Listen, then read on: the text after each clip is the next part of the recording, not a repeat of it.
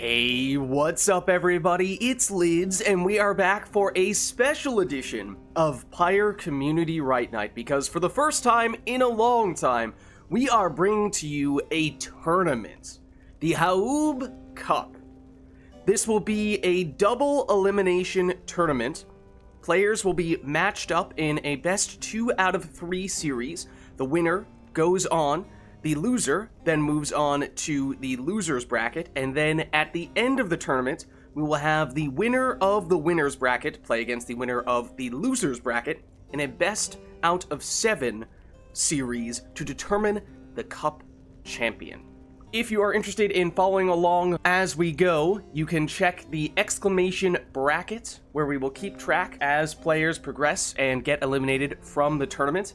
As for the rules of the tournament, you can check exclamation tournament to see the full description. Basically, in addition to those various things that I just stated, we will also have Orlek banned, a maximum of 1 feral curse per team, that being the crone salute. If you have 3 saps, you are not allowed to have 3 saplings because that can crash the game. Savages do not work with Vengeful Vow. The jump, switch, stunning claim strat with worms is banned. And Fell Swoop auto locking on is bugged, and so that is also banned. Other than that, the first arena of every series will be randomly determined, and then after that, we will have the loser choose which arena they would like to have the next match take place in. That person is not allowed to choose an arena that they've already won in. Then other than that, whoever is player 2, just DM me your character selections. What we'll do is, as we load in, we will have both players lock in their selections one at a time, so that way we do not have player 2 always counterpicking what player 1 does. That is the gist of it. As I said, you can check out those 2 other links to give you any other information. It does mean that we have a ton of matches that we are trying to get in today, because we are trying to finish this tournament all today. We are going to have to keep things moving pretty quickly, so if you guys look at that bracket, you'll find that each match has a little number next to it on the left-hand side, so like that says 1, that says 2, 3 is there, 4 is there, so on and so forth.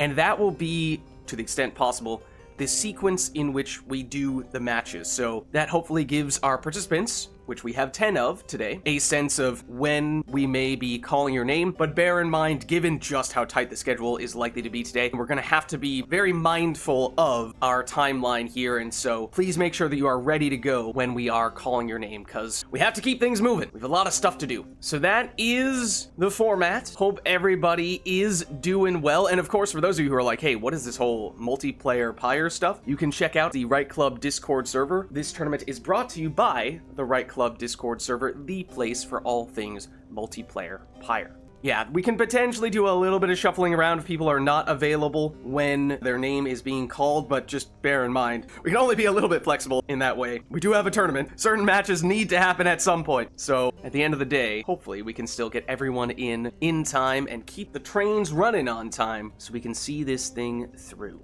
But without further ado, let me hop into versus mode here, and I believe, based on what we were just looking at there, our first matchup of the day is going to be Core against Camilo. So let me hop into Discord, and Core and Camilo, I believe you guys are up first. Just a heads up, I was announcing this in Discord a few minutes ago, but I did have a Steam update today. So for those of you who are going to be participating in the tournament, you likely will need to update Steam before we get going, because as we've seen in the past, that is usually required that we all have the latest and greatest version of Steam in order to get the remote play working properly. I am going to be sending out the invites to one Mr. Core and Camilo.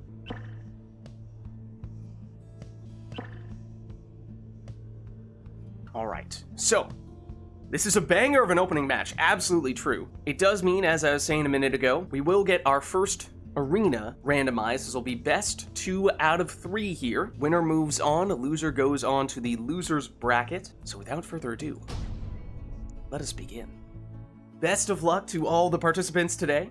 Does Chameleon attack his controls? That's a good point. And let me make sure that Camilo has Looks like he does have control set. And then Core, if you don't mind, just making sure on your end. Yeah.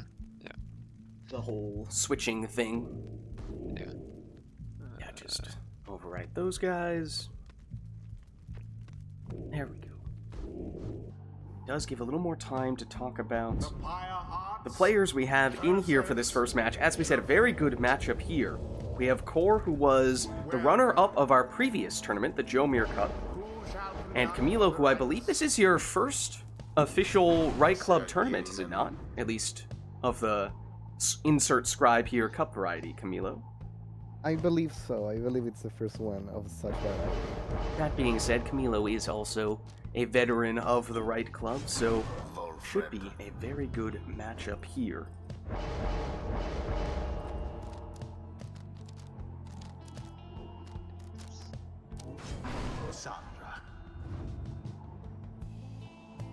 Remember, this will be best 2 out of 3 this series between these two. Whoever wins the series moves on. The loser will go to the loser's bracket.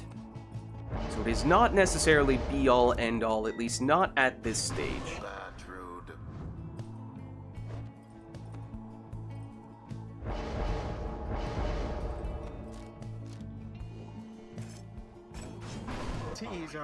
Just take a second, make sure both players controlling the right teams here. Steam, our Pyre has Yes, we're good. tabbed out. That was me tabbing back in for a second, but okay, I think we're good here. Okay. Let us begin. Alright, so, Core on the left representing the Pyre Hearts, getting us off with a 13 damage score. Camilo on the right representing the Fate.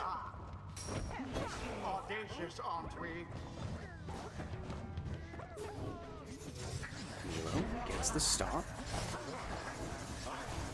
Core wins it back and, ooh, gets caught by that exploding sapling, but then wins it back quickly. The Crone Throw, of course, is unblockable, so Core able to get it off there for the full 30 damage. And quick Worm Throw to follow that up, this time 9 damage.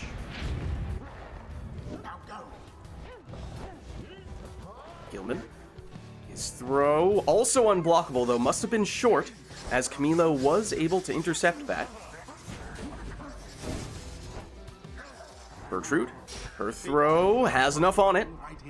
That's good for 30. Now go on just once more.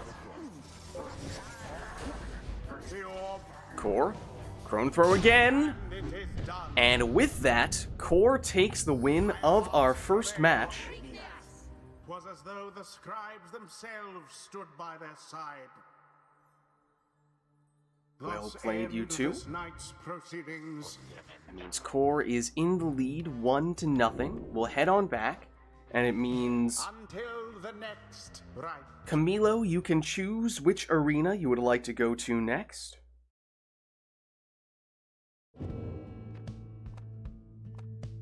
And if you do not have a preference, of course, we can always just go random.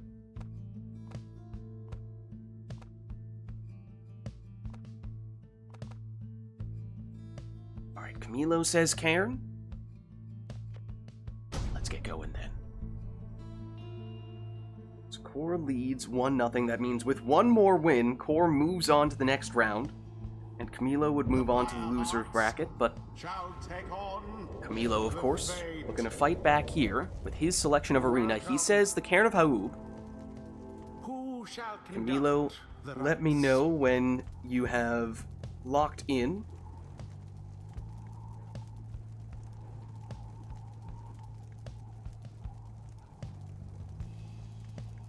Alright, Camilo has locked in. Core, you're good to go.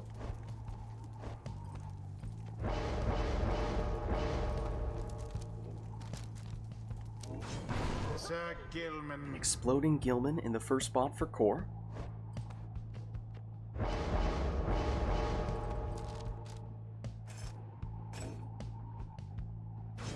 Joe Dariel. Speedy Jody for Camilo.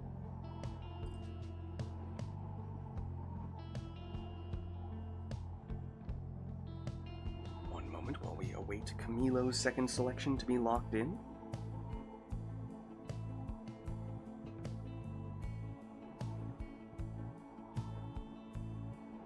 Camilo has locked in. Core, you're good to go.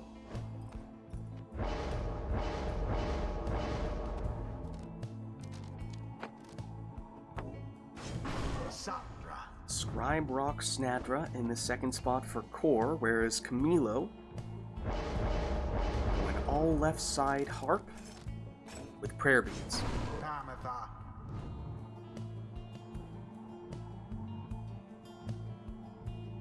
One moment while we await Camilo's last selection to be locked in here.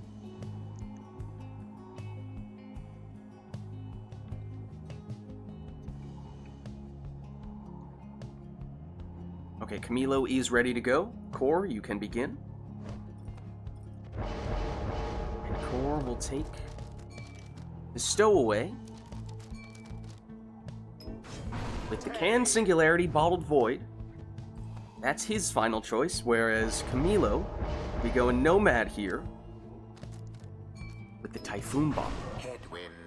Alright, so here we go in what could be the deciding match of this series for Core.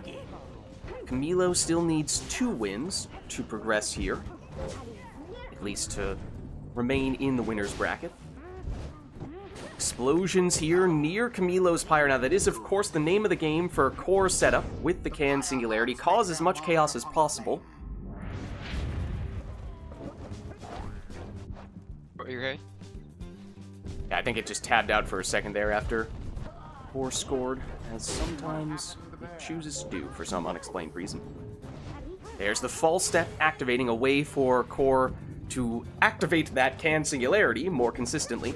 But when everyone is down on Camilo's side, it does activate that Typhoon Bottle, slowing Core down, preventing him from sprinting, jumping, throwing, or using any other special abilities. So Camilo prepared in a way. Of course, neither player knows exactly what their opponent's composition is going to be. That's why we have them all select one character at a time. Core whittling away here with a 11 damage throw that time.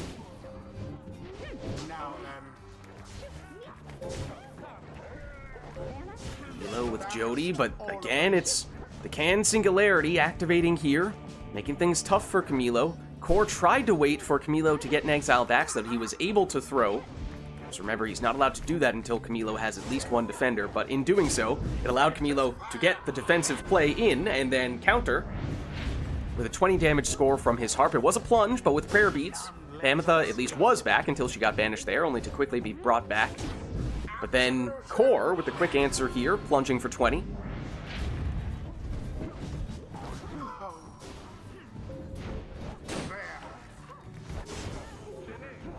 Series of banishments once again, but it's Camilo who emerges. Jody clearing out some space, setting up a 30 damage plunge, but she does not have Prayer Beads, so she's gone in this round.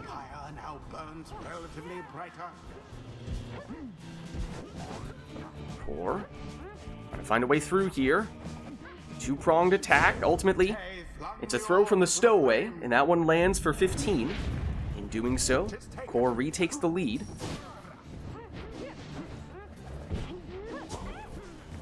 Jody. Can Singularity doing what it does best. Causing more chaos, but it's Camilo here for at least a moment. Was making way with Jodariel, but she went down only to be brought back here. Oh, but the Can Singularity strikes again. Bottled Void doing a lot of work here for Core. Worm Throw finishes that round with a 13 damage score.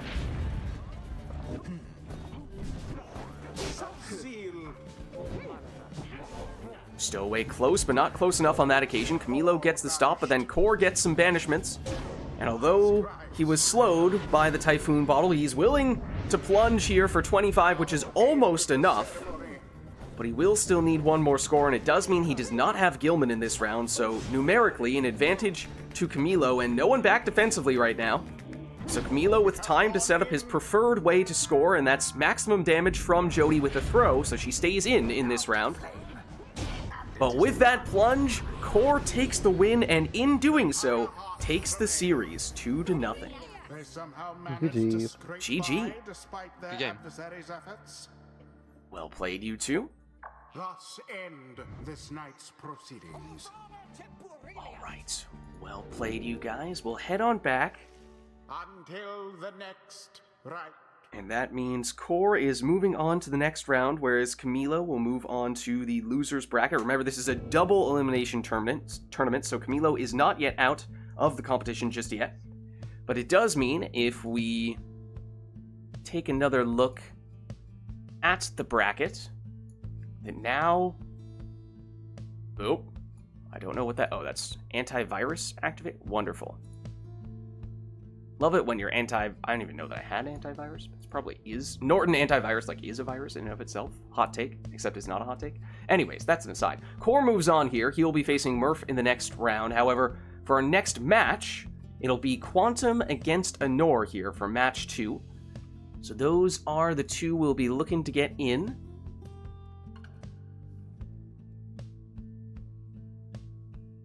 I believe our other two guys... Let me just make sure they are out of remote play. Get our next two players in here. Anor and Quantum. Invites coming your way shortly.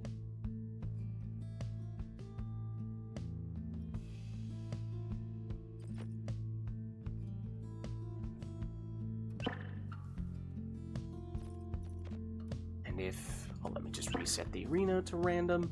If one of you could just confirm who's player 1, who's player 2. Looks like that's Anor on player 1. And then Quantum. Have you here listed as Tempers.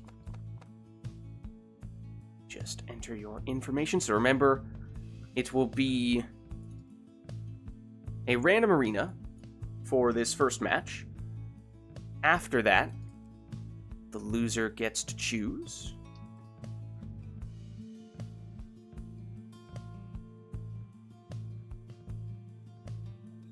Okay. So, as was the case before, best 2 out of 3 here. Let's get started. And so, Anor, just if you could wait until we get the confirmation from Quantum as to what their first selection will be. Quantum, if you could just DM me in Discord what character, masteries, and talisman you would like, only for your first selection, just one at a time. And then once you've done so, Anor will take her pick.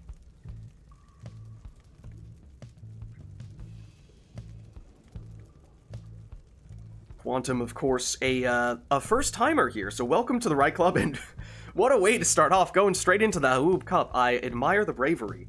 For what it's worth, of course, Anor is our defending champion, the winner of our most recent tournament, the Jomir's Cup.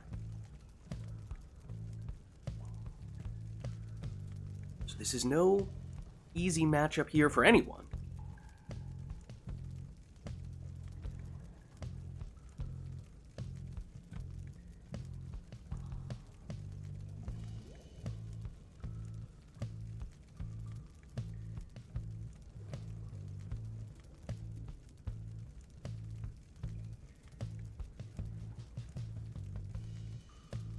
Yeah, Quantum, just message me on Discord I mean, you don't even need to specify which... You can just say the class of the character. You don't need to say, like, oh, I want specifically Headwind, or whatever it is. But then, just to give you a quick overview. So, like, name of class really is all you need, and then for masteries, this is L1 for the first one on the left side, L2, L3, L4, R1, R2, R3, R4, so that's how you can message for the masteries, and then the talisman.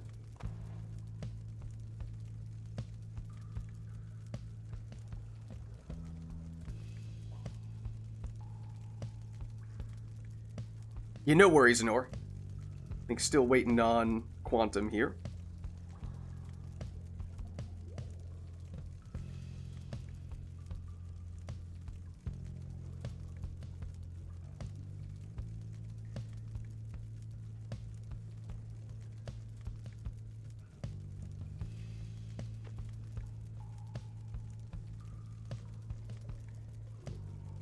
Let my man cook, right? I did get you both in, did I not? I think I did. Yeah. Okay. Like,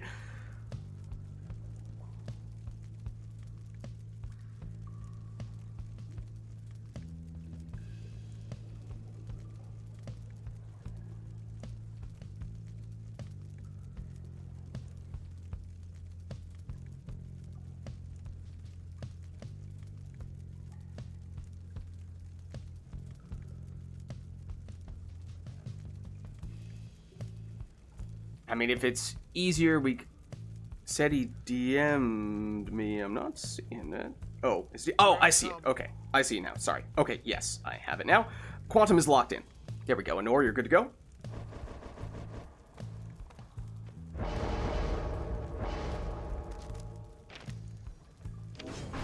Volfred.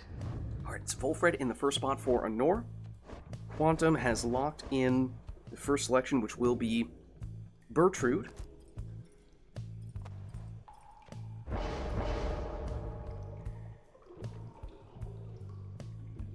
Oh, I see that you did not click the things that you said. If you want to, you can go.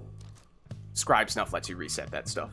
If you misclick on your masteries, for future reference, if that happens to anyone, if you misclick your stuff, then on the second page of the talisman screen, we have the Scribe Snuffs in there, so you can correct whatever you need to correct.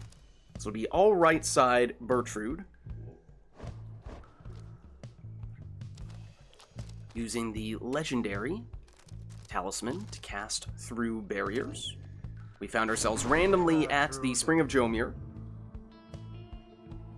1 second, or as we await Quantum's second selection here. Okay, Quantum is locked in, and Or, you're good to go.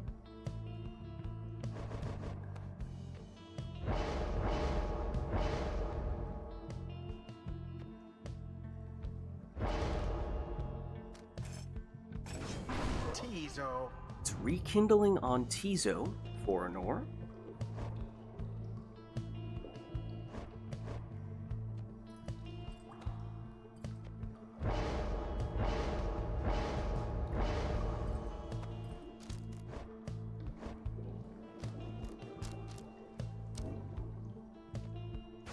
Quantum going for an exploding Dalbert in the second selection. One moment while we await Quantum locking in the final choice. Alright, you are good to go now, Anor. Anor will take Bertrude with a quick throw. Remember, those Crone and Worm throws, both unblockable. And for the final selection for Quantum, it will be Gilman.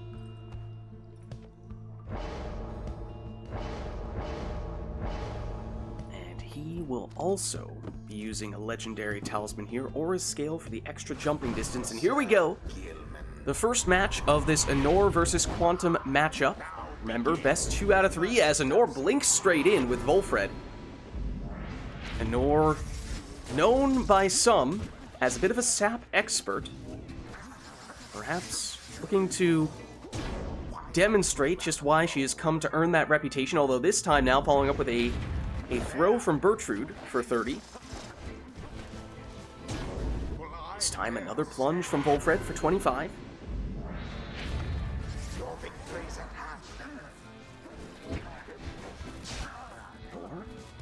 Uses Bertrude, now it's just Tizo. Oof. Oh, poor old Dalbert.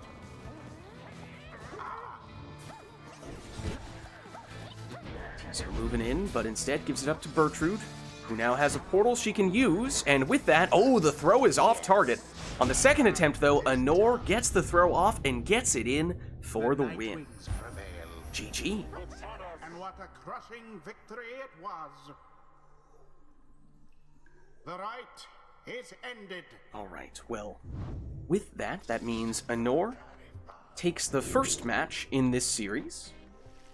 Until the stars align. So she is up 1-0 in this best 2 out of 3 series. So if Anor wins the next one, she progresses into the next round. And Quantum would move into the loser's bracket. Quantum, however, you get to pick what arena you'd like to see next. And of course, Quantum is to win 2 in a row here, then Quantum is the one moving on to the next round.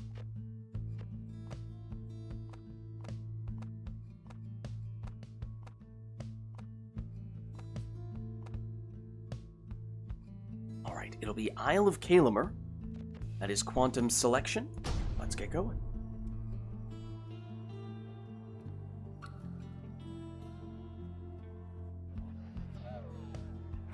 The Night Wings shall confront the Tempers. Welcome. Alright, one moment as we await Who Quantum's shall first selection. conduct the Alright, rites? Quantum's good to go. Honor, you can pick whenever you're ready.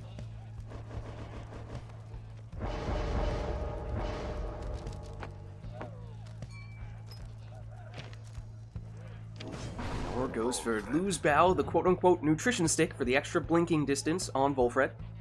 That's her lead.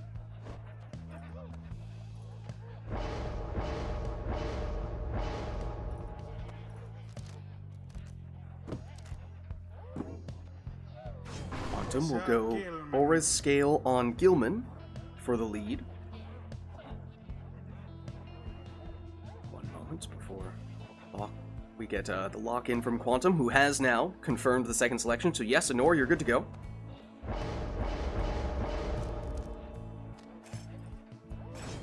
Tizo. It's Tizo for Honor. For Quantum,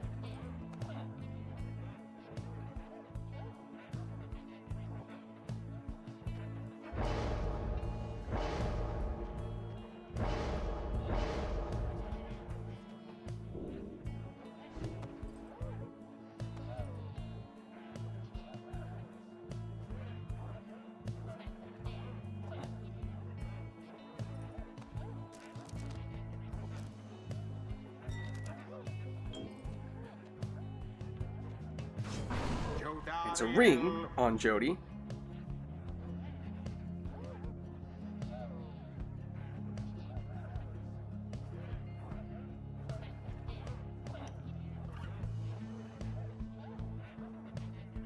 One second while we await Quantum's final choice. Alright, Quantum is locked in. Honor, you're good to go.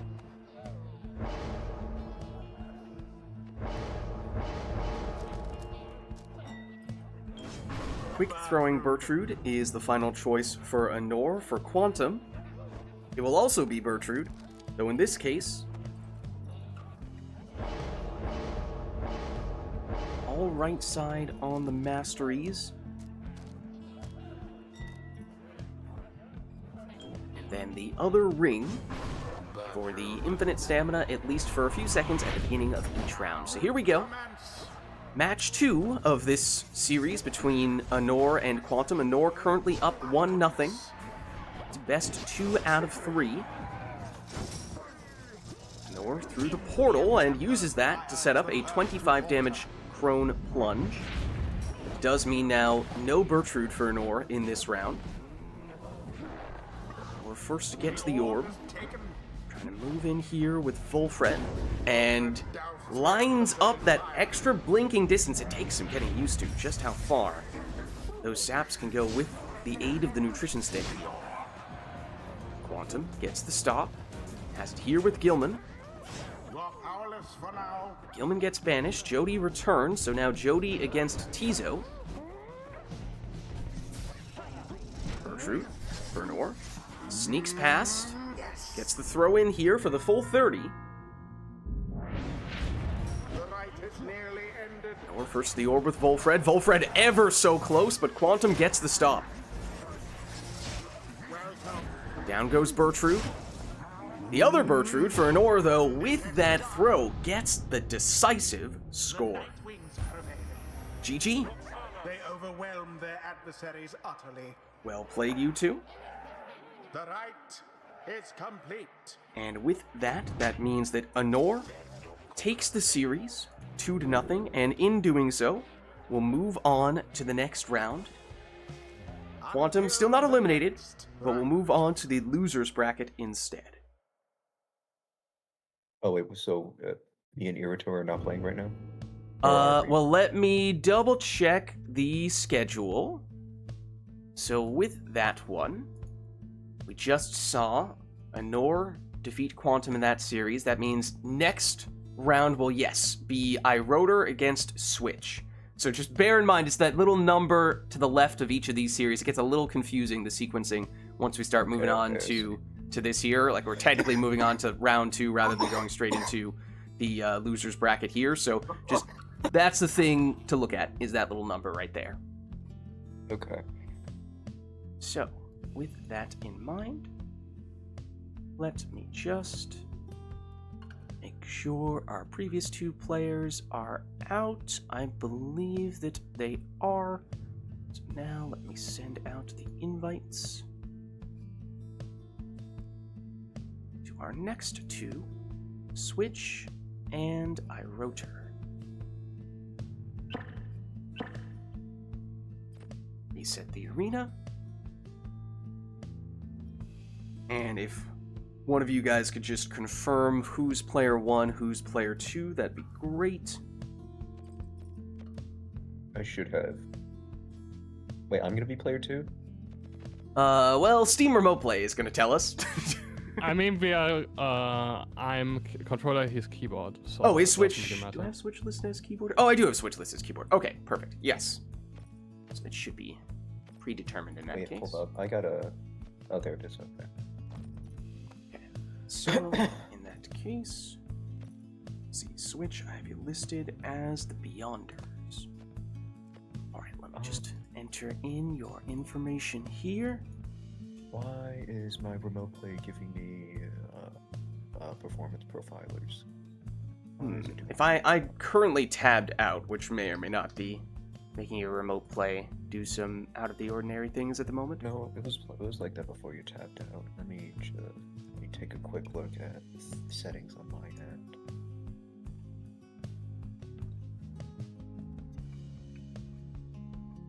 Alright.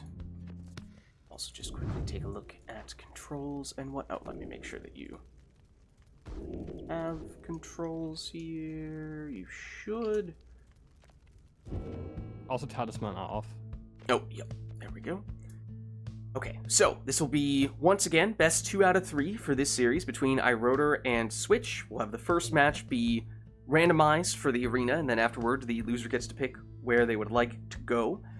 iRotor, who is our 3rd place finisher from the previous tournament, the Joe Mears Cup, whereas this is our first Rite Nite match of any variety for Switch, so welcome to the Rite Club. Good to get you in.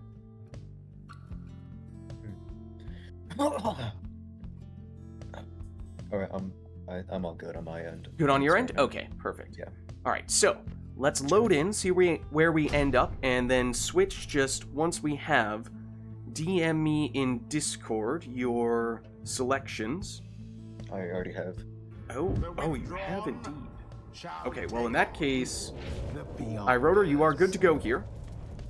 Welcome. Who shall conduct the rites? Oh no. So iRotor goes Pamela in the first spot. I mean, Switch will go with the Stowaway.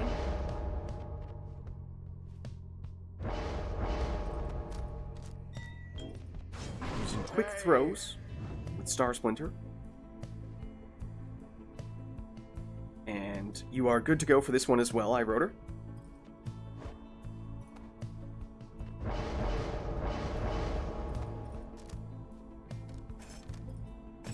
Demon. A speedy Vizpaleth.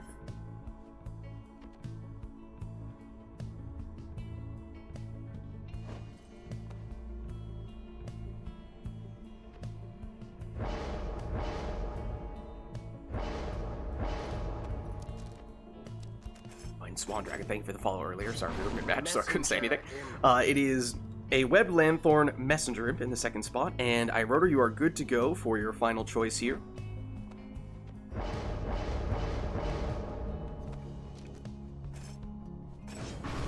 Web Lanthorn Raji for iRotor, whereas the final selection for Switch. am I allowed to like take a quick look at what talents he picked for his imp? You can look at what he's done. You cannot switch from what you have already told me, though. Yeah. Okay. Where? What hint is it? This one. Okay, I see.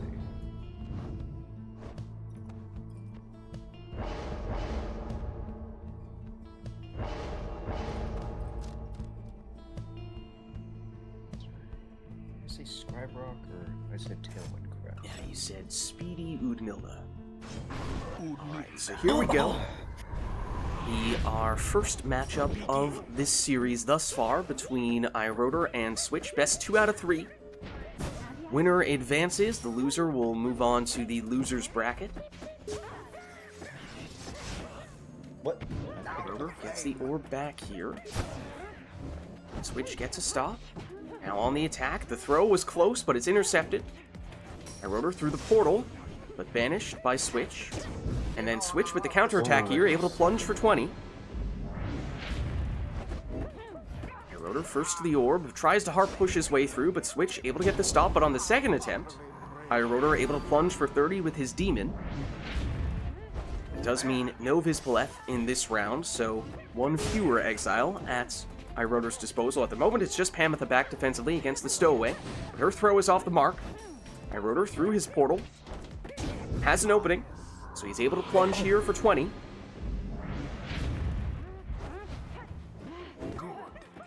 iRotor, once again, going the harp push route, but comes up short with Pamitha. Gives it back to Vispaleth.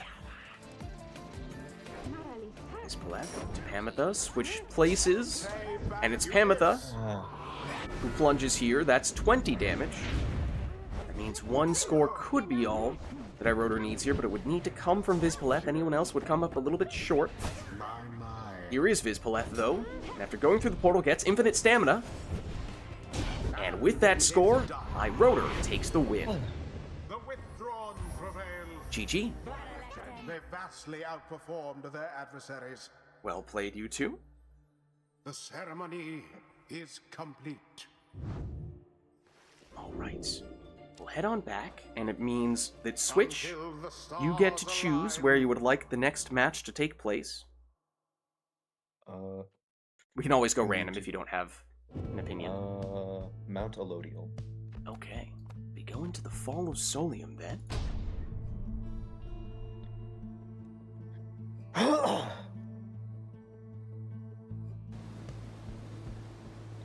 The withdrawn shall now face the Beyonders. All right. Welcome. Switch. Send me Who what shall you would like conduct the rites? for your first selection. I mean, you could do them all at once if you'd like, but only need to do one at a time. iRotor, just wait a second. This is supposed to be Arbiter's side.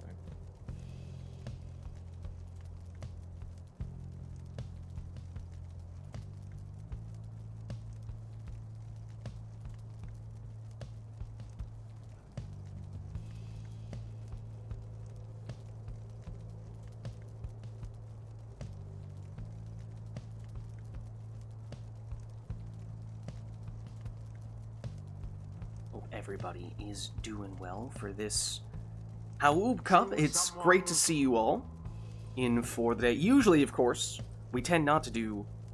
Okay, locked in. You're good to go, iRotor. Usually, we tend to do requests from chat, in addition to just some matches where players take whatever they want, but the tournament format, we just break it out every once in a while when we want to spice things up a bit, and it is Prayer Beads on Pamitha in the first spot for iRotor.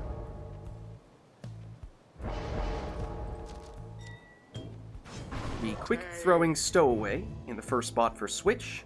iRotor, you are good to go.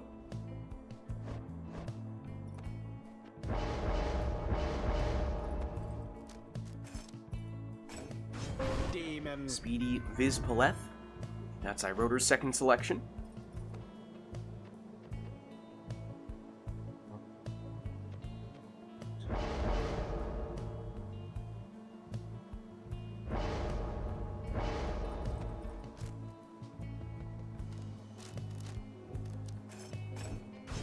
Switch will go Webbed Lanthorn Imp. iRotor, you're good to go.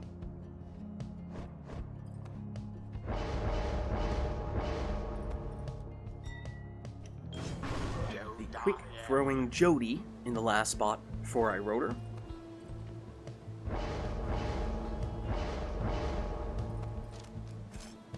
And switch, take a speed, Udmilda. So here we go. The second match between these two. Iroder won the first match at the Book of Rites. Here is switch. Udmilda. Runs out of stamina. The throw, well, banished before she can get it off here, and so now here's Iroder. Hamatha comes up short, but now it's Jody. She's able to throw this one in for 30. Did I banish that? Jody. Banished here. Now it's Vizpaleth. Stuns one defender. Makes it past the second. But the throw is intercepted. Orb inadvertently hits Switch's Pyre and bounces back out towards Switch's Exile, so it worked out well for Switch in that way. Here is Switch, plunging for 30, but Iroder took a little bit of extra starting Pyre life, courtesy of some of those Demon Masteries. Oh, You'll tap out. Yeah, You'll tap tapped out. There we go.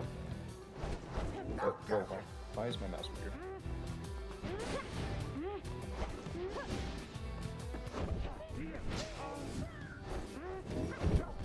How sad this is for the Yeah, there is Iroder. I'm literally not touching the keyboard or the mouse. It just taps out automatically. I literally have nothing I can do to stop it. I'm sorry.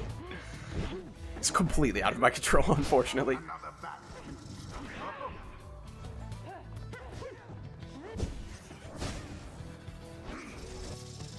Here is, well, technically the orb unclaimed. But Switch now has it. Stowaway.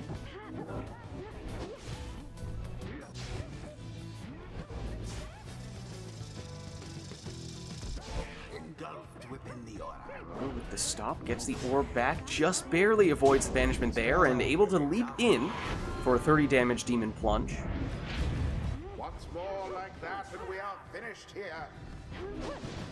Now then. Everyone down on Iroder's side, so time for an uncontested 20 damage score from Switch. Iroder back with Hamatha here. Switches into Jody, who gets banished. Now back with Hamatha, though. She goes down. Switch with Udmilda. Gives it up to Messenger in. Meddlesome imp. Goes down here, so time for Iroder. Hamatha And it is plunges in for the win. the withdrawn prevail. GG. Their adversaries must be crying tears of shame. Well played, you two, and with that win, Right is done. Iroder takes the series 2-0, and in doing so, moves on to the next round. But remember, Switch is not yet eliminated. Be moving on to the losers bracket, as this is a double Until elimination the tournament. stars align. Well played, you two. All right. Just make sure they're both out of remote play. I believe they are. Let's take another peek at the bracket, which at this rate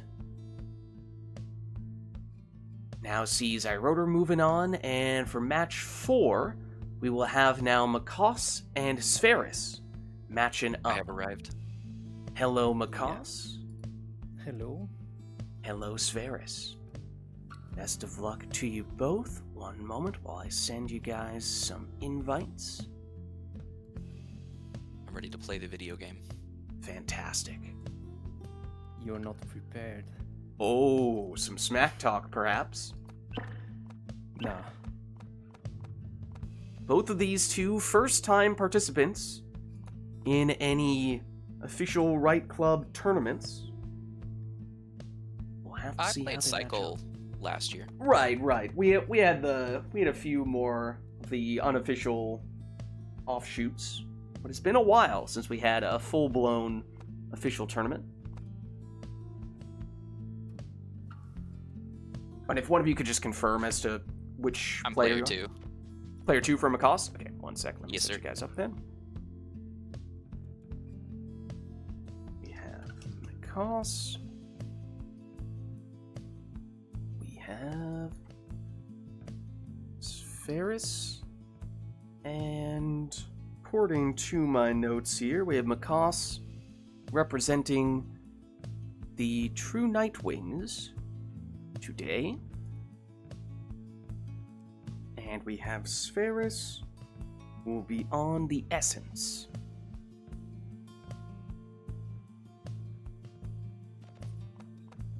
Alright. So, once again, best 2 out of 3 here. Random arena for the first match. After that, then we will have the loser select. Let's get started. So Makos as player 2, if you could just DM me once you have locked in what your first selection is, that would be wonderful. And Spheris, you could just hold off until we get that confirmation from Makos. Welcome. You're on the boat. Who shall conduct the rites?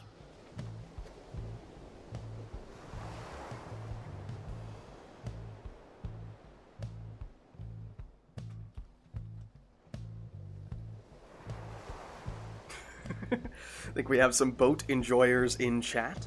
First time, I think, thus far today. I did it have to be on the boat for me. Alright, Makos is locked in. Spheris, you're good to go whenever you're ready.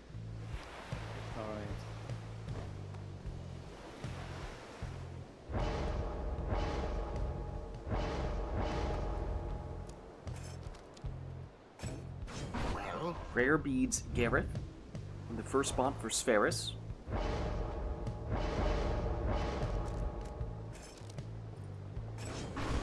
messenger. Makos goes Speedy Messenger. Hold on just a second, Spheris, while we wait for Makos to lock in the second selection.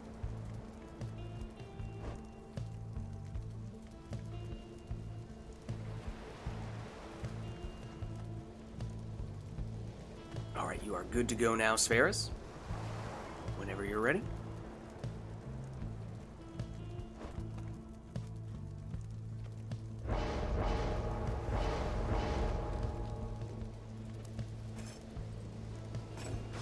Spheris goes Web Lanthorn on Raji, whereas on Makos' side, in the second spot, we will see a Stowaway, going with the Shooting Star for banishing throws. One moment while we await Makos' final selection here to get locked in.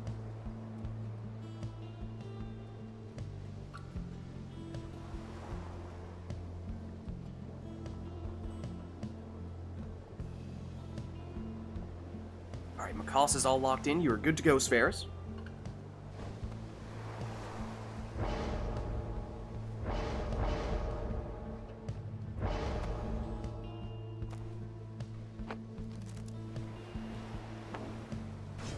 Titan Tooth on Pamatha is Spheris' choice.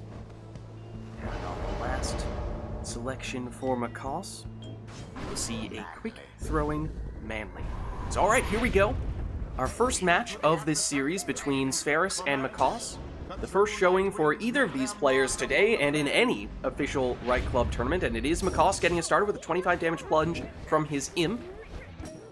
Some crazy boat magic at play there. For those who are unfamiliar, yes, the reason why this arena is particularly unique is because it does have some very unusual physics effects that can take place in and around these puddles. As Spheris demonstrates just then. Thank you, Spheris. Setting up a 20 damage plunge there. It oftentimes allows the characters to basically get an extra free jump. Sometimes they slide a little bit around as well.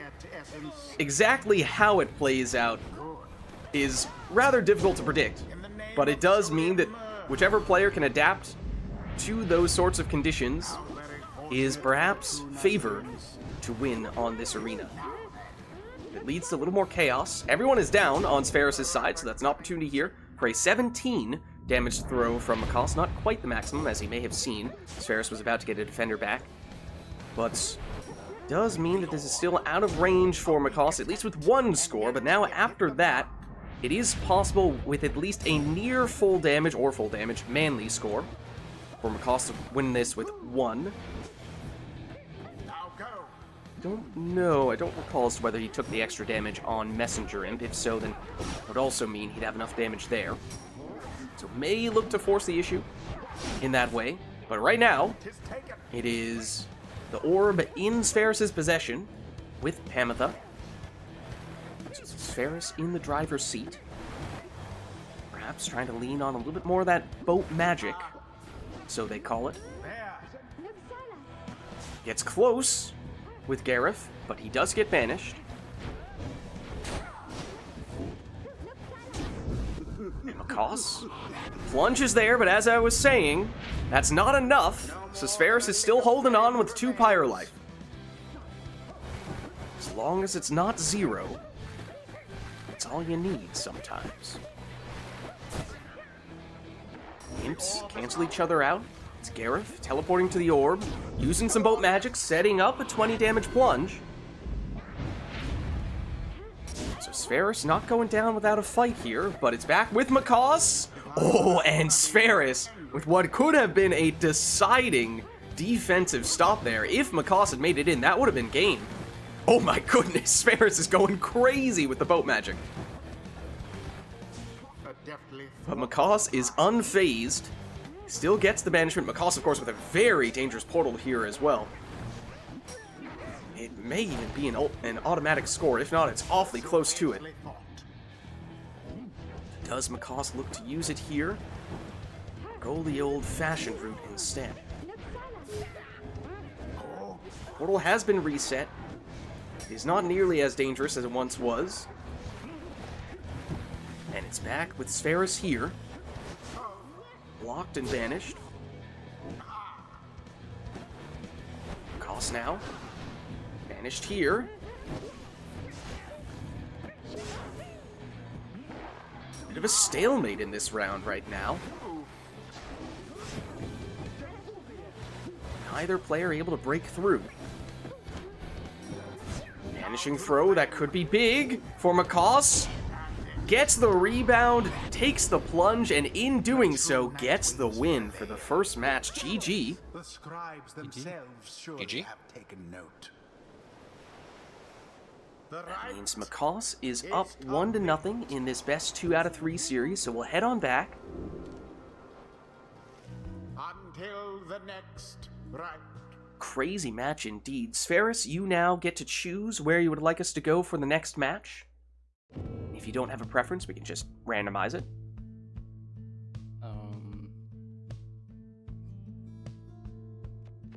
Wait, how is it called again? I will just. There we go. Cairn of Hope. Cairn? Alright. Let's do it then.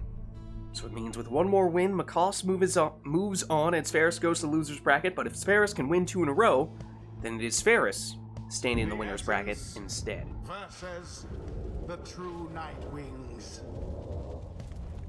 Welcome. Alright. So one moment while we shall await conduct the Macaws' Okay, Macaws has locked in. You're good to go, Spheris. Whenever you are ready.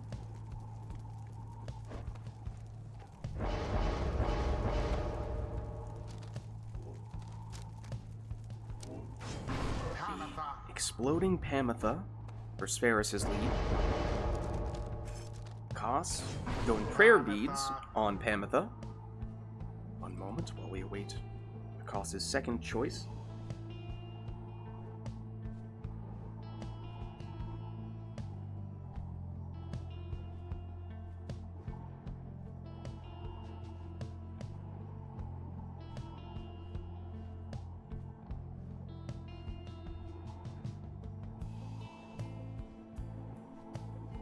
All hail Haub. It is the Haub Cup. 1 second, Spheris.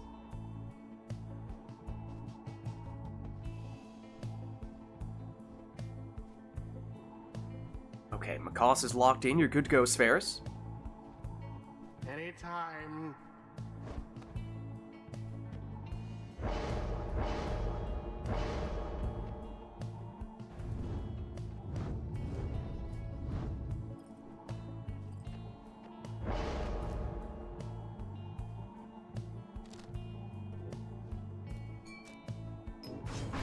It's Typhoon Bottle Snadra in the second selection spot for Spheris.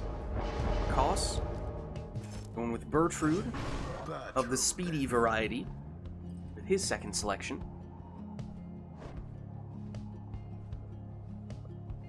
One second while we await Makos's final choice to be locked in.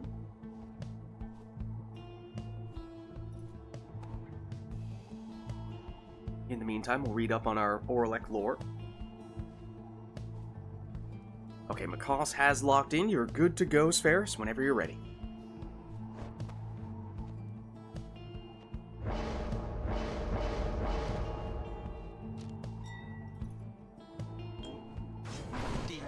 Quick throwing Vids. That is Spheris' final choice, whereas on Makos' side it'll be Lendl with the, and I quote, exploding paper. So this is the second matchup between Spheris and Makos. Makos took game 1, and he's the one getting us started here with a 20 damage plunge.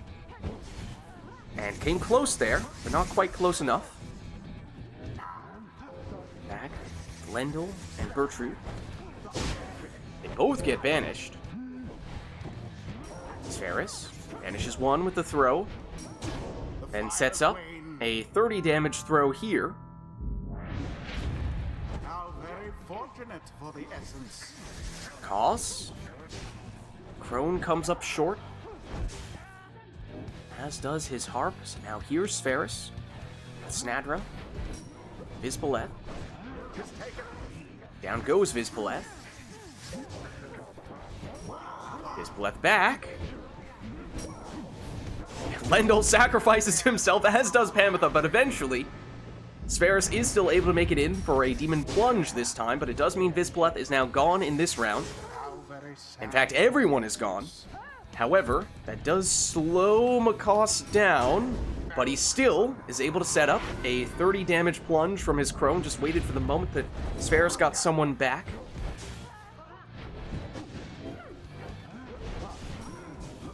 Spheris, uncontested scoring opportunity here, does have enough time to throw, and in doing so, drops Makos down to 10, which means likely all we would need is one score from Spheris here, although Makos breaks out the Crone Salute, turns all of Spheris' characters into defenseless Howlers, so Spheris cannot defend right now, unless he gets someone back from banishment, and that has been the case usually.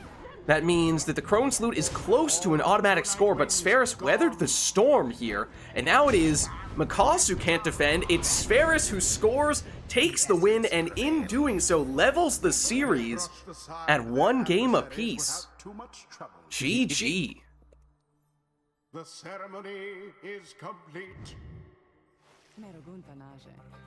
Well done. Until the next rite. Well played, you two.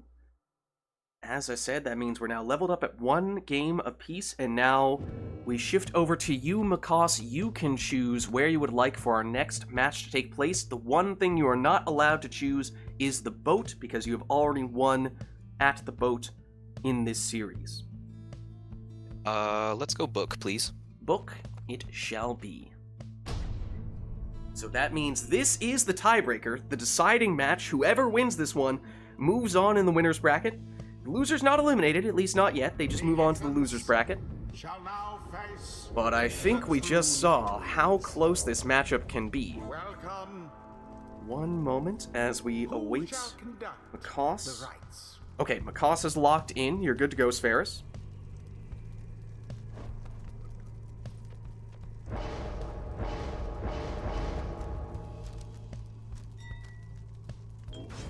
Spheris goes quick throwing Gareth.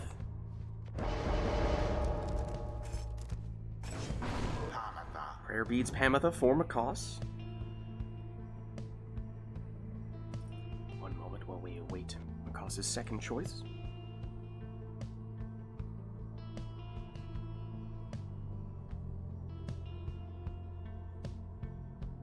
Okay, Makos is good to go. Spheris, whenever you're ready.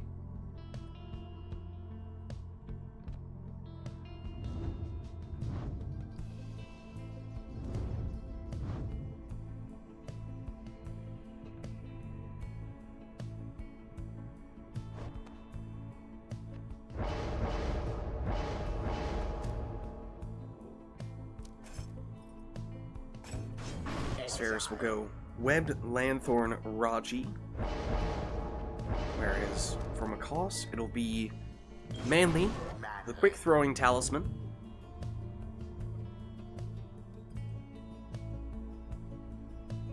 One moment while we wait to see what Macaws locks in here, and then after that, you can begin.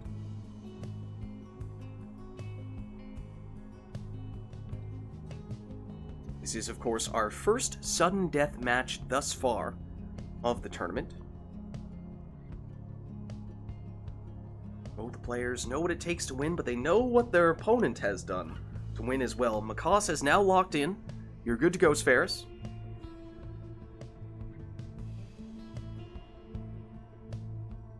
Go.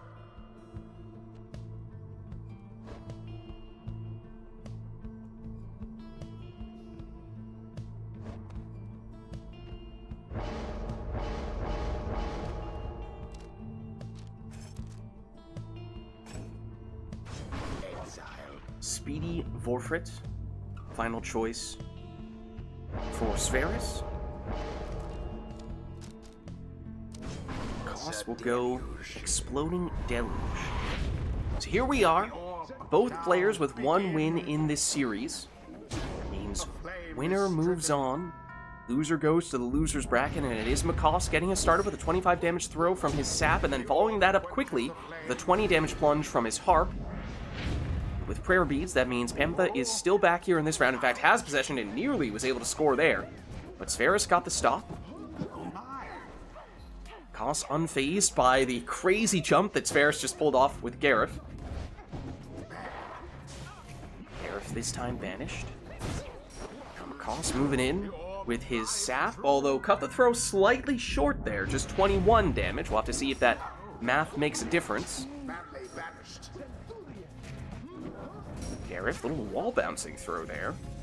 Don't see that too often on the book. Koss switches into Deluge with Seize Chance. Some extra damage potential there. Everyone down on Spheris' side. Oh, but Seize Chance just expired. So only 15 rather than the preferred 10 damage.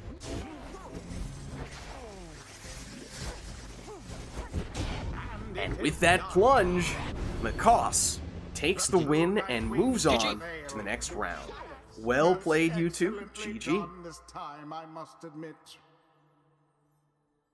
the rite is done. Alright, so that concludes our series between Spheris and Macaws. Well played, you two. Until the stars align. Yeah, excellent showing, Spheris. Well done, you guys. Thanks. Remember, no one is eliminated yet. Even in this case, Spheris lives to fight another day, just in the loser's bracket, whereas Macaws will move on. Take a look at the bracket here and find, for the first time, a 2-to-1 series. So Macaws progresses, and now that means that for match 5, we are going up here to Murph against Core. Will be the next match that we have here. This will be Core's second match, but actually the first for Murph. Such is the nature of having a number of participants that is not a power of 2. Alright. Let me get you guys some invites. Oh, I got some cheers in the chat. Rallying their supporters in chat, I see. Both players looking to draw upon the support of the crowd.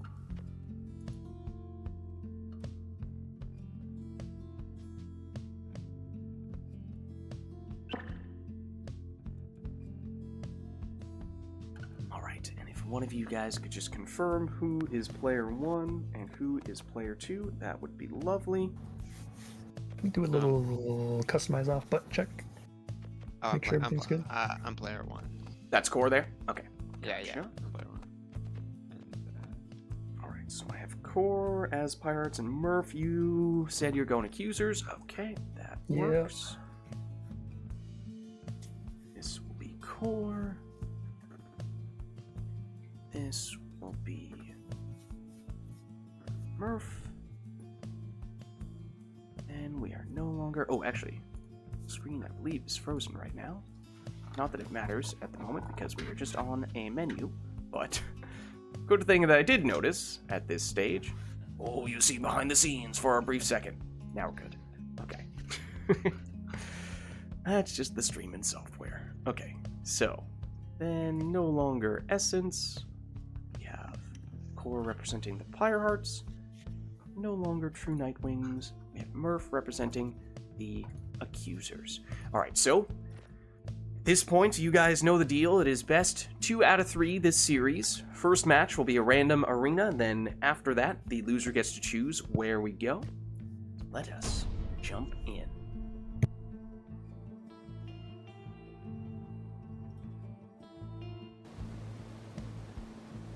The Pyre Hearts shall confront the accusers. Alright, it's at the Fall of Solium. Welcome. And let's see, so Murph, you are player 2. Murph, if you could just DM me on Discord your selections. That way you are locked in before Core chooses. And Core, you're good to go. Murph has locked in his first choice.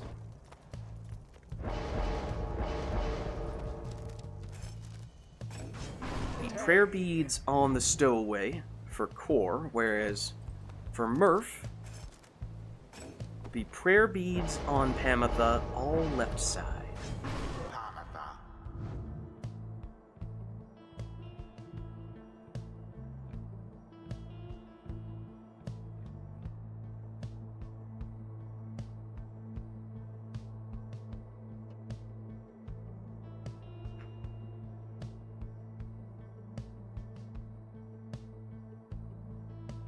As I was saying this, okay, Murph has locked in. So Core, you're good to go. Core was the runner-up of the previous tournament. This is Murph's first official, at least, full-blown Rite Nite tournament, so Messenger. very interested to see this matchup. Of course, these two have played a fair bit, both in Rite Nites and out of Rite Nites, though. They are familiar with playing each other, as that is a speedy Jody. Core went with an imp in his second spot. One moment as we await Murph's final choice to be locked in. Can I see that imp build? What was the imp build? I Well, kind it doesn't actually let you mouse over Yeah, it your own doesn't- selection. I can, so I Oh. can tell you. Oh yeah, just I tell was me. at it was an infinite portal with Okay.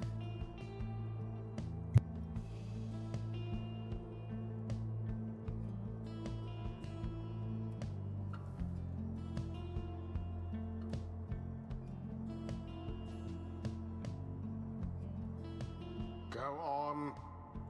Alright, Murph is locked in. Core, you're good to go.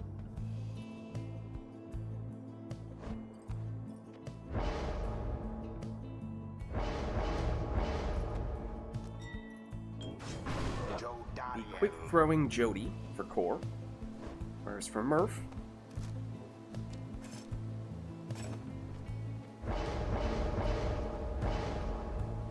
be going Web Lanthorn Good luck. on Tizo.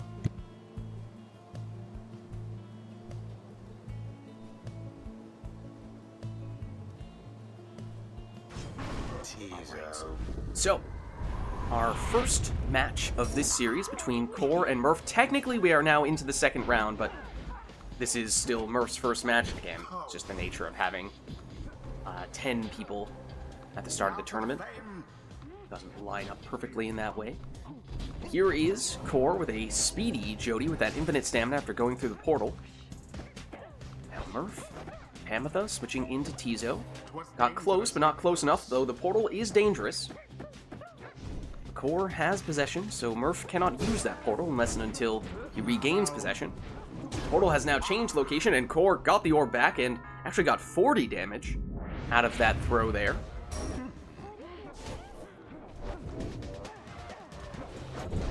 Pamatha switches into Jody, but Jody goes down for Murph. Everyone down, in fact, on Murph's side, so uncontested. 20 damage score for Core.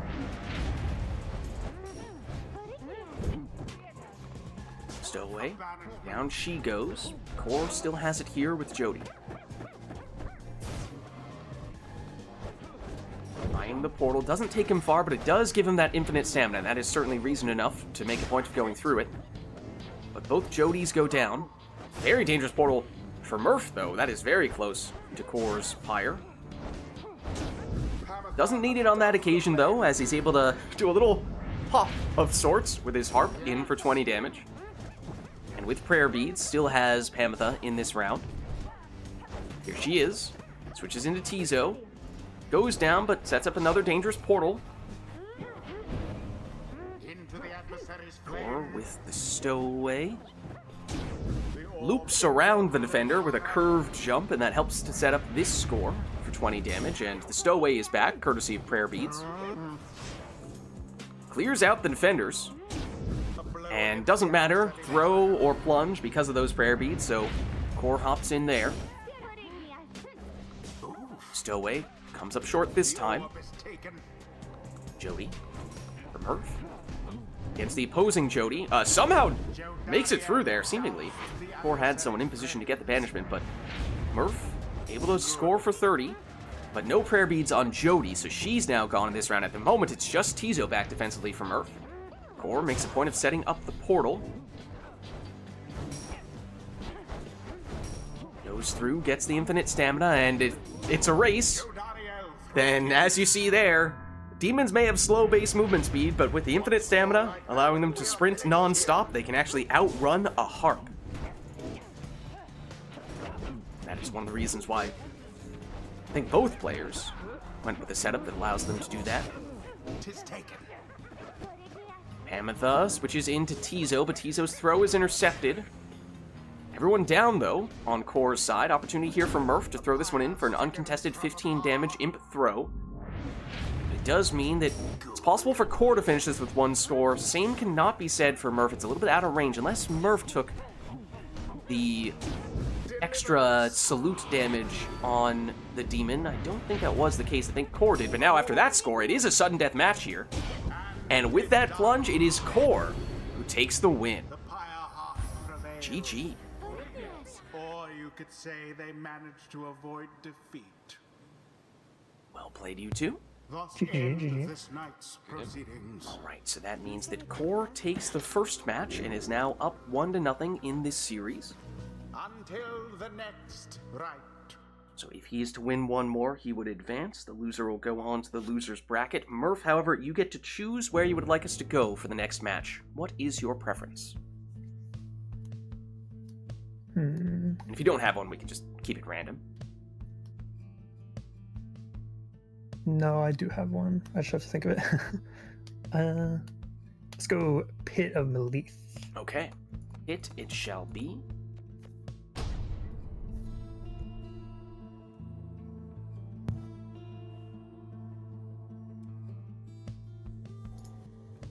The Pyre Hearts shall take on the accusers. Welcome. One moment, Core, while we Who await shall conduct Murph's the rites? selection. I set my selection. Have you? Oh, there it is. Okay, yep. Murph has locked in. Manly. Quick throwing Manly for Core.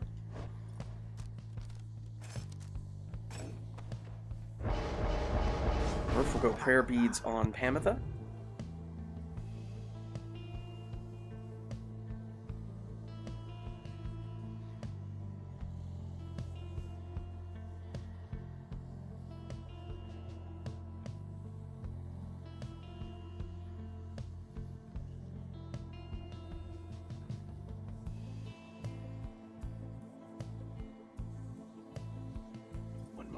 Okay, Core, or rather, yeah, Core, you're good to go. Murph has locked in the second choice. We are, of course, going from the Fall of Solium, the largest arena in the game, to the Pit of Melith, now one of the smallest. That may influence the approach that players opt to take here. Maybe that was deliberate from Murph, as he did choose this arena.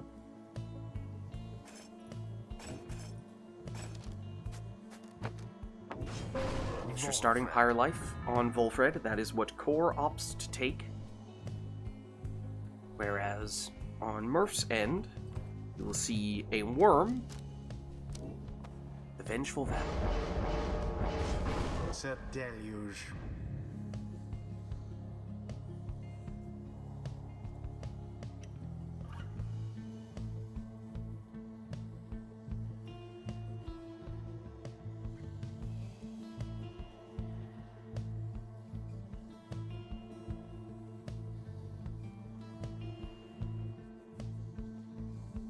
Alright, Murph is locked in.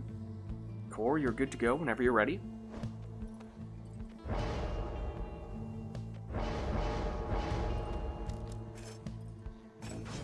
Messenger Imp.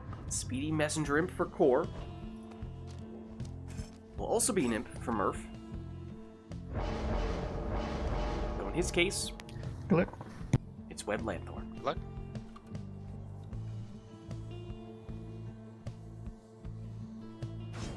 Tizo. Alright, so now the second match of this series between Core and Murph. Core won the first match.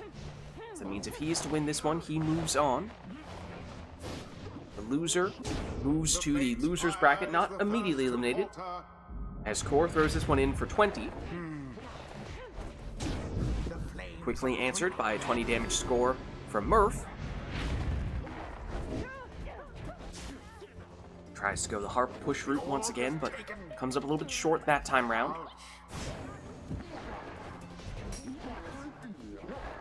Murph thinking about the portal, but might not need it here. Instead, goes straight in for another 20, once again from his harp.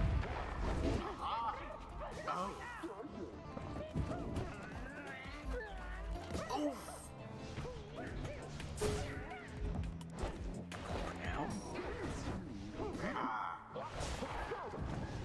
set up a safety zone with his sapling. The throw is intercepted. Although, Core trying to get the orb back close to Murph's Pyre, but Murph does get it here. Core getting very aggressive, setting those saplings and exploding those saplings, though, to either trap Murph in or immediately banish some of those exiles the moment they come back from banishment. Ultimately, Core able to convert that into a 20 damage sap throw. Murph trying to find a way through all of these auras. But instead, it's back with Core.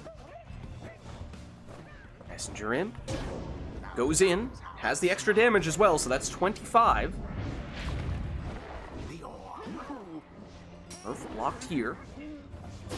Switches into the worm. Oh, but Core shields from that explosion. Murph able to intercept. Orb inadvertently hits his Pyre, bounces back out. Murph retrieves. Harp gets blocked. Now his worm vanished as well.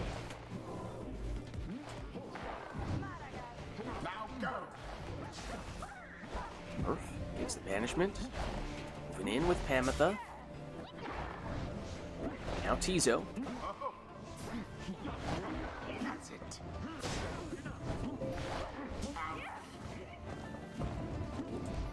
Now Core with Volfred. Shields, but eventually does still go down.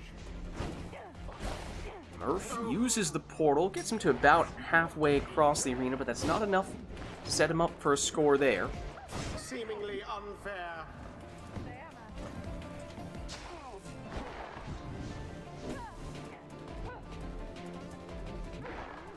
Pamitha does eventually break the deadlock.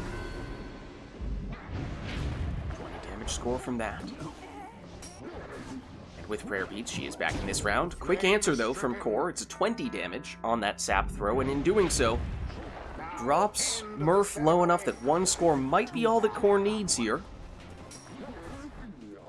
Once again, Core getting aggressive with those exploding saplings. Even just leaving the saplings there. Oh, but the stunning claim move there from Murph. made it so that everyone in the arena was frozen except for the one character who was banished. And when they came back, they were the only one able to move. That was, of course, the very exile that Murph managed to score with. Core was defenseless for a moment there, but with the numbing gust meant Murph wasn't able to do much with that opportunity, but with the portal this time helping to expedite his journey across the arena, does set up a 20 damage score, and as you can see, Murph's not going down without a fight here. Big explosion there from the sapling, though. Core. Messenger Imp gets in for the winning plunge. GG. GG's. Good games. Well played, you two. All right. The rite is ended. And with that win, it means that Core moves on to the next round, but Murph is not out. He just moves to the loser's bracket. Align.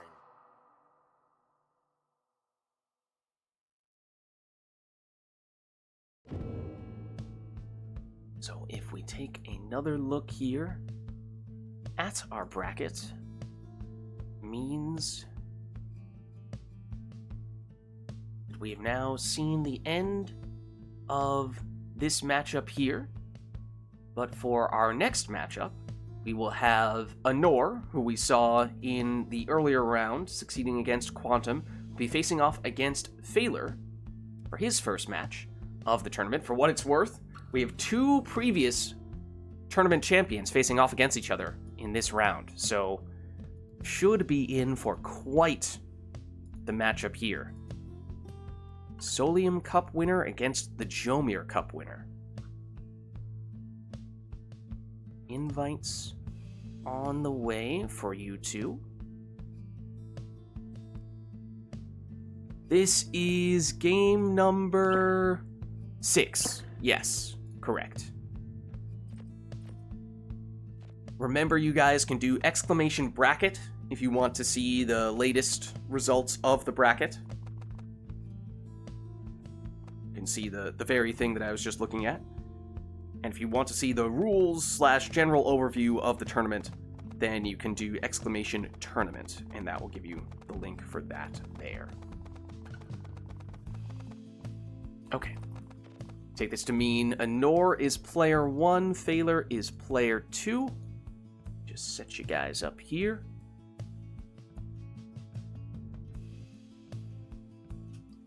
Welcome. Thank you for the follow. More Zise. Apologize if I mispronounced that, but thanks everyone for stopping by for some multiplayer Pyre tournament action today. Anor will be, as we know, representing the Nightwings, and then Phaler, who we are seeing for the first time, he'll be representing the Fate. Alright, so as a reminder, best 2 out of 3 for this one. Random arena for our first match, then the loser will choose the location of the next match. So let us begin.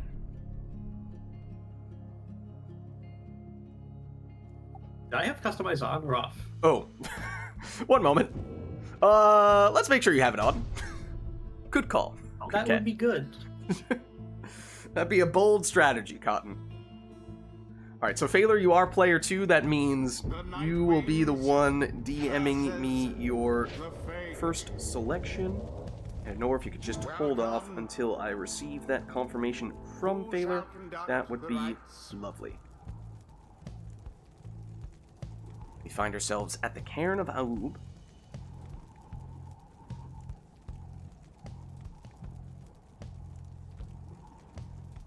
Okay, Phaler has locked in. Nor, you are good to go.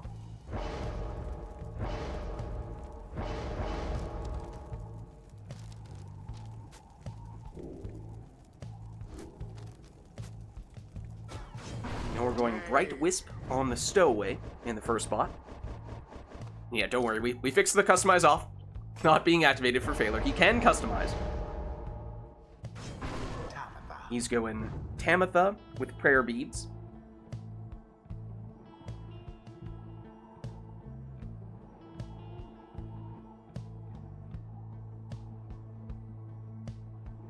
Alright, Phaler has locked in his second choice. Anor, you are good to go.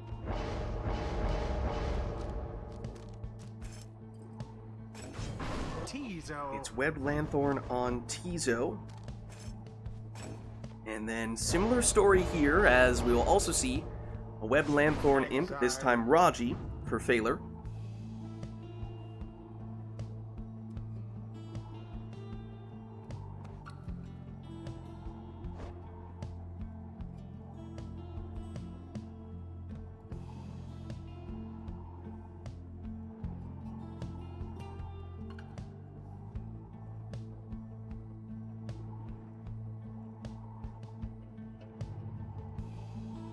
Okay, Phaler has locked in his final choice. Anor, you are good to go.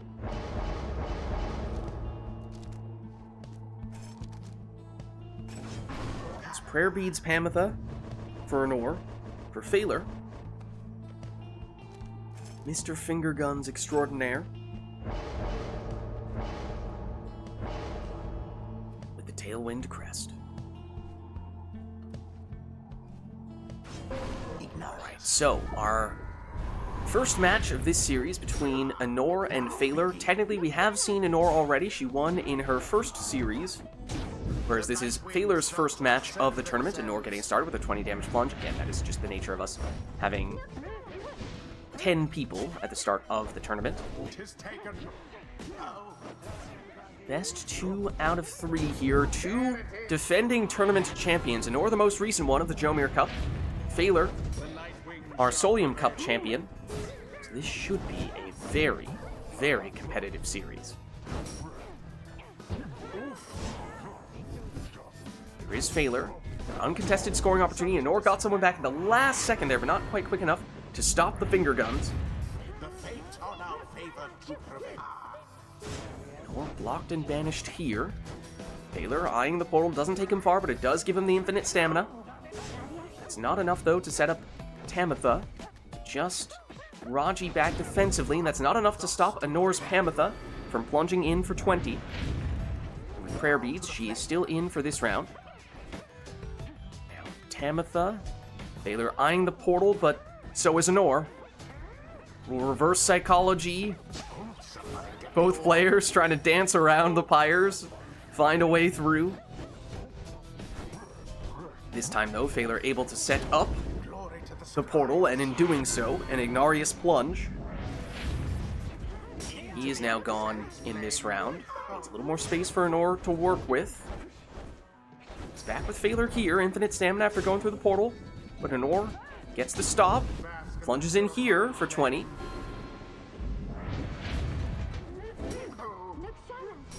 A stalemate for the initial orb race, but it's Anor who has it now. Another harp plunge. Anor first to the orb, passes back to Pamitha. Now Tizo by himself here. No portal to escape through. And gets a few banishments, and suddenly tides have perhaps turned in Anor's favor for this round, as Phaler is defenseless right now. But Anor sees that one of those defenders coming back soon, so has to settle for an imp throw. Not worth as much damage as a score from the other characters, but she'll take it nonetheless, as it now means 1 score is potentially all that Anor needs here. Phaler likely still needing 2. Anor is defenseless. So with that score, we now have ourselves a 1-score match. Phaler here. Oh, Anor with the last second save. Looking for an opening. Has she found one? Yes, she has. GG. Well played, you two. Came ever so close. The rite is complete.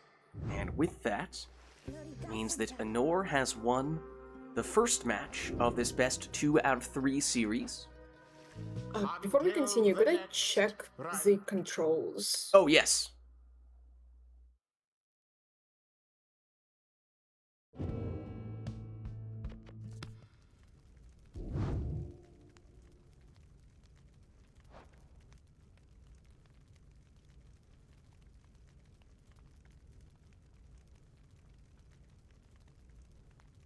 All good?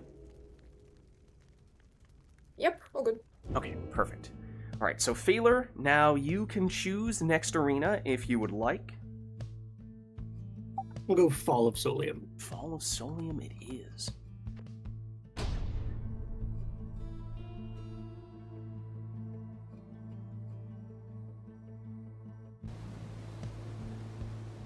The Night Wings shall take on the fate. Welcome. Alright. Who shall conduct the rites? Phaler has locked in, so Anor, you are good to go for your first pick.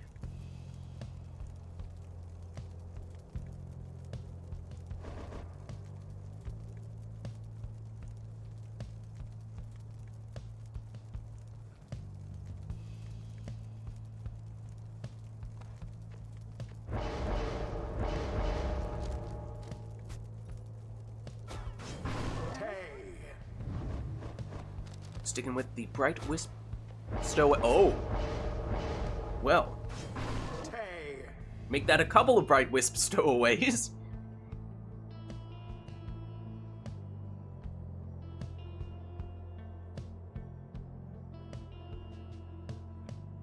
Of course, we saw how evenly matched these two were in the first match of this series.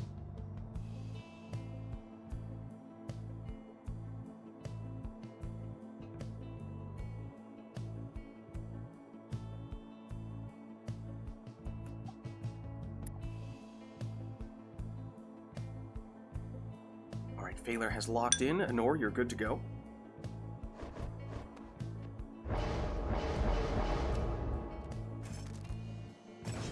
Tizo. Web Lanthorn on Tizo for Anor.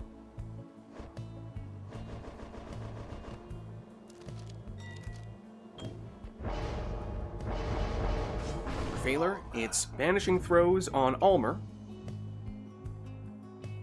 And he has locked in his final selection, so Anor, you are good to go whenever you'd like for your final choice.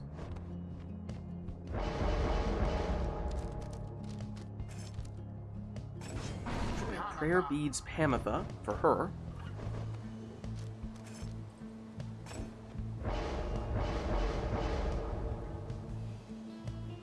Web Lanthorn Raji.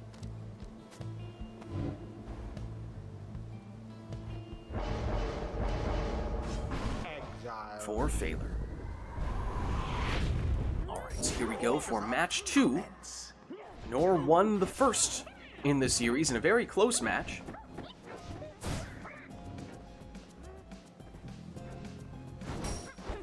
There's Anor with Pamitha getting us started with the 20 damage plunge.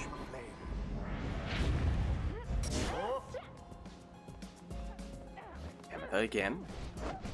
Switches into Tizo, who banishes one of the defenders, and then gets used as a sacrificial lamb. Pamitha goes down nonetheless. Phaler. Series of banishments, but Phaler's the one who ends up with the orb. Almer blocked here, and now banished as well. Here's Pamitha for Anor. She's blocked and banished. Or actually, she swaps out. Almer trying to find a way through, but Anor cuts it off.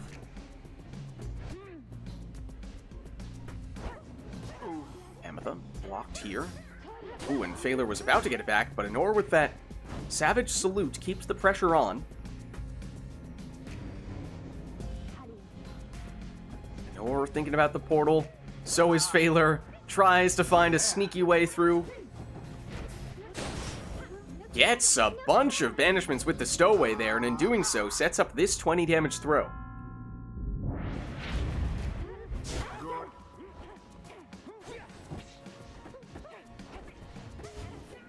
Pamitha down here. One triumvirate stands unopposed. No one back defensively for Phaler. Might have been about to get someone back, so Anor had to cut it slightly short there. 18 rather than the usual full 20 damage. And yes, Iris Attractor just doesn't give any extra damage.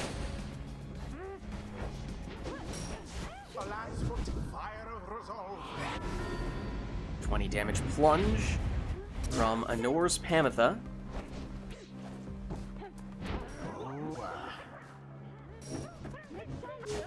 Stowaway banished, but with the help of the talisman, automatically passes to a teammate when she does go down. And that sets up Pamitha here. And this is why that quick throw, the one that Anor lost 2 damage on, is significant, because that is the only reason why Phaler still has some Pyre life to work with here. Oh.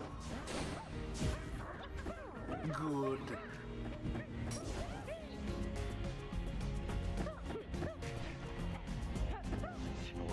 Trying to find a way through, and does.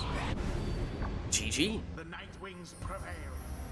Their fire yet burns with vigor and resolve. Well played, you two. The ceremony is complete. GG. With that win, that means that Anor takes the series, moving on to the next round in the process. But still remains the case, Phaler is in the tournament. He just moves on into the loser's bracket.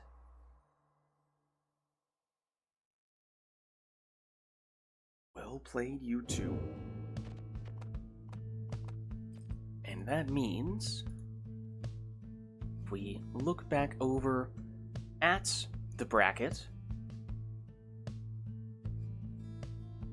we just saw the conclusion of this series here, but we are now moving on into the aforementioned losers bracket. These players who we've already seen earlier today, they have lost one series, but they're not out altogether.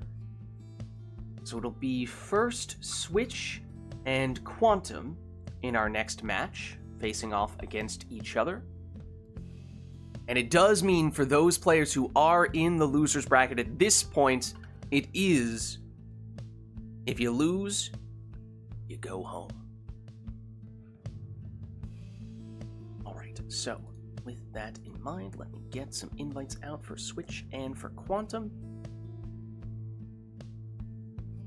I think we have both Phaler and Anor having left. Quantum.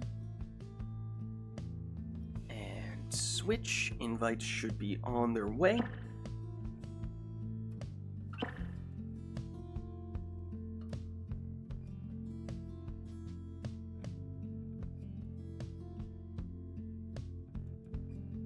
Okay.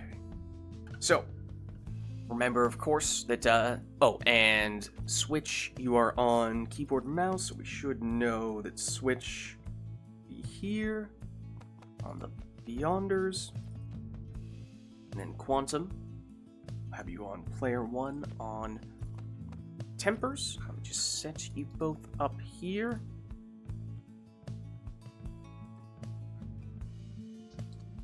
Quantum, ooh, there's caps lock for you. Quantum! Quantum.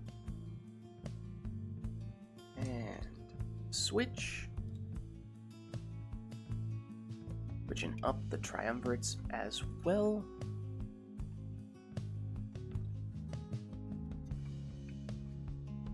Okay.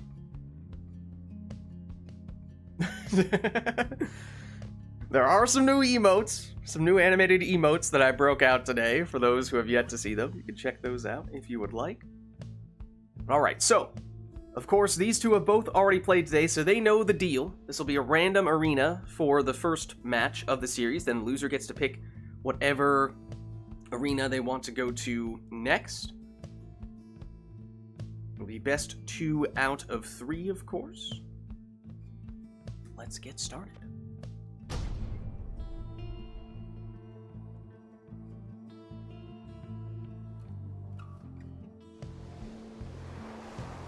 I hear some waves. It is the boat.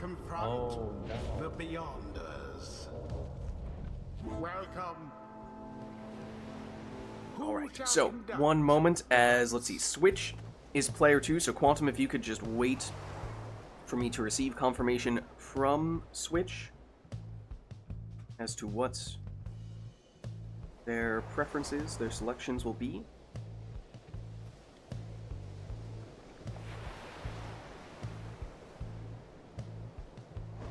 I think chat did will the boat into existence. It's true. It did work on this occasion. There is also a new animated boat emote, for what it's worth. Add that to the list.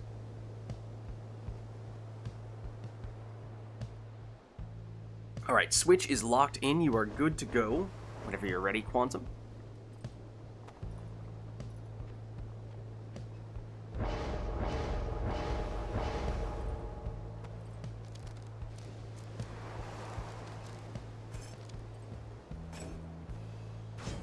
Speedy Bertrude in the first spot for Quantum.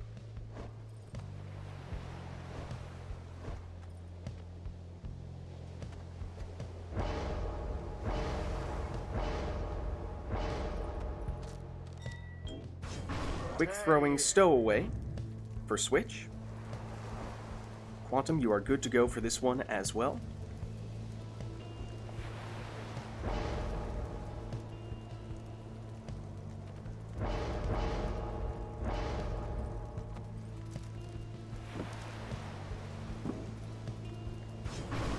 Legendary Gilman for extra jumping distance.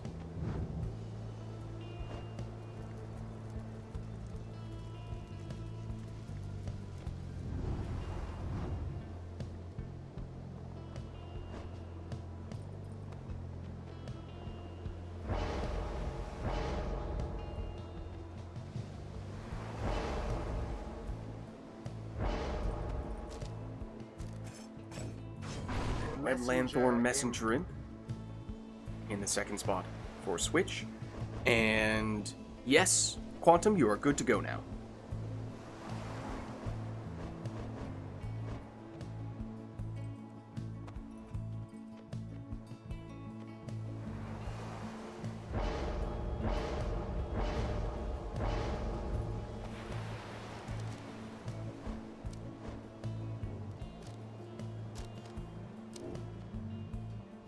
Quantum will take Exploding Cur. Is this? It's one of the first Curs we've seen thus far today.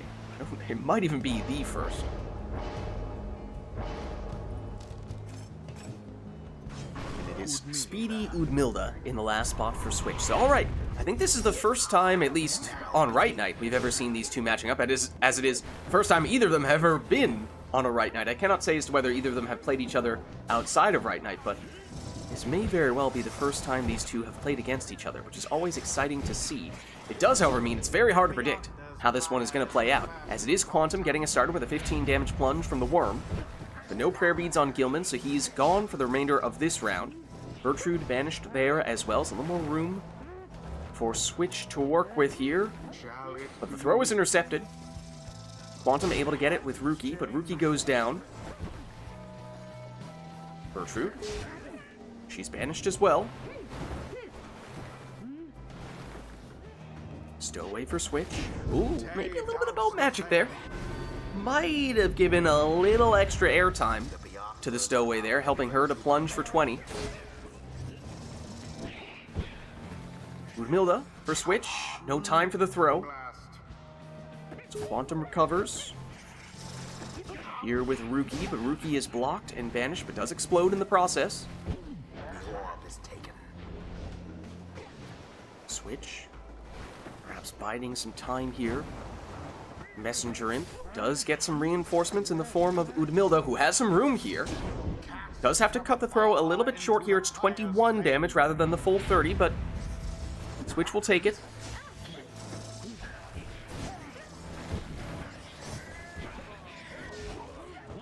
Switch banished here. Only to soon get it back with the stowaway.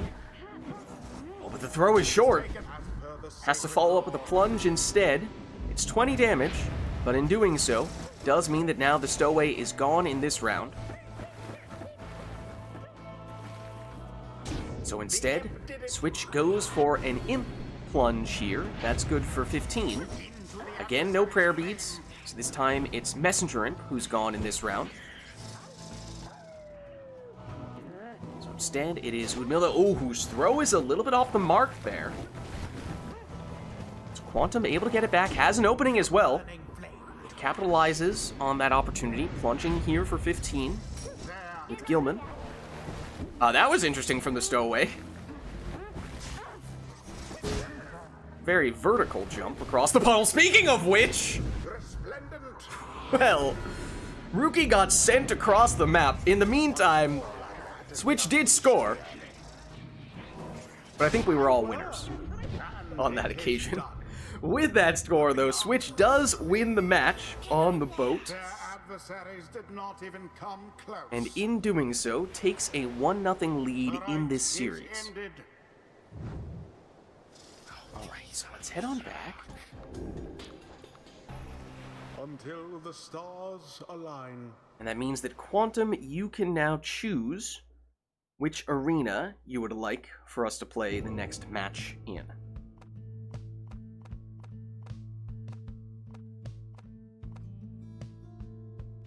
Looks like it will be the Isle of Kalamer. Alright. In that case, let's get started.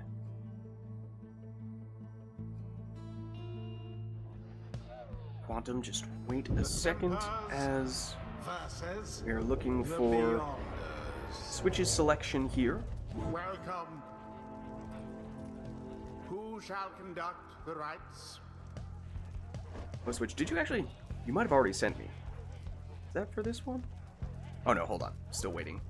Okay, Switch is now locked in.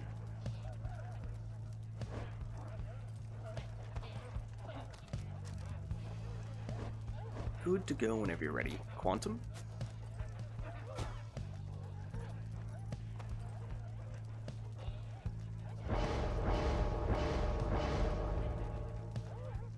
So Quantum will go Infinite Stamina Tizo in the first spot.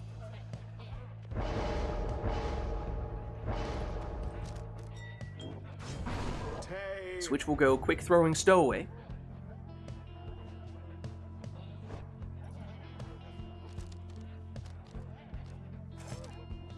Oh, one moment. Yes, you're good to go. Sorry. You're good. Don't worry.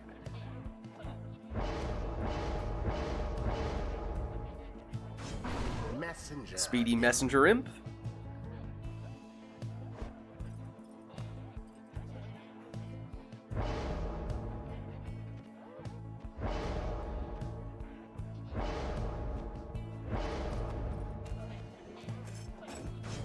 Web Lanthorn. Messenger Imp. One sec.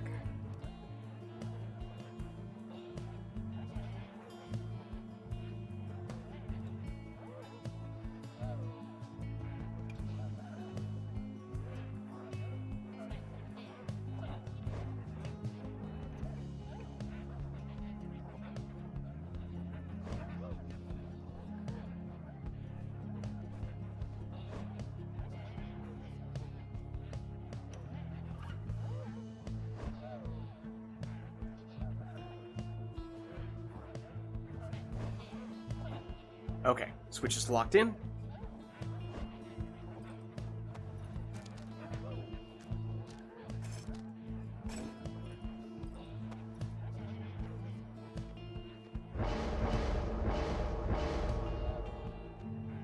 So Web Lanthorn Raji. That is Quantum's last choice, whereas for Switch, it is a Speedy Udmilda. That means it's triple imp for Quantum on the Isle of Kalamer, which I would like to believe is not a coincidence. This is the second match between Quantum and Switch. Switch, of course, winning the first in this best 2 out of 3 series. Switch getting us started with a 20 damage score. Here is Quantum in possession.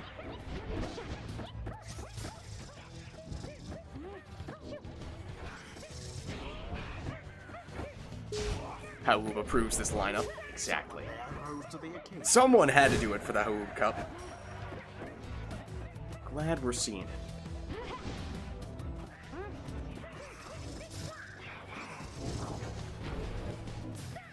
Here is Switch with the Stowaway.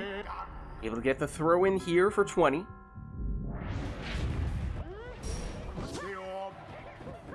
Stowaway banished by the implosion, but now Udmilda unable to make it through. Tizo, he's banished. Stowaway for Switch, throw intercepted. And then a few banishments to go along with it. And that sets up this stowaway throw. Stowaway banished this time. Milda trying to zoom through, but plan gets put to a bit of a halt on the second attempt, though. Moves forward and throws this one in this time for 17. It does mean that is enough damage that one score could be all that Switch needs here. Doesn't have enough from the Imp, though. That's just 15, so Quantum holds on.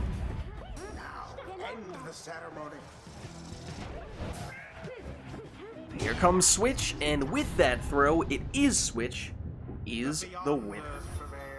GG. Well played, you two. Good one, man. Thus end this night's proceedings. GG. Alright, well... I like to say your first loadout was... It was a lot more effective at countering me. Yeah, probably. But I understand we gotta do the memes. Quantum did it for the people, exactly. He The did it true for the champion of people. how. That's a win in my book. He's a braver man than me. For the people. Well Hey, played, well you played. two. Alright. Well, let me just free you both from Steam Remote Play. And if we look back at our brackets, we will find, remember that we now do find ourselves in the loser's bracket, this bottom half here. So that was Switch over Quantum. It does mean that Switch moves on, however, at this point now, Quantum is eliminated from the tournament. So, next match, it means we are moving on to Spheris against Camilo. This is also loser's bracket, which means, again, winner moves on, however, loser would be eliminated from the tournament. So the stakes are high. Let me get you guys some invites here.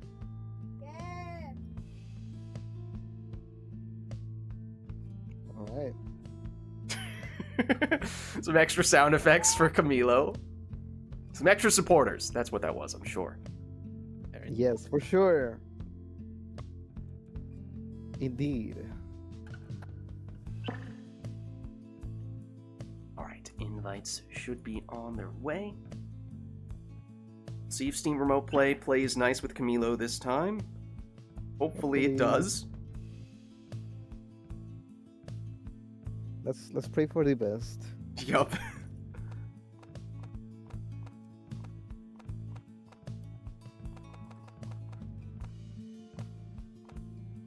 Alright. Make sure Camilo has controls. Yep, you should.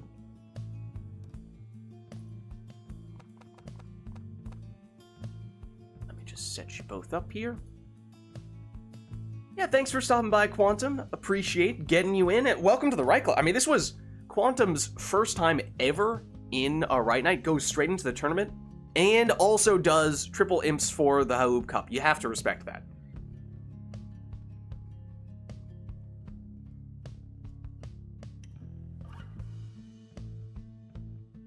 Of course, you're welcome to stick around and see what happens for the rest of the tournament, if you would like.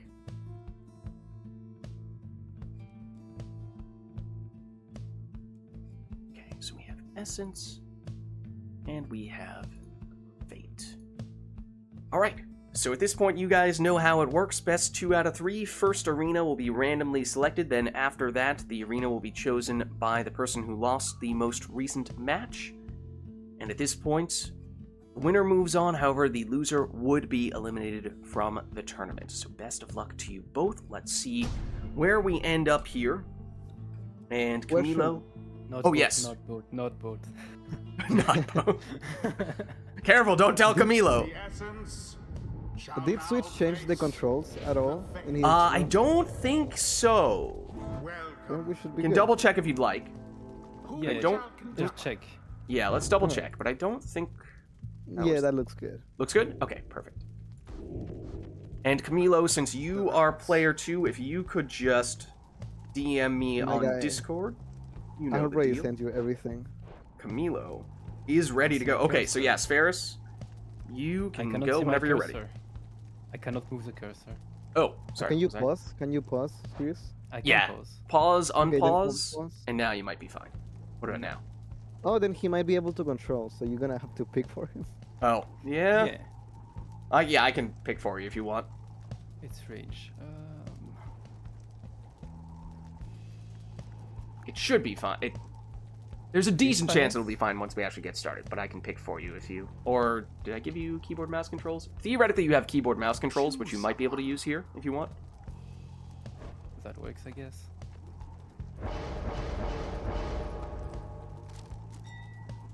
Alright, so it'll be quick throwing Viz Palette. Oh, sorry. My mouse is like weird.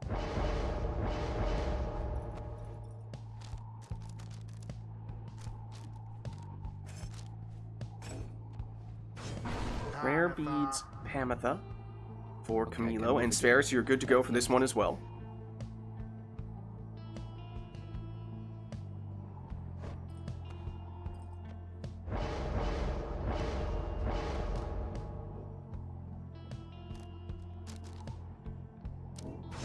Exploding Snadra in the second spot for Sferis.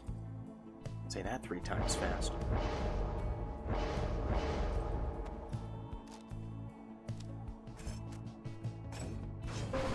Speed Demon. That's Camilo's second choice. And you are good to go for this one as well, Sferis.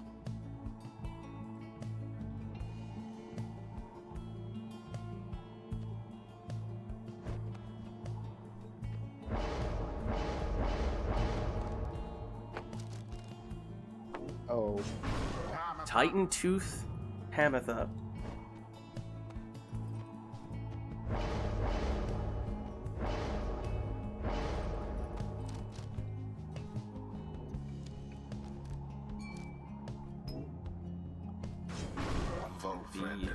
Volfred, the Typhoon Bottle in the last spot for Camilo. So here we go.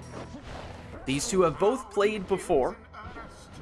They lost in their first series, and that means we find ourselves in the loser bracket here. The winner moves on, but the loser is eliminated. It is Camilo getting us started with a 30 damage plunge there. It does mean he is now Jody-less in this round. Moving in with Volfred, but he's banished before we can get the throw off. But with the Typhoon Bottle, does slow down Sferis significantly, unable to sprint, jump, throw, or use any other special abilities, at least when everyone is banished on Camilo's side. Here is Camilo. Volfred comes up short.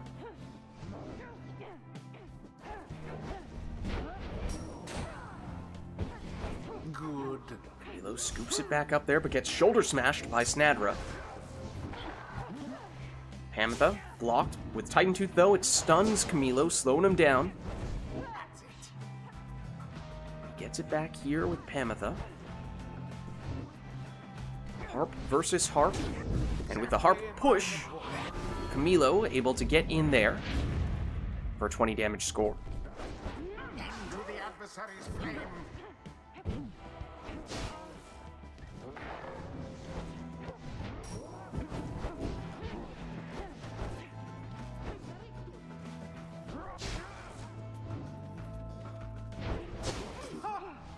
Pamitha sacrifices her teammates and gets stunned from Titan Tooth, and that sets Sferis up Into the flame. for 30 damage throw here.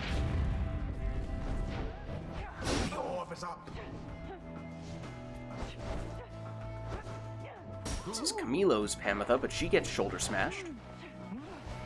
Now Sferis's Pamitha, she gets banished. The orb is taken. Well shielded there. But Sferis has it back. Titan Tooth. Actually, Camilo might have managed to switch out of the stun there. Into plunge here with Jody, and that's worth 30 damage. That means one score might be all that Camilo needs here.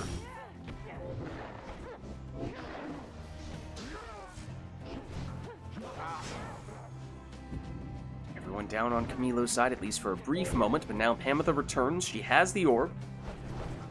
She's by herself at the moment, though. Wolfred returns, but now it's only Wolfred back. He's still able to get the stop, though.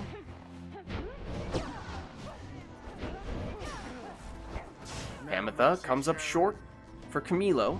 Everyone is banished, and that means Spheris is slowed here. So not much to do, despite seemingly being an opportunity there. Now this time, Spheris is slowed by the Typhoon Bottle, but was much closer to Camilo's Pyre at the time, so may be able to get in here. Oh, however, it's always a question when you have that Typhoon Bottle / Numbing Gust active. Do you try to just walk it in when you're unable to sprint, jump, throw? Or do you deliberately wait for the last second, right as one of your opponent's defenders shows up and try to throw it instead? Didn't work out on that occasion, and with that score, it is Camilo who takes the win. GG. I might add. Well played, you two. The rite is done. Alright, so with that, that means Camilo takes the 1-0 lead in this series. And Spheris, it is now up to you to choose where you would like us to go for the next match.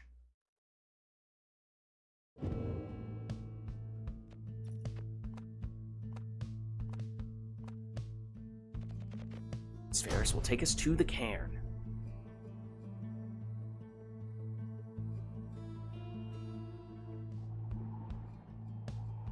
The essence shall take on the fate. Alright, before you get started, Spheris, just 1 second as we await Camilo locking in.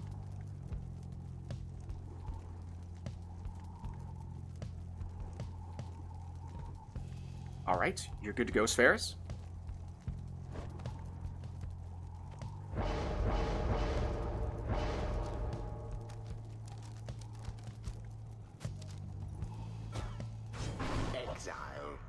Infinite stamina on Raji. That's Spheris' first choice.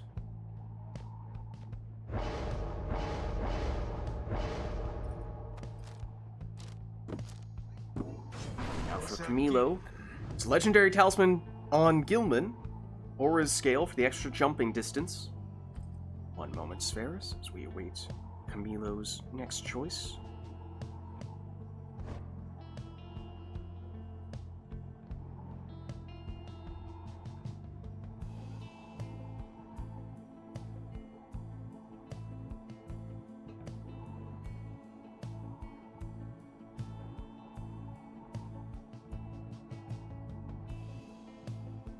Alright, Camilo has locked in. You're ready to go.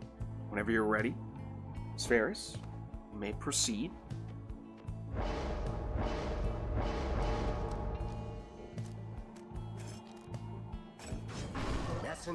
Web Lanthorn Messenger Imp is what Spheris chooses, whereas on Camilo's side, we'll see a Savage with none other than the Bottled Void, the Canned Singularity.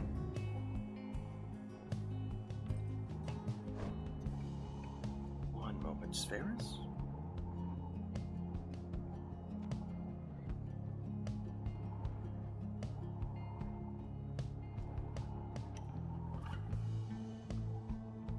Am I good to go? Or... Still awaiting Okay, Camilo's last choice here.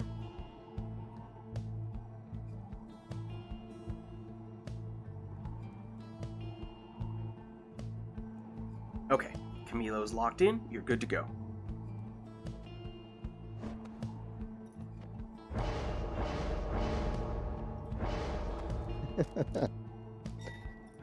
And not for the first time,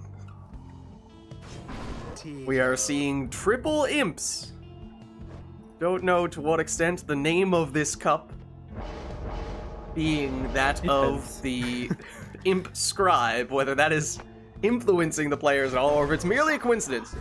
But it's extra starting Pyre Life on Snadra for Camilo in the last spot. Here we go. Camilo did win the first match of this series. That means if Camilo wins, he moves on. and Spheris would be eliminated. Spheris would need to win the next 2 matches to move on, and in that case, Camilo would be eliminated. Camilo got us started with a 15 damage plunge from Gilman. Here's Spheris. With all these imps, likely to see a lot of portal play from Spheris, and that helps to set up this 25 damage imp plunge.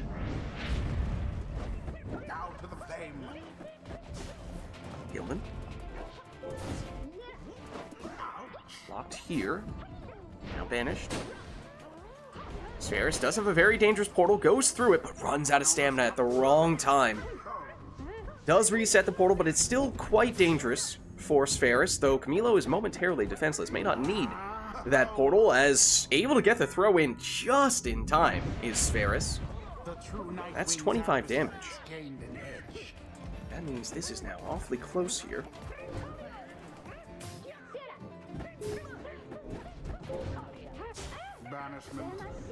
Series of banishments. Remember, Camilo does have the canned singularity, the bottled void, on the stowaway, so can always lean into the chaos like that.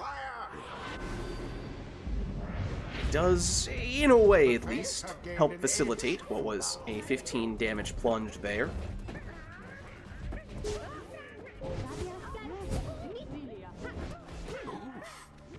Positively brutish. A whole lot of chaos going on in that corner there. Probably closer to Spheris' Pyre than Spheris would have liked, because it does, for that reason perhaps, lead to Camilo scoring there.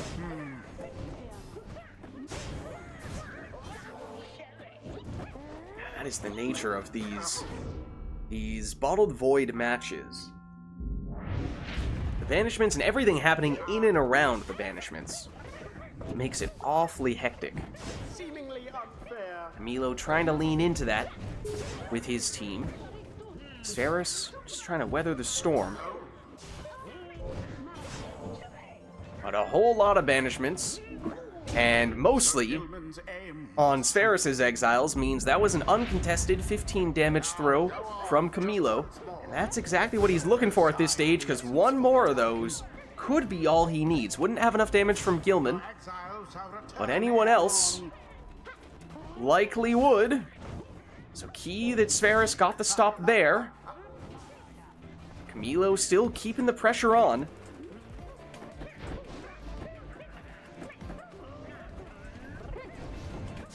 A little defensive Bottled Void for a second there. Maybe shook things up just enough to help transition Camilo from defense into offense, although Spheris was able to get the stop there.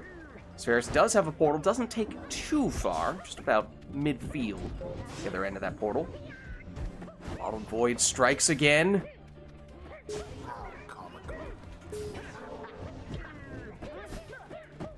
And here is Camilo, and with that score, GG. he emerges victorious. Their adversaries proved no match for them. GG. Well played, you two. The fight is done. And that means that we have now... One sec. Until the free you guys stars from align. remote play. It means that we will have Camilo moving on to the next round, but Spheris has been eliminated. GG's to both you guys. Well played.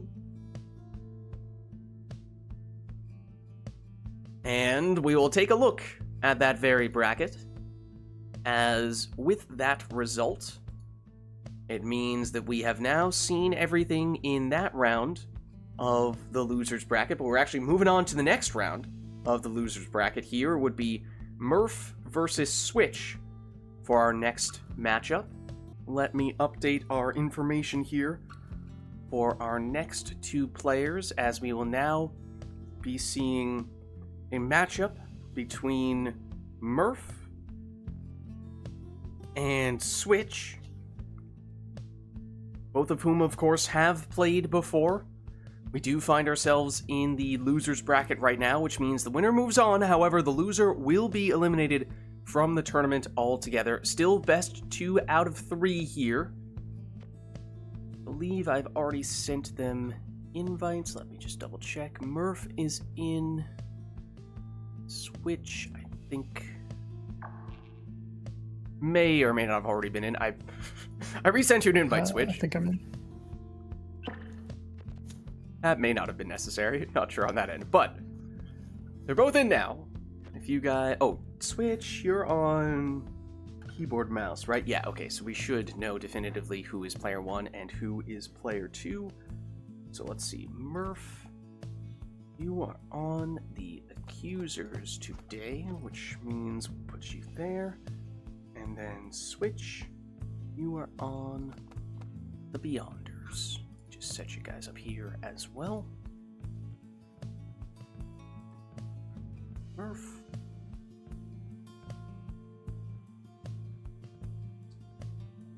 Oops. Switch. Get you with the right triumvirates as well.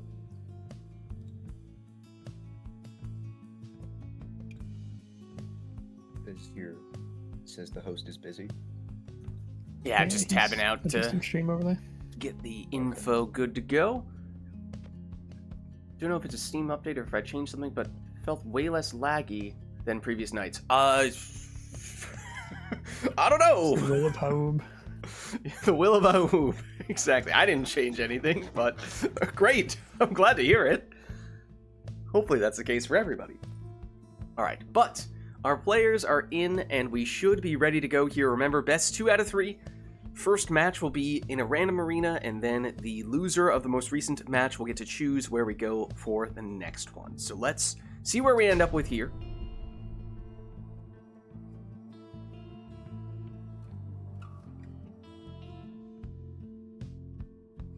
The accusers It's the book.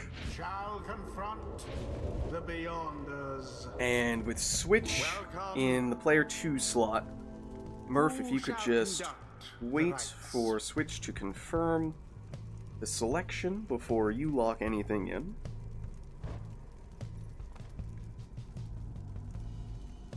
Love how everyone's reading up on the lore as they're waiting for the other person to confirm their characters. We're learning so much today.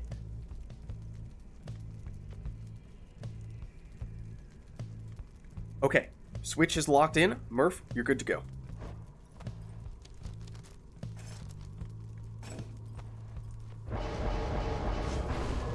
Prayer Beads Pamatha in the first spot for Murph.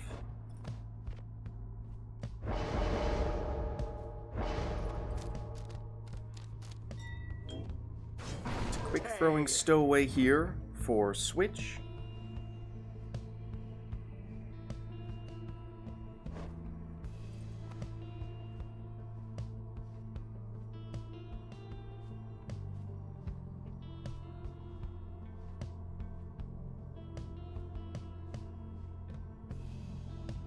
Okay, Switch is good. Murph, whenever you're ready.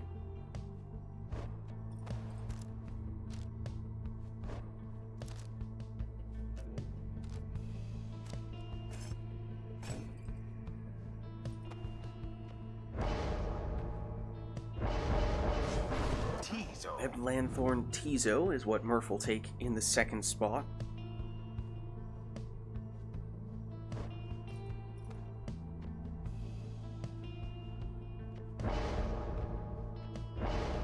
Good to catch up on the lore while one waits, right? Web Lanthorn Messenger Imp for Switch. A lot of savages. I mean, they, in the past year or two, have become very popular, as you are probably now seeing. Murph, you are good to go now.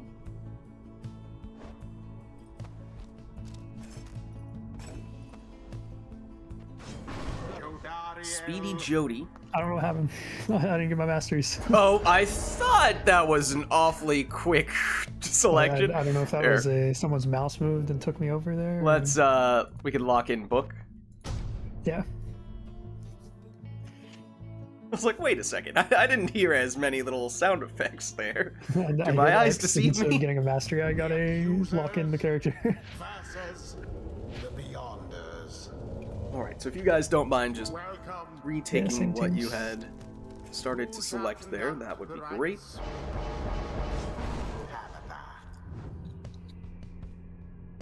Now, there have been at least a couple of boats, I think. At least 2, maybe.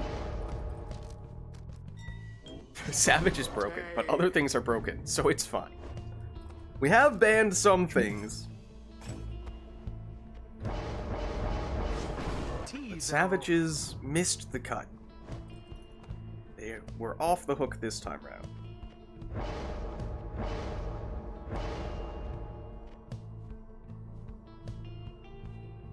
What? I think it was Titan's Rage last time, but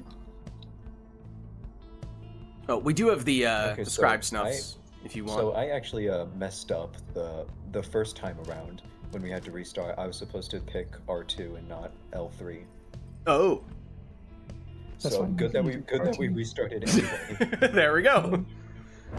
I was surprised at that build without the last left. So that makes a lot more sense. Messenger imp.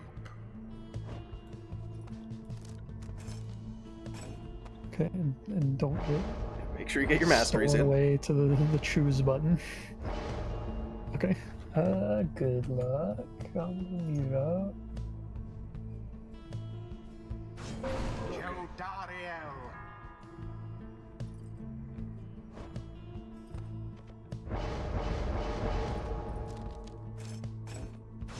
Speedy Udmilda in the last spot for Switch. So, okay, we're ready to go. Our first matchup of this series, this time between Murph and Switch. Reminder that we are in the loser's bracket part of the bracket right now, which means winner moves on, but the loser does get eliminated. And it is Murph starting us off with a 30 damage plunge. But then that is answered by a 20 damage throw from Switch.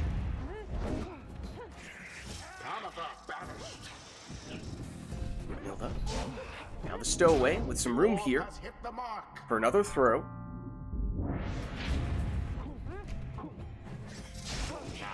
Ooh, Speedy Udmilda. Here's Murph, moving in with Tizo, who may or may not have been the exile that Murph wanted to attack with there, but did set up a dangerous portal in the process. Goes through said portal, Murph does, and that sets up this 21 damage demon throw.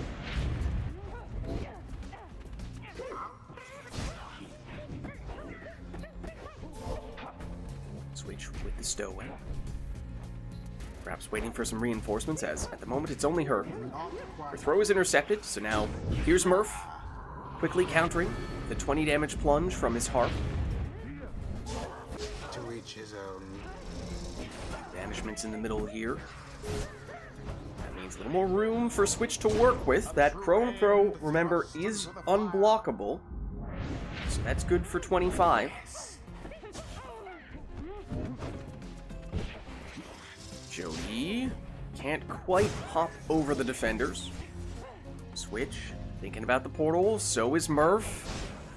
Instead, Switch gets cornered. Murph gets the orb back close to the Pyre. In fact, instantly plunges the moment he picks it up there. And it does mean one score might be all that Murph needs.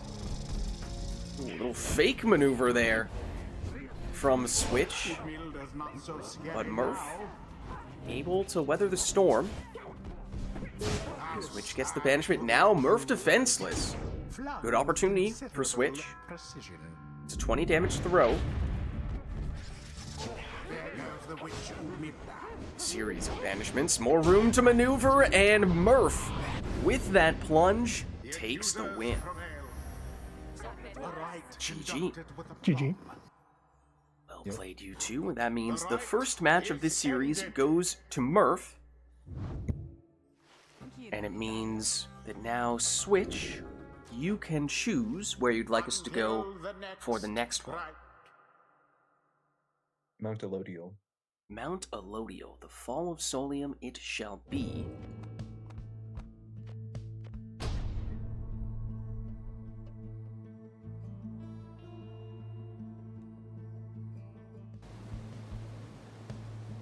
The accusers shall now face the Beyonders.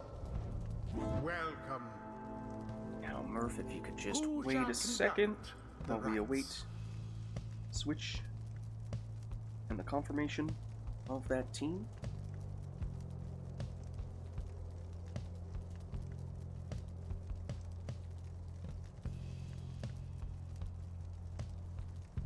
Okay, Switch is locked in.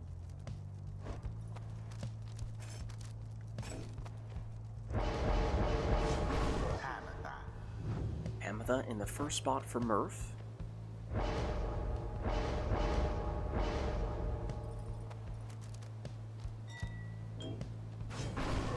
Now quick throwing stowaway for Switch.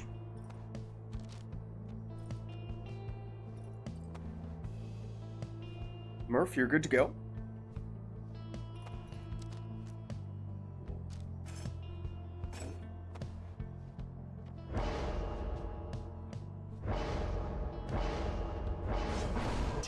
Webbed Lanthorn Tizo for him.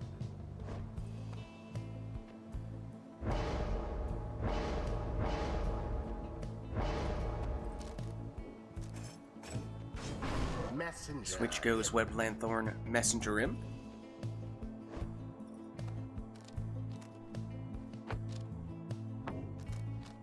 And you are good to go.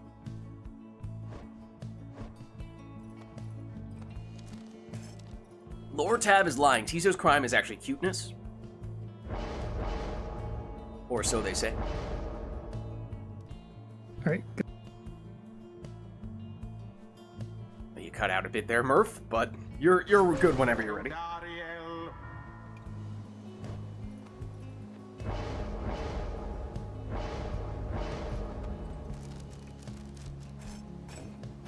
Speedy Udmilda here for Switch in the last spot, and here we go for match 2 of this series between Murph and Switch. Murph was the winner of the first match at the book. That means one more win for Murph, and he will proceed to the next round as he plunges here for 20. If that is the case, then Switch would be eliminated, whereas Switch, there to win 2 matches in a row here, they would be the ones to advance instead of Murph. Here is Switch's answer. It's a 30 damage plunge from the Crone, but it now means no Udmilda in this round. Stowaway banished here.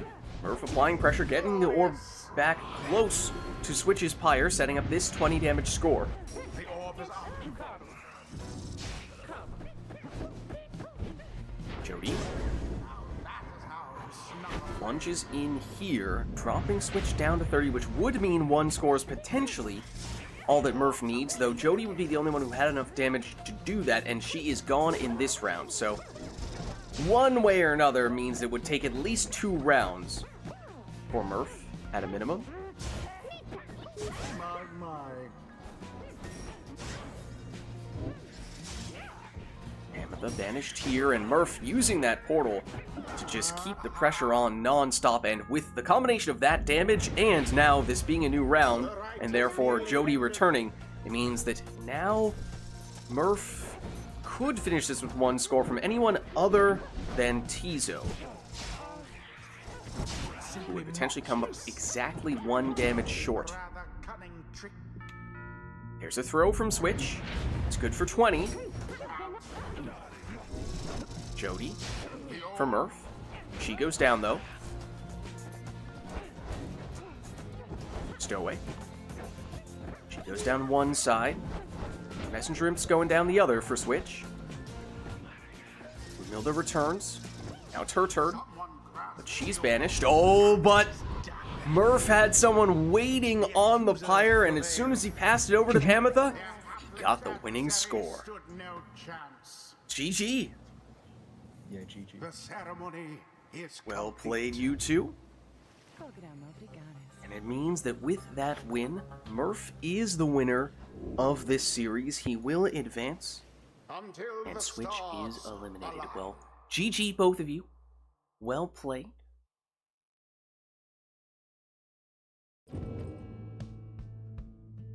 Let me free you guys from Steam Remote Play.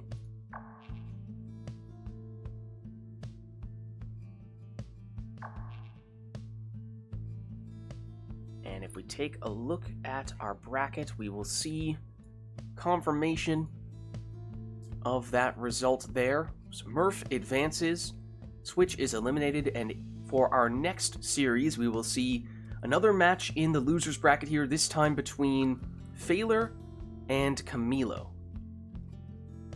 Phaler and Camilo will be our next two competitors.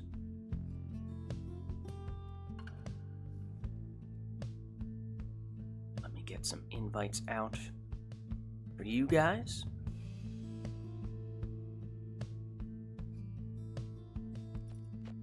Reset the arena while we're at it.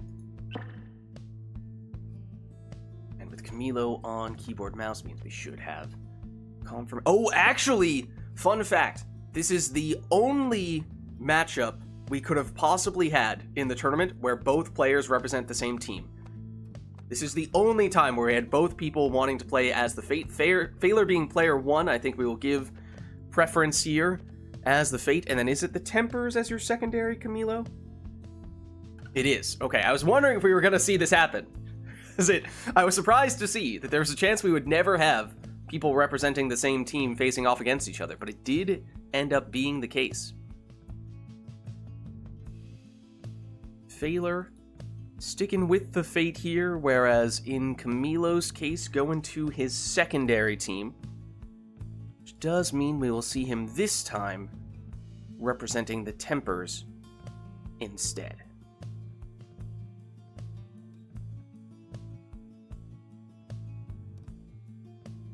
Alright, well, you guys know the deal. Best 2 out of 3 first match be at a random arena, then after that, loser of the most recent match gets to choose where we go. Let's see where we end up.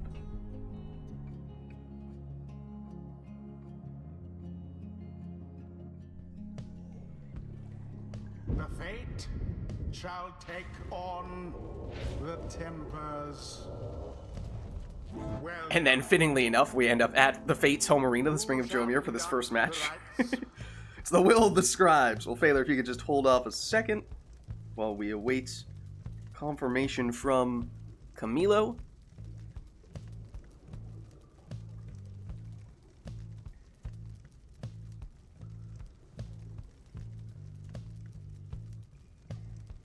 Alright, Camilo has locked in. You are good to go, Phaler.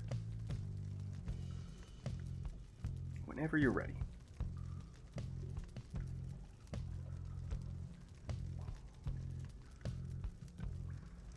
I don't think I have controls right now, Liz. Oh, let me check. well, Can you pause and unpause? Will it let you do that? Or has Steam Remote Play once No, again... I've got nothing. Yeah, I think it's...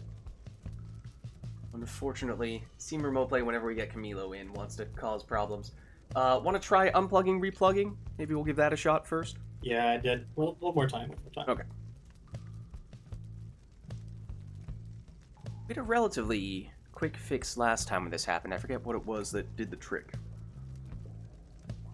Oh, looks Okay, like hang on. Got something there. Okay, There you good, go. Good. Nice. It's the second unplug and replug that makes it work. That's good. Okay. Yeah, otherwise, disabling keyboard failure? Yeah, I don't know. But yes, you are good to go whenever you're ready, Phaler.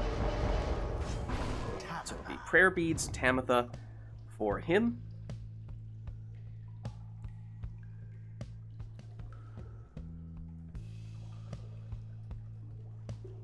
Me and Steam go way back.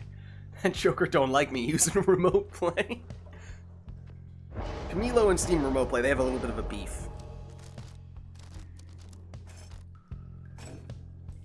And it is a speedy imp for Camilo.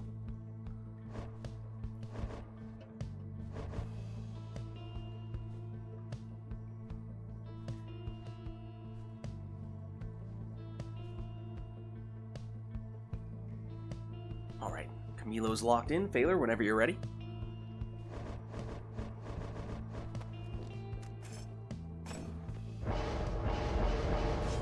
exile.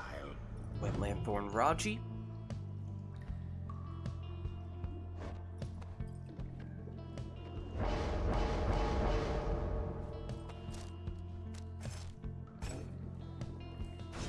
answered by a prayer beads harp in Camilo's second spot.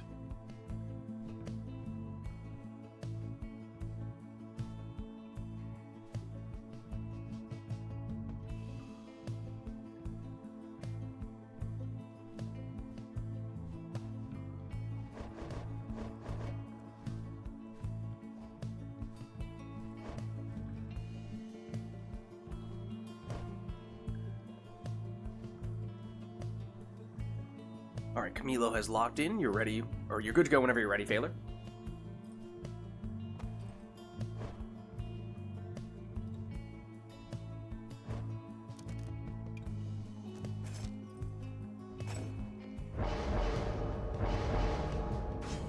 Ignarius.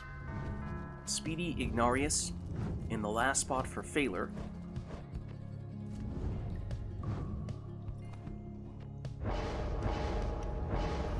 Whereas for Camilo is a Typhoon Bottle Headwind. Alright, so our first matchup of this series, first game between Phaler and Camilo in this tournament. Remember, we are in the loser's bracket, which means the winner does move on, but the loser is eliminated. Phaler got us started with a 30 damage plunge, followed soon thereafter by a 20 damage harp plunge there. Iggy goes down alongside Messenger Imp. What just happened? Well, Phaler scored. Not entirely sure how someone turned into the Flash there. Wasn't a teleportation, seemingly. It was just... they moved at the speed of light. And with that score, Phaler takes the win. Fate prevailed. It was as though the scribes themselves stood by their side. GG. Well played, you two. The rite is complete. Alright, we'll head on back. Until the next rite.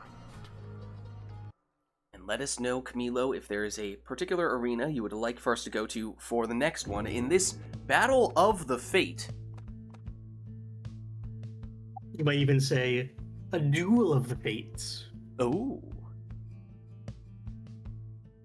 Alright. It's over, Camilo. I have the higher ground.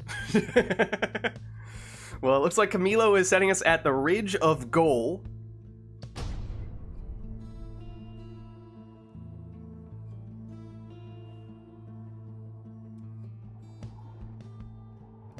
The fate shall confront the tempers.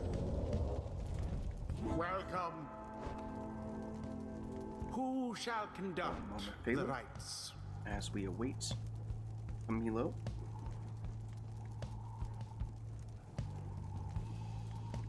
Alright, Camilo has locked in. You're good to go, Phaler.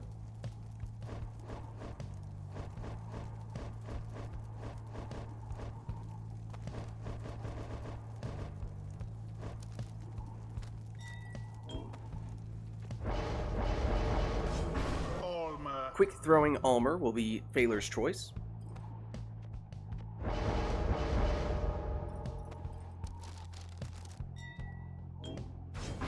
Volfred. It'll be quick throwing Volfred for Camilo. Phaler, you are good to go for this one as well.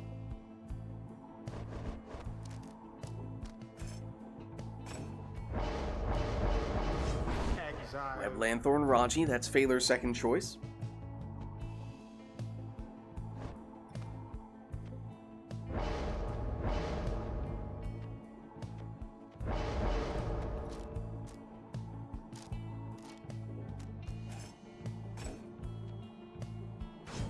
Web Lanthorn Messenger Imp now for Camilo.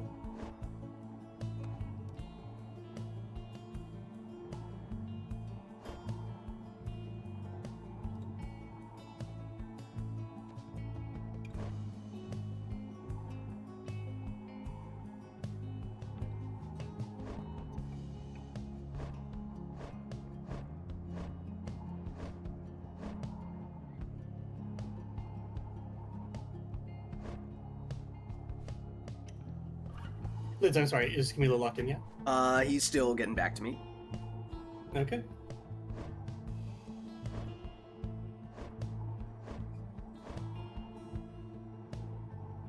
He is locked in now. You are good to go whenever you're ready.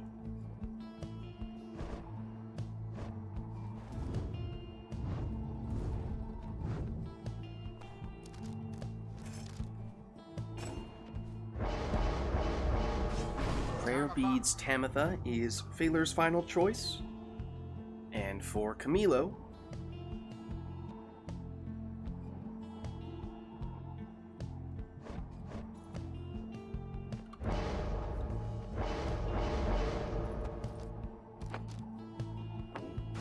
be an Ashen Coal Snadra. Alright, so this is match 2 of our best 2 out of 3 series between Phaler and Camilo. What would this be? In the loser's bracket right now, it does mean if Phaler wins, he advances, but Camilo would be eliminated, whereas in Camilo's case, he would need to win 2 in a row to be the one advancing to the next round. Phaler, oh, shoulder smashed by Snadra there. Big implosion, though. Snadra. Now Volfred. Trying to make some moves for Camilo. Using that Sacred Bond to bring back his teammates, and a quick throw, which was right on the money there. 21 damage for Camilo. Quick answer from Phaler, that time for 14 from his Savage Throw. That time, Savage Throw intercepted. Camilo has it back. He tries to snipe with Volfred. Remember, the Saps have the longest distance throws by default. Still wasn't quite enough on that occasion, though.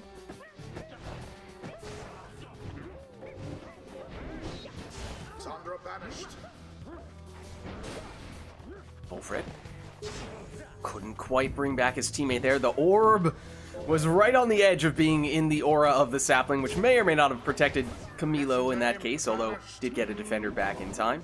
That time the throw intercepted, so Phaler has it back and plunges quickly here with his harp for 20.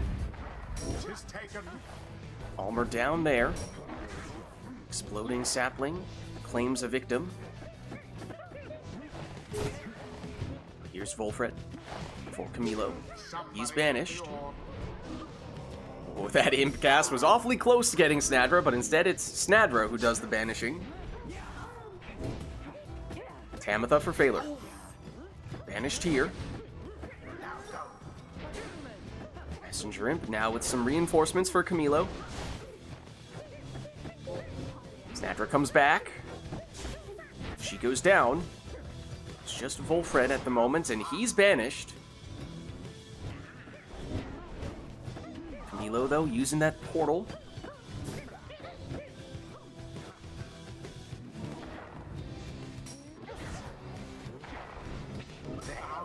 Shoulder smashes with Snadra. And now everyone down on Phaler's side. If Camilo is quick, he has an opportunity here. Gets in a full damage, 25, from that sap throw. Camilo gets the interception there, but Phaler trying to be persistent. Still with Camilo, though. Tamitha. Blocked. Banished here. Camilo with Snadra. Both she and Volfred banished here. Throw intercepted. Does slow Phaler down. Catches the edge of that sapling aura.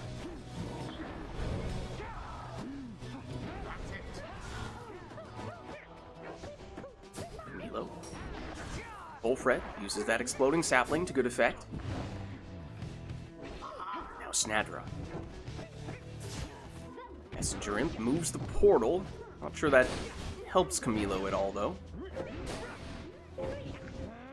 Now, slightly closer portal location, but the orb is close to his pyre, and it is in Phaler's possession, but with everyone banished, he's unable to throw, so he had to decide either wait for one of those defenders to come back so he was able to throw, or settle for the plunge, in which case he gets the damage for sure, but it does mean he loses Almer in this round, so that is a trade-off Phaler decided was worth making, and it did pay off here. as he was still able to plunge in with Pamitha and with Prayer Beads. There's no downside to plunging with her. That does mean we now have an awfully close match here.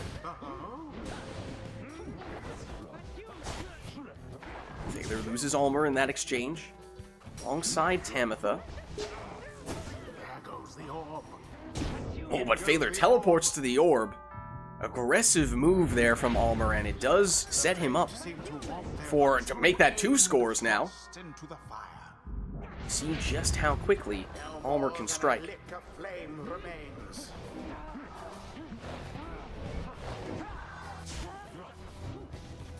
Camilo.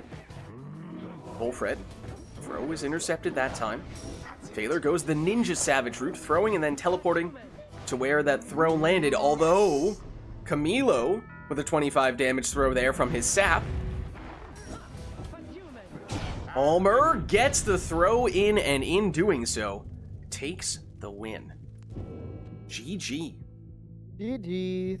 And that means Thaler takes the win in that match as well. Good games.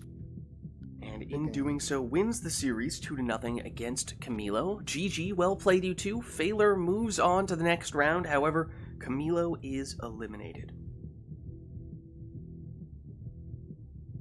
And that means if we turn back over to our brackets, this is how things look. That was match number 10, and that means we are now moving back up. Those were all losers bracket matches. We're going back up to the winners bracket here for the first time in a little while. This time it'll be Core and iRotor for our next match. Core and iRotor. Those salutes, man. Savage salutes. If you're not ready for them, they are lightning fast. They can be very, very powerful. Alright, let me get these guys out of remote play. Let me get our next participants in, those being Core and iRotor. Invite out for you, iRotor. Invite out for you, Core.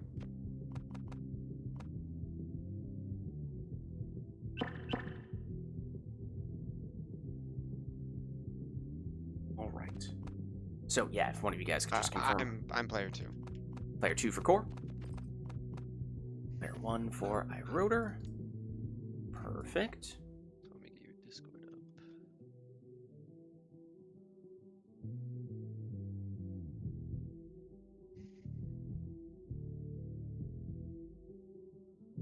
Just update your triumvirates as well while we're at it. As I was saying, we had the double Fate matchup last time. I think, oddly enough, Fate were the only triumvirate that we had 2 participants of. I don't think, I'd have to double check, but I don't think we had any Dissidents participants on the Haoub Cup, no less. Oh, and then the equivalent of a Freudian slip, I then clicked on the Dissidents button and turned Core into a Dissidents member. No, he's the Pyre Arts. I'm not a dissident. Not today, no. Alright, well, you guys know how it works. Best 2 out of 3. First with a random arena, and then the loser will pick whatever arena they would like for the next match. Bear in mind, since we are back now in the winners part of the bracket, we are back at the point where the winner moves on. However, the loser is not eliminated. They would move back into the losers bracket in that case. So this is still not an elimination series here. Worth noting that. It is done.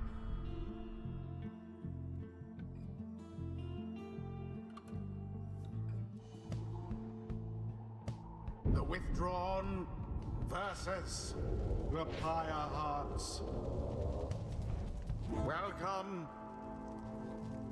Alright, Who one shall moment. conduct the iRotor, rites? as we await confirmation from Core, which I have now gotten. So you are good to go whenever you're ready, iRotor.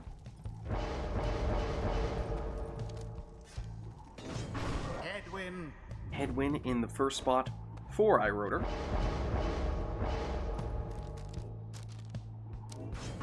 Sir Gilman. Now Core with Gilman in his first spot.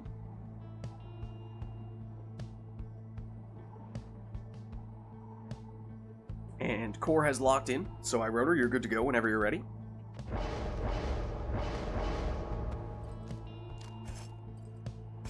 Speedy Jody for iRotor's second choice.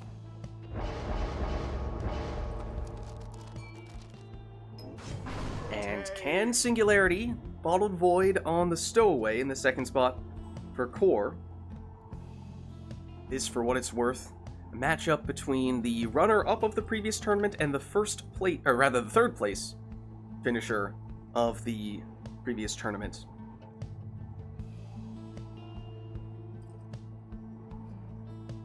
Core and iRotor, respectively.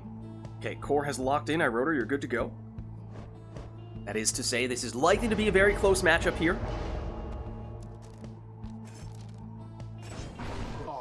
Prayer Beads, Almer. That's iRotor's last choice. For Core, it is Ashen Coal on Snapper. So here we go. First matchup between these two today. Just enough on that throw from Core. In fact, it's just a little bit less than the maximum damage. It's 14 there. Let's see if that math ends up playing a factor later on. So best 2 out of 3, as I was saying. Winner moves on. Loser actually just moves to the loser's bracket. They are not immediately eliminated in this case, as neither of these players have lost yet. As Core able to score there for 25. Following up here with a 6 damage score. More from his worm. That time the throw was short, so he got the rebound and plunged with Z's chance. Good for 25, but it does mean that he is now without Gilman in this round.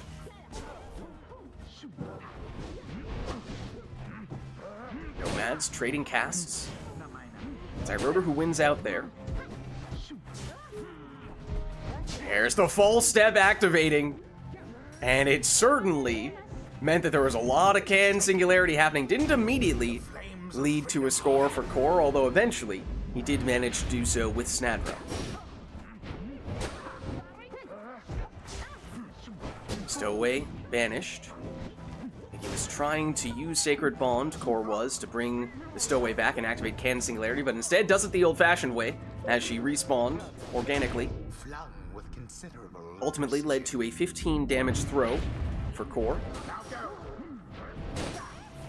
Big power cast from Headwind, and then the shoulder smash from both Nomads, canceling each other out.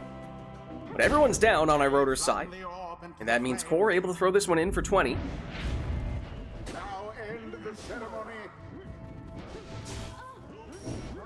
iRotor locked here.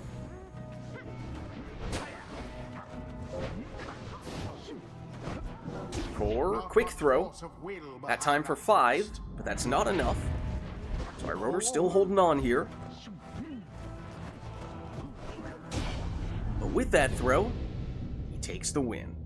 Alright, so that means our first match of the series goes to Core. We're going to the spring.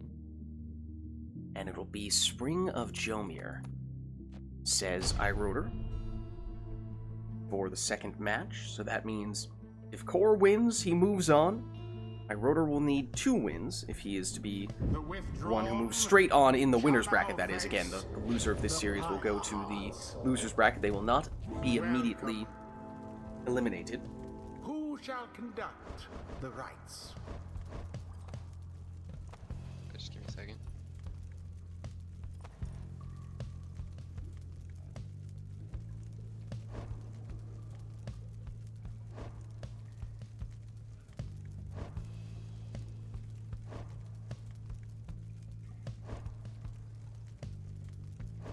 Alright, Core has locked in. You're good to go, iRotor.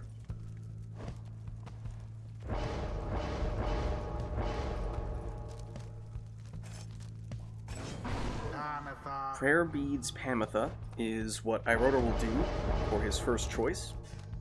Whereas for Core, it's Goals Bracer, the legendary talisman for power casting Snadra.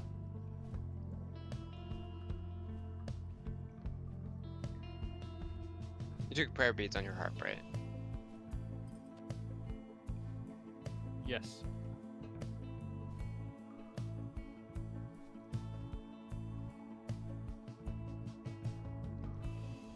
Okay, Core has locked in. Pyre, good to go whenever you're ready.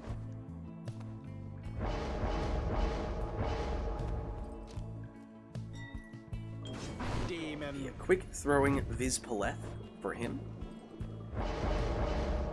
There's Core. With a speedy messenger imp.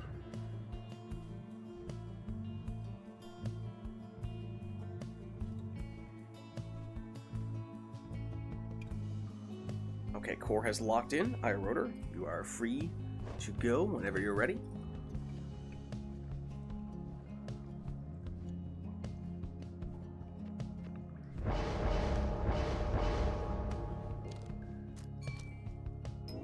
So he'll take Typhoon Bottle on Jodariel. And for Core's final selection, we will also see Typhoon Bottle, though in his case, on Wolfram.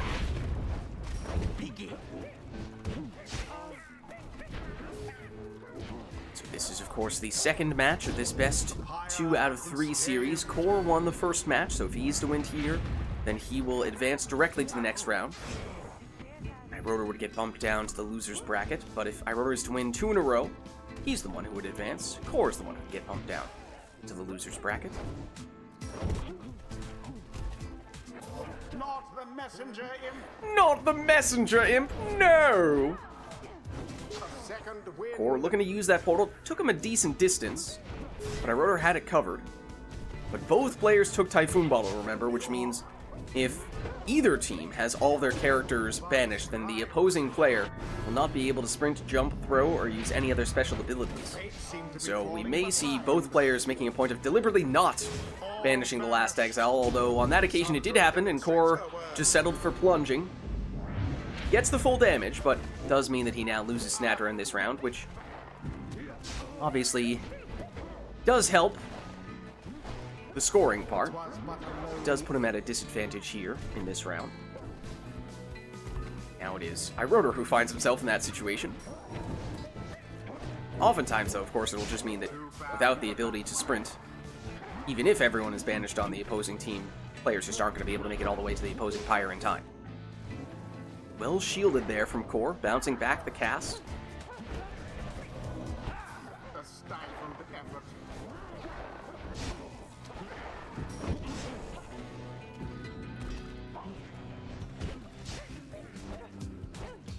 Dangerous portal for Core. So Pyre knows it's there and is in position to stop it. That one almost got And does just that. Does still exist, though. Core goes through it, and does use it to score here. Plunging for 25. So this time losing Messenger Imp in the process, and there's a quick answer from Pyre, plunging here for 20 with his harp. And he had prayer beads on Pamitha, so she is still in for this round. There's the shield on Snadra, courtesy of the sap support.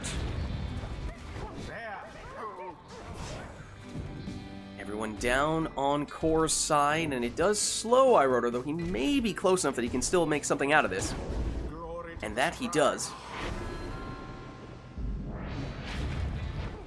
Now means no Jody in this round for Pyre. Core, once again, shielding Snadra with the sap. That banished the last of Pyre's defenders, but now does have Pamitha back. The Core flies over and in for the win. GG. Such a well-conducted victory it was. Well played, you two. Thus end this night's proceedings. And that means that with that, we now have Core winning the series 2-0, moving on into the next round. Though, as I said, despite losing, Pyre is not eliminated. He nearly moves to the loser's bracket, so we will see him more later on. Take a peek where that leaves us bracket-wise. That was match number 11. And now that means for match 12, we are still in the winner's bracket here. It'll be Anor and Makos matching up. They are Howdy, hey. next in line. Hello, Makos. Hope you two are ready.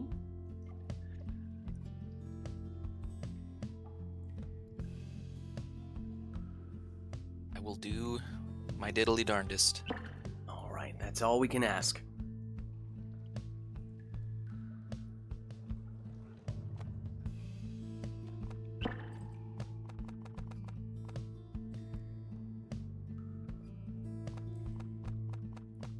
All right.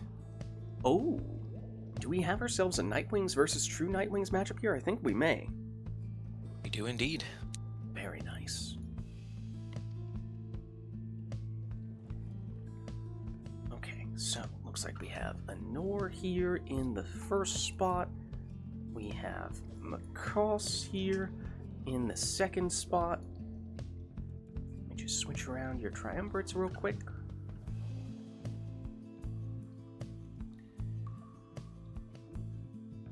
There we go. All right. So as always, this will be best 2 out of 3. First match, random arena. Then after that, the loser of the most recent match gets to choose where you go. As I was saying before, we're still in the winner's bracket here. So the winner does move on, but the loser is not immediately eliminated. Instead, they are just bumped down into the loser's bracket. So, without further ado, let's hop in.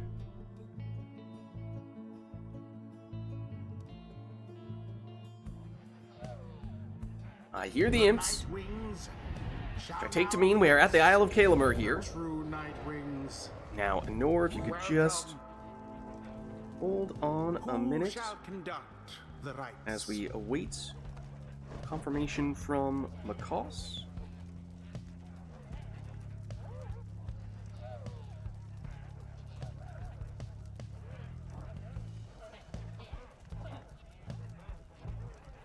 Alright, Makos has locked in. Anor, whenever you're ready.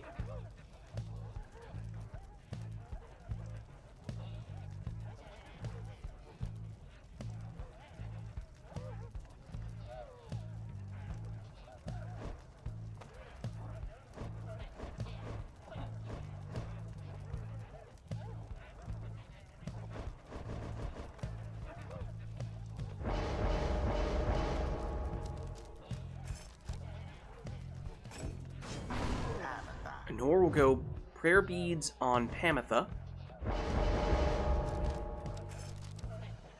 And might look a little familiar, because that's what Makos is taking here as well.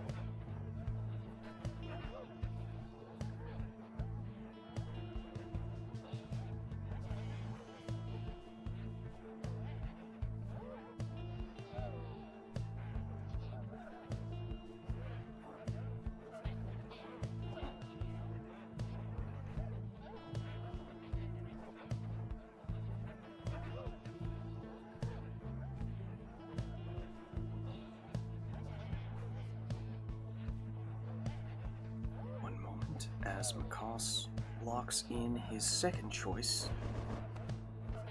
He's not yet done so, though. Sorry. Okay, he has now. He has now. You're good.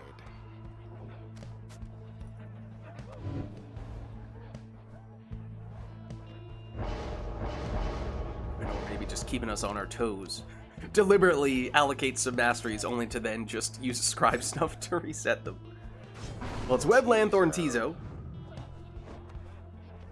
That's Anor's second choice, whereas for Makos, it's gonna be Bertrude. And it's gonna be some quick throws with the Star Splinter.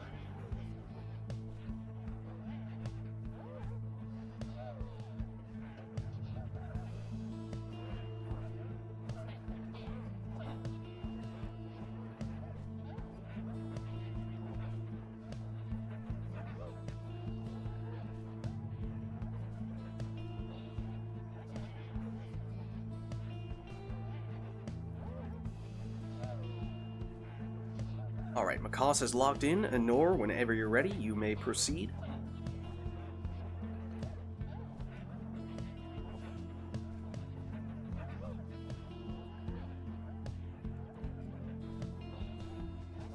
Choose.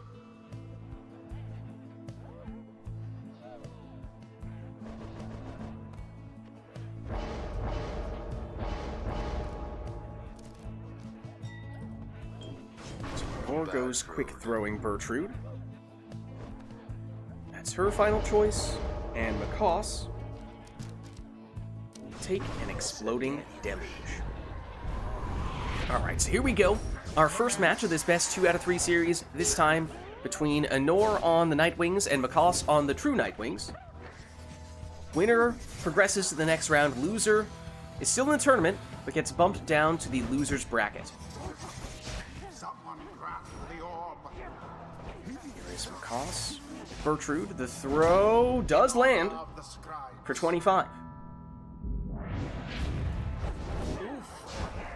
Bit of a stalemate for a second there between the two harps at the very beginning for the orb race. Ooh, Anor does manage to get the throw for a second there. It's just a little bit off to the side. You wondered if it was going to still hit, but it did.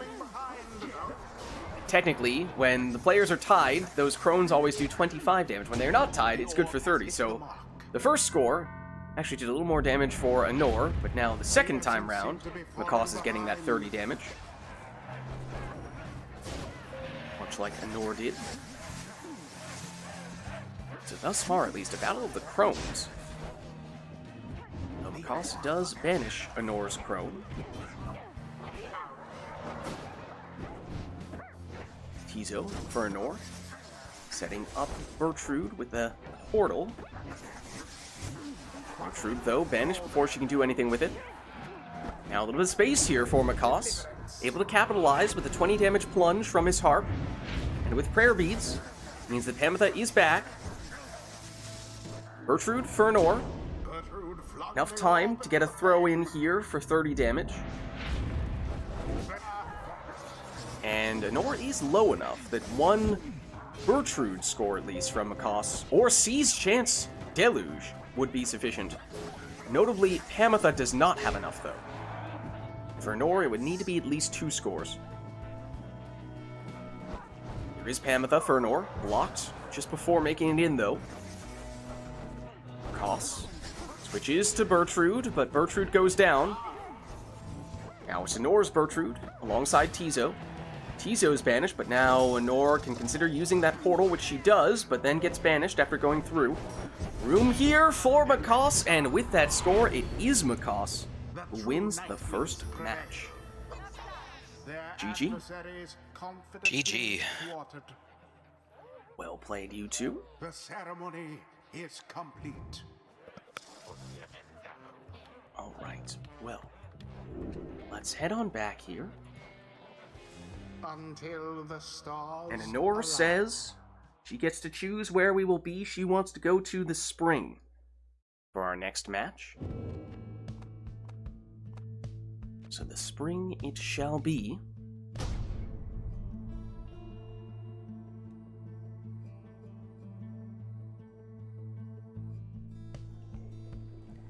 The Nightwings shall confront the true Nightwings.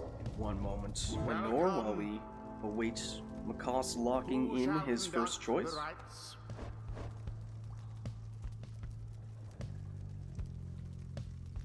Which he has now done. Whenever you're ready, Anor, you may select your first exile.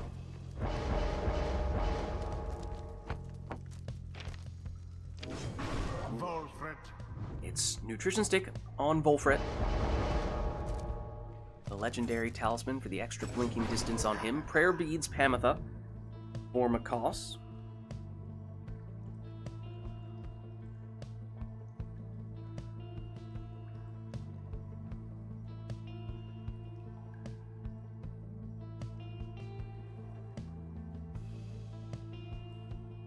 Okay, Macaws has locked in. Whenever you're ready, Anor, may pick your second exile.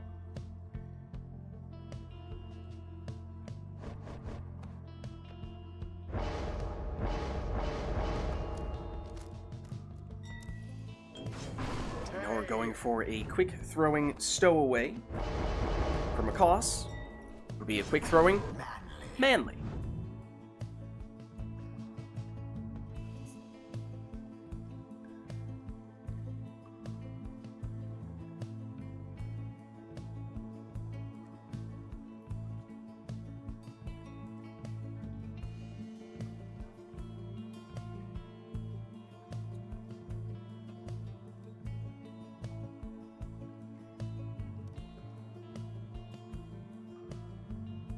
Macaws has locked in. Good to go whenever you'd like, Anor.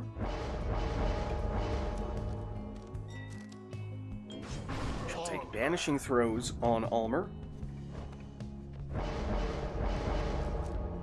Where's Macaws? We'll take Web Lanthorn on Messengerin. That's it. Now begin. We're here with the Stowaway. Uses the ninja strats, teleporting after the throw. And that sets up a 20 damage throw from the Stowaway. Of course, Macaws won the first match in this best 2 out of 3 series, so he just needs one more to advance. Whereas Anor would need to win 2 in a row. But remember, we're still in the winner's bracket here. So the winner does advance, but the loser is not eliminated. They nearly move to the loser's bracket. Series of explosions near Macaws' Pyre. Stowaway's throw intercepted, but she gets it back, only to then be banished. Here is Macaws. Has the quick throw on Manly, courtesy of that talisman, and that facilitates getting that off for 25 damage. Anor moving in aggressively with Volfred, but comes up a little bit short there. Orb inadvertently hits Macaws' Pyre, bouncing back out, but Anor retrieves it and then throws that one in for 20.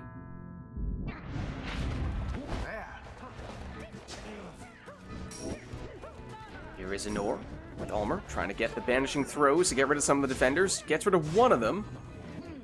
But now Anor is defenseless, at least for a brief moment there. Anor intercepts the throw. Now has it here with Almer, again trying to banish with the throws, but Macaws just barely dodging it. But on the second attempt, Anor does get a 20 damage throw off here. Fred blinks to the other side, but banished before he can get the throw off. And Anor's first throw comes up a little bit short, but on the second throw, she does get that one to work for 20 damage, and it does mean one more score is potentially all Anor needs to at least reduce all of Macaws' starting Pyre life. Now, I don't recall as to whether Macaws took any rekindling on his sap. Everyone down on Anor's side does slow Macaws down, but does still manage to get a 25 damage Manly throw. Wolfred banished for Anor. Again, Anor trying to claim some victims with the banishing throws, gets one, but then loses all of her exiles as well. Now, Volfred gets pushed out of the way. So Macaws able to plunge there, and now at this point, I don't think Macaws has a way to do 30 damage with his setup, so he's still at least 2 scores away, whereas for Anor, again, it could just be 1, barring potential for rekindling from one or both of these saps.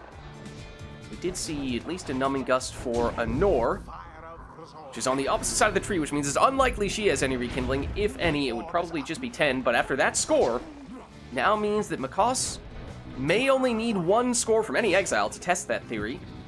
But it is Macaws who's defenseless here, and Anor needs to decide, is she willing to plunge here? She is. She doesn't need to worry about losing that exile, because there was no rekindling. That was the deciding score. Anor wins the match and ties the series 1 game apiece. GG, that was a good game. GG indeed. Well played, you two, and that means we are going back for a sudden death match here. Macaws, you are now choosing the arena. You are just not allowed to take the location of your first victory. Do you have any preferences?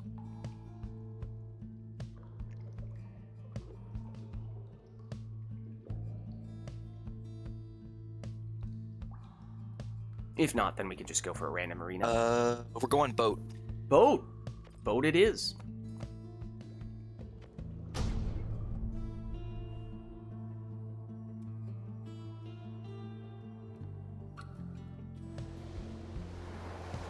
The Night Wings shall take on.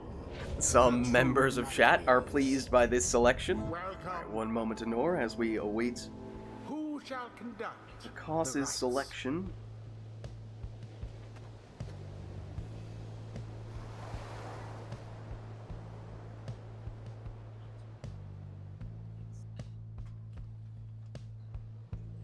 Okay, Macaws has locked in. Anor, you are good to go whenever you're ready.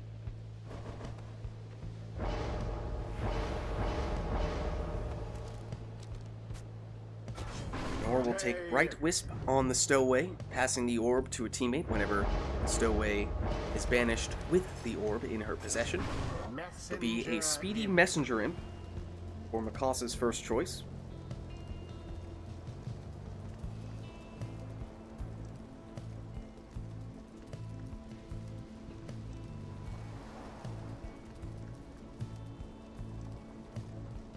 Okay, Makassa's locked in his second selection. Anor, you may proceed.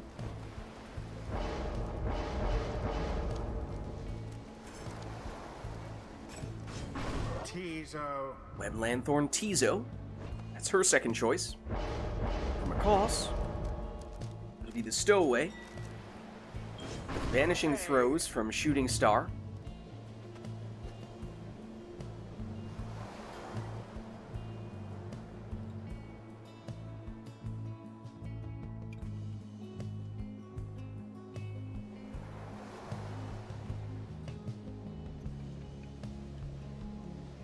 Alright, Makass has locked in his final choice.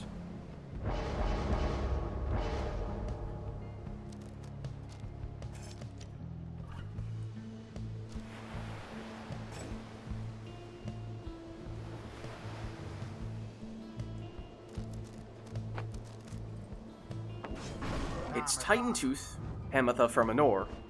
Whereas for Makass, it is what we almost just saw Anor taking, Prayer Beads on Pamatha. So here we go for the deciding match of this series. It is tied up 1-1 between Anor and Makass. Anor getting us started with a 20 damage plunge here. Winner moves on to the next round. Loser is not eliminated, but gets moved down to the loser's bracket.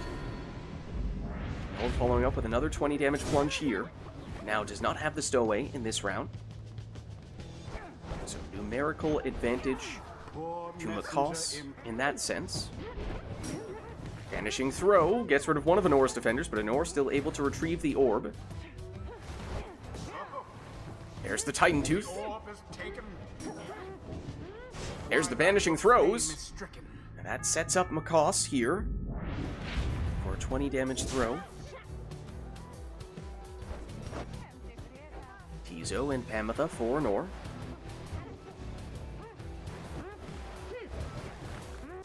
Stowaway banished. There's the Bright Wisp activating, automatically passing the orb to a teammate. And it's Pamatha plunging here. Quick banishments as both players send their savages straight in for the orb.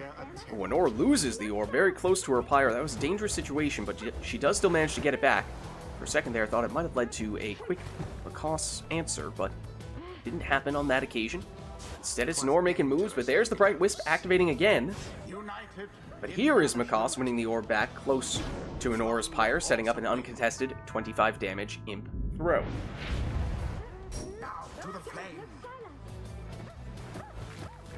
Some boat magic of the Imp variety that time round from Anor's Tizo. He's just hanging out there, but in the meantime, Stowaway was making moves. She got banished, but again, automatically passes to a teammate. And now there is a fairly advanced portal for Pamatha to go through, setting her up for a 20 damage plunge. But she did not take Prayer Beads. Remember, Anor switched over to the Titan Tooth, so that means Pamatha is gone in this round, but one score might be all that Anor needs here. Hesitation move from the Stowaway. Throws off Makass's rhythm, and with that, sets up the winning score. GG. GG. Well played, you two. Alright, and that means that with that win, Anor takes the series 2-1. GG, you two. Until the next Rite.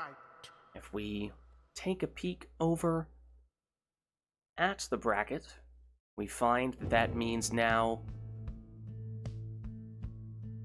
Anor has advanced. She will face off against Korra in the future, but our next matchup, we circle back over to the losers bracket where we will find Iroder and Phaler facing off against each other. We're getting close, guys. Hold on. One moment. That's what? Final So, we're getting close. We're getting close. Not quite in semi-final territory just yet, but we're almost there. Okay, so let me get some invites out. This time for Iroder and Phaler.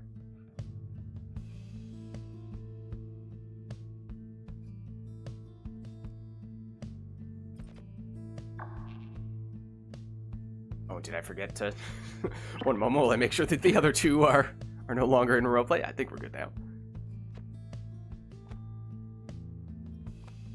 I'm player 1.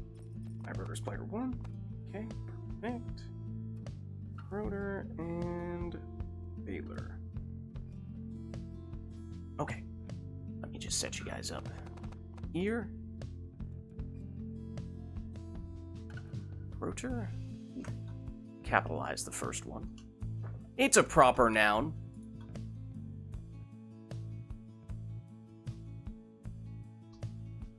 Phaler here.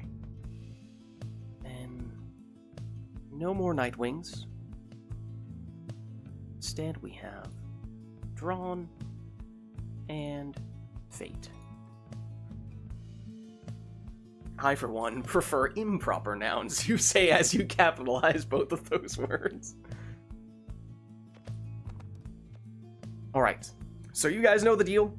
Best 2 out of 3, random arena for the first match. We are in the loser's bracket, which means the winner moves on, but the loser is eliminated. So let us begin. Oh, hold on. The screen is frozen on my end. Fortunately, we were just on the title screen, the setup screen, so not a huge deal. Versus there we the go. Fate. Welcome. Okay. One moment, Who I shall wrote her. conduct Let's just the rites? make sure that Phaler has a chance to lock in. We are at the Ridge of Goal for this one.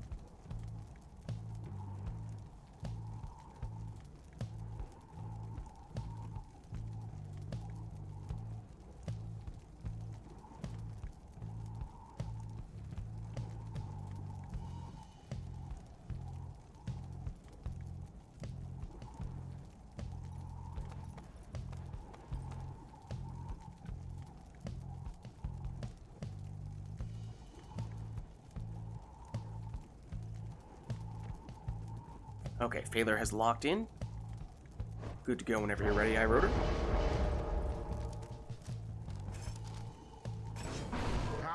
Prayer Beads Pamitha for Iroder. And, well,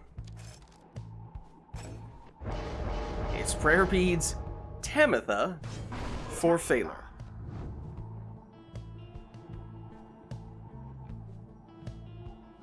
Alright, Phaler's locked in. Good to go whenever you're ready, Iroder.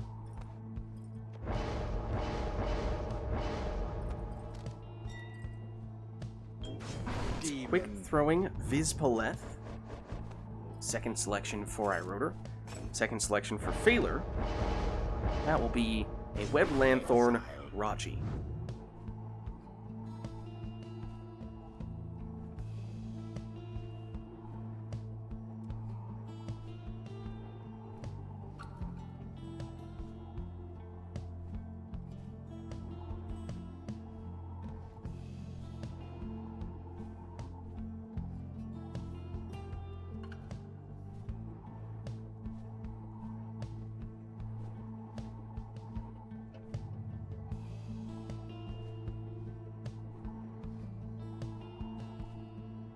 Alright, Phaler's locked in. You may proceed whenever you're ready, Iroder.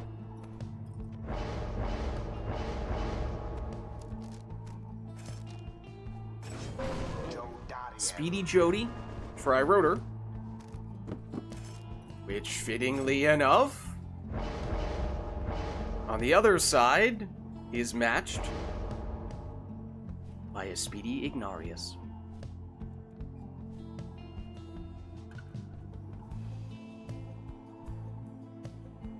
The stream is a little bit low quality right now. Frame rate's pretty low. I'm just kind of waiting to see if it stabilizes. Okay, if you'd like, I can uninvite and reinvite you. Don't know if that'll help. No, don't do that. I'm good. Okay.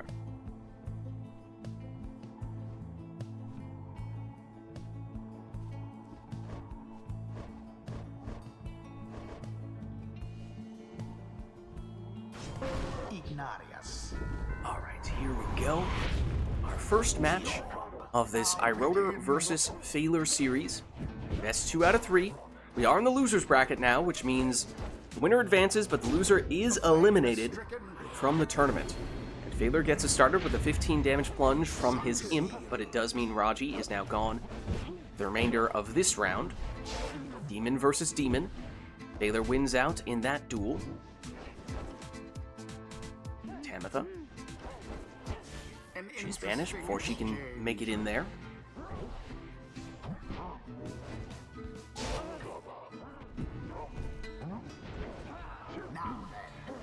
I wrote her with Vispalette. She goes down as well. Little room here, perhaps, for Ignarius, but he gets pushed into the corner and ultimately banished. Jody. Uncontested scoring opportunity here if Iroder is quick enough, and he is. Has to cut that slightly short, though. 27 damage rather than the full 30. May prove to be statistically insignificant, but only time will tell as to whether the 3 damage Iroder left on the table does make a difference. Phaler plunging for 20 here. Raji back to Tamitha, now has a portal to go through.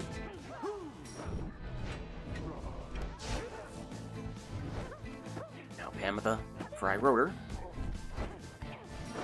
Switches in, setting up a Jodariel 30 damage plunge. And Jody was gone in that round, but Iroder didn't need her on that occasion. That time it was a harp plunge from Tamitha for 20. Iroder. Vanished there. Phaler does have a portal, but Iroder is aware of this. Phaler goes through it nonetheless. Trying to knock back, stun the defenders, but can't quite make that happen, so Iroder gets the stop and is now on the attack here. Plunging for 20.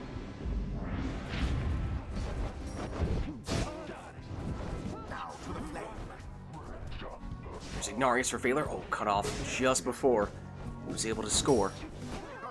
Harp versus Harp. Phaler wins that duel. And converts that into a 20 damage Harp plunge. Jody knocks back the defender. That sets her up for a 30 damage plunge, but Phaler's still holding on. Does, however, mean 1 score from Iroder is likely all he would need here. Phaler plunges for 20 with his Harp. Harp's duel in the middle. Iroder swaps out into Jody, but Jody gets banished. As does Vispalette, but now Tamitha for Iroder. Banished here, and at least for a split second, Iroder was defenseless. Does get someone back in time to cover that portal.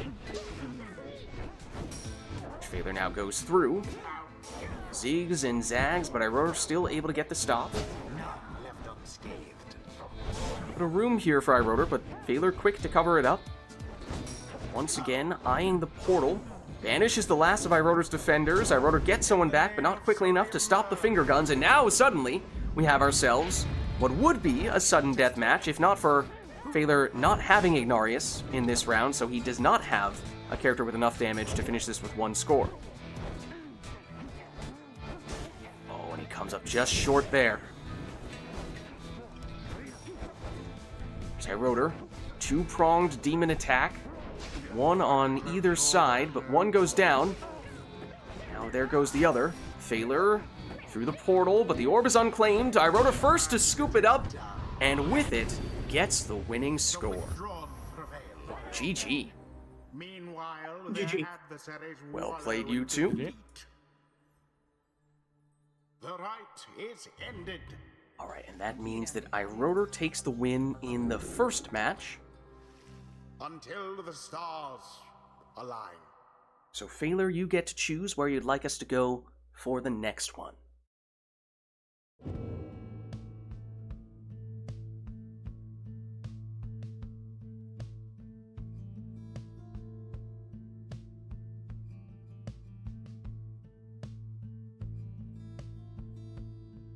If you don't have a preference, then you can always just leave it random.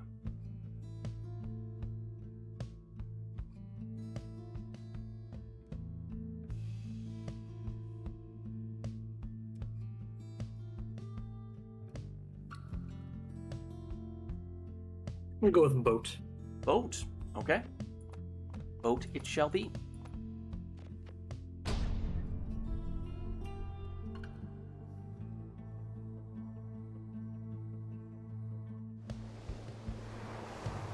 The withdrawn versus the fate. Welcome. All right. Who One shall moment, conduct iRotor, as we the await rites? Baylor's first selection being locked in.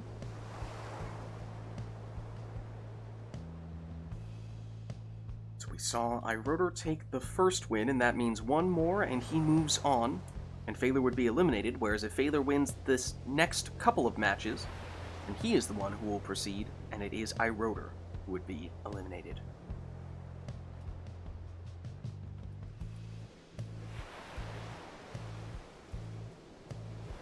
Sent in my selection. Oh, okay, that's weird. It's a little delay on my end. Your decision. Okay, but it is in. So now you are good to go whenever you are ready. iRotor. The prayer beads on Pamitha for him.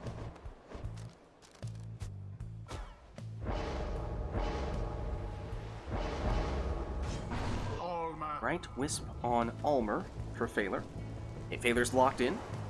So good to go whenever you're ready, iRotor.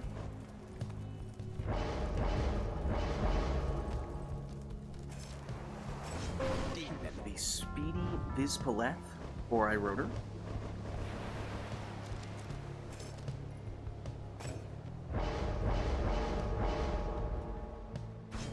Prayer Beads Pamitha, or rather Tamitha, for Phaler.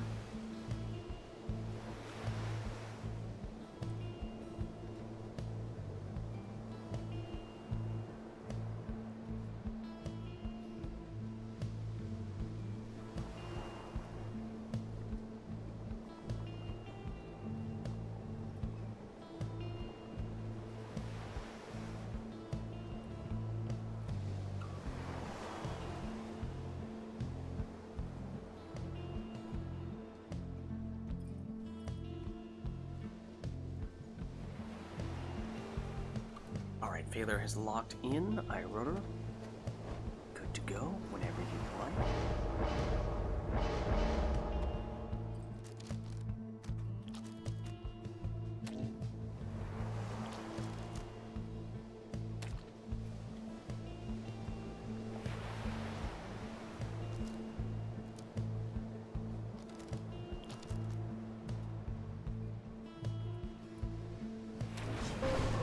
The Leeching Ignarius for iRotor.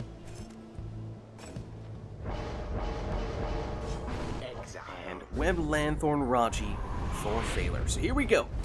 As I was saying, the second match of this series between iRotor and Phaler. Since we are in the loser's bracket at this point, it means the winner does advance, but the loser is eliminated.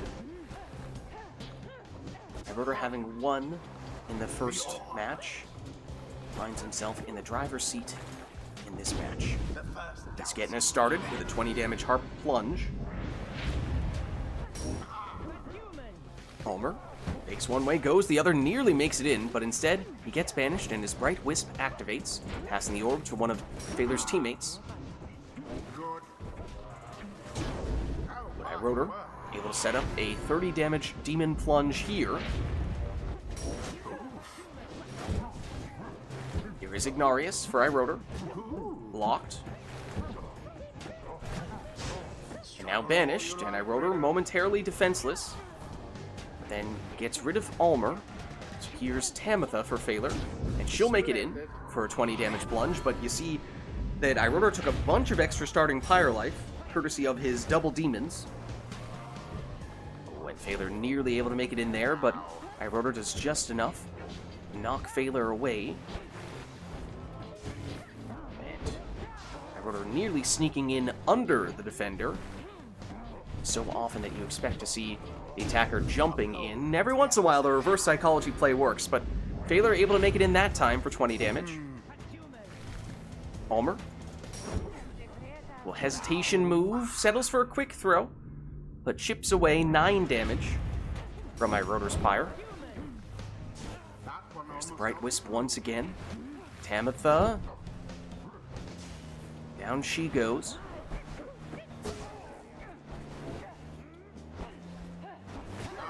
Harp versus Harp, but then Iroder switches out into Ignarius, but he's banished. Tamitha for Phaler. Blocked. Then switches into Raji, who banishes one defender, then sneaks in another quick throw, good for 5.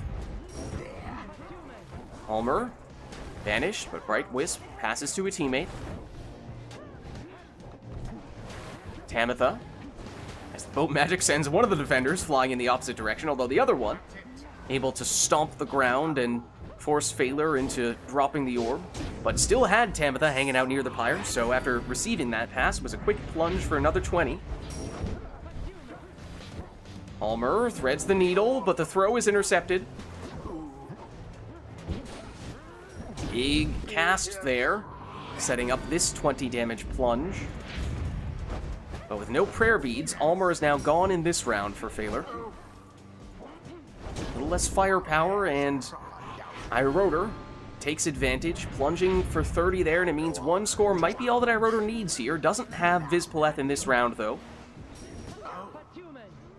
Phaler almost got the orb there in an advantageous position. Does so now. Here's Tamitha, makes a point of plunging with the prayer beads exile, so Phaler's still at full strength. There's Vizpaleth for Iroder.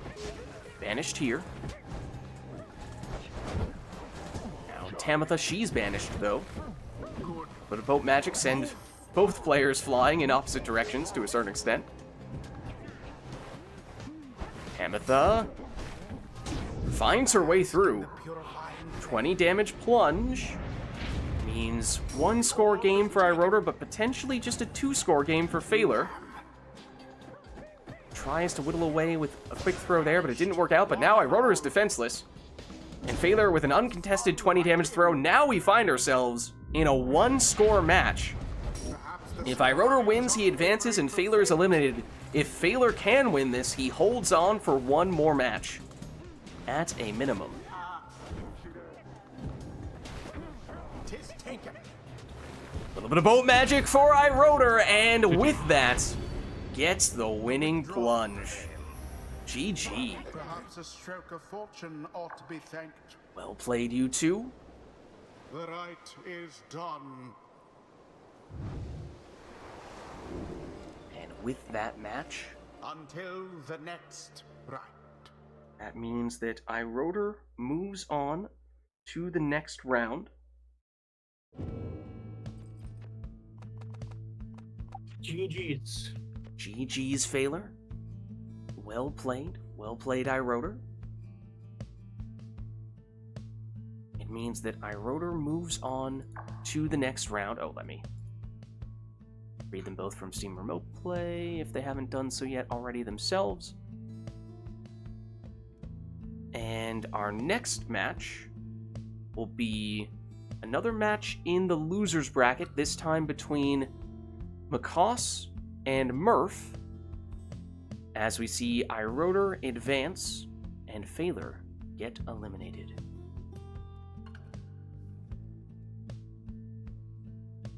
Let me get the invites out. Macaws and whoops. Murph. Boat demons never cease to amaze me. Indeed. Indeed.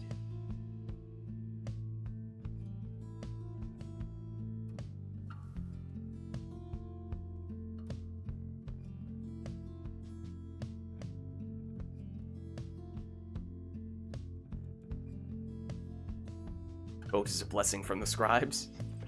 Some might say.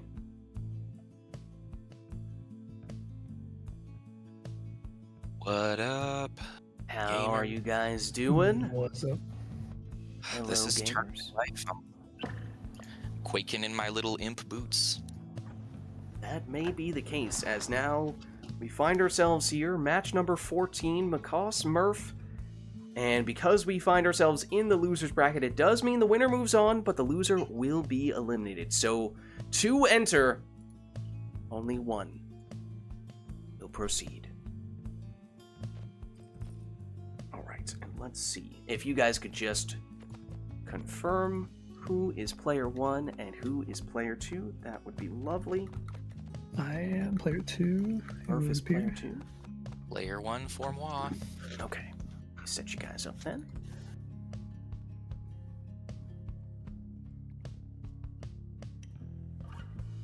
Cos here.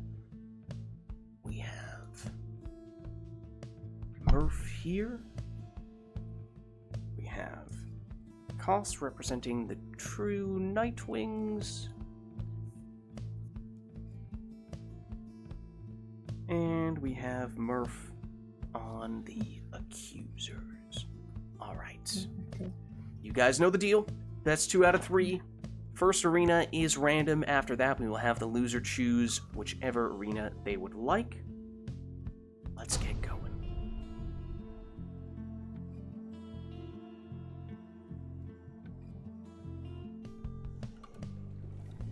The true Nightwings shall now face the accusers. Welcome. And Macaws, one moment as we find Who shall conduct Murph. I don't is- have any movement in my joystick area. Uh-oh. Let's just see. Want to try the pause unpause method? Oh, there we We're go. moving. We're moving. All right, we're in. But if you could wait just a moment for confirmation from Murph, waiting for him to lock in his first selection here. Okay, Murph is locked in. Macaws, you are good to go. Also, the placement of your cursor there was such that it you had it perfectly centered around his eyeballs. Something about that was very I unsettling. tabbed back in and I saw it and I couldn't tell what I was looking at. It's keeping an eye on you guys. Indeed, but good to go whenever you're ready, Macaws. Alright, it will Great minds be think alike.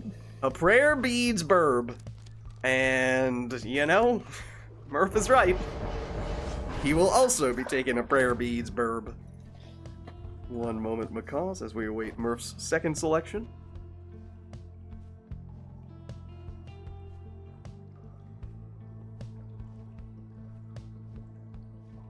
Second selection on the right side is bottom guy, right? Good question. I think so. I feel like I was on right, like left side, left side. I believe that is the case. Don't hold me to that, but I'm pretty sure that's true. You've messed up your letters. I give you my explicit permission to take what you meant versus what you said. Okay, Murph is locked in. Good to go whenever you're ready, Macaws. Oh, I should have locked in mine, huh? I mean, you have as much time as you prefer. That is true. That is very true.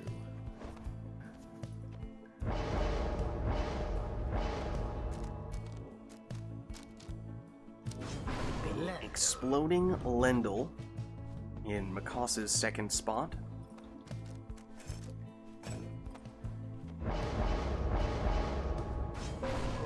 Speedy Jodariel is Murph's second choice.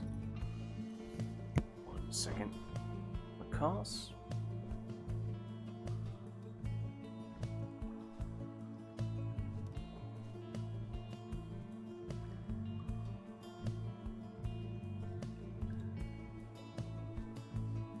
Apologies if y'all can hear my dog.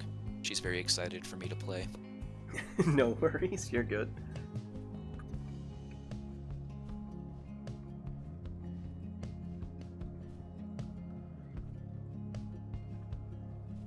Alright, Murph has locked in. Macaws, you are good to go whenever you're ready.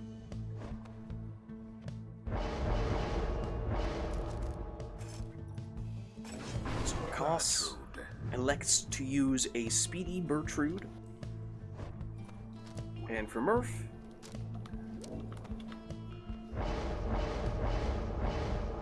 Alright, good luck. Vengeful Vow Deluge, and here we go. Macaws versus Murph. Best 2 out of 3. Winner moves on, and loser is eliminated.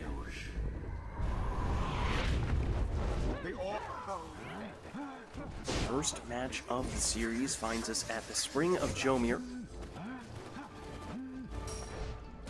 Murph with a stunning claim just in time, just before Pamitha arrives, which means she was the only exile able to move, at least for a bit there, which almost led to an uncontested scoring opportunity. Got her most of the way there.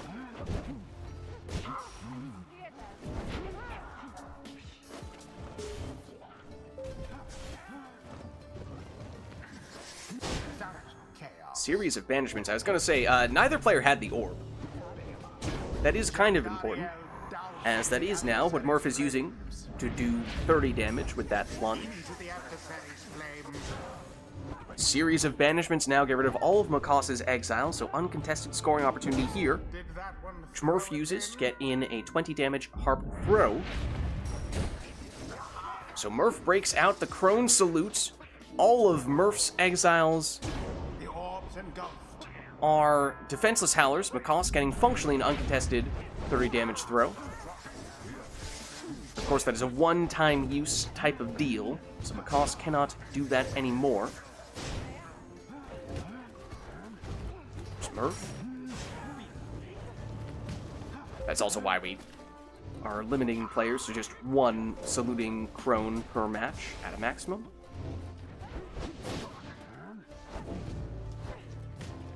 Murph with Pamitha. Harp pushes. Plunging in for 20. It does drop Macaws down to just 10. Which means one score might be all that Murph needs here. And here is Murph with the winning plunge. The accusers prevail. GG. GG. Well played, you two. That was rough, boys. It's complete. Alright, well it means that Murph takes the win in the first match of this best 2 out of 3 series. So we'll head on back, and Macaws, you now get to choose which arena you would like for us to visit next.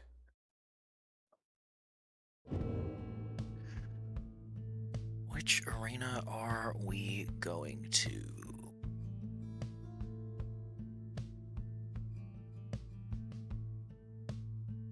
And if you don't have a preference, we can always stick with random, but up to you. Let's go Fall, please. Fall of Solium. That is where we are headed.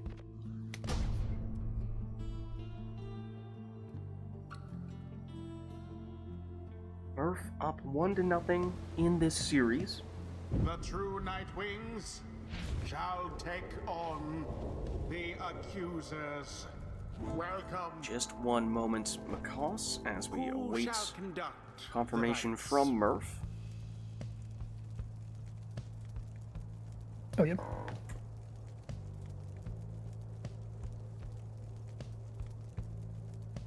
I was sent it in caps and got embarrassed. So I had to backspace it. No worries. Alright. Murph did not yell at me in his DM, and he has locked in.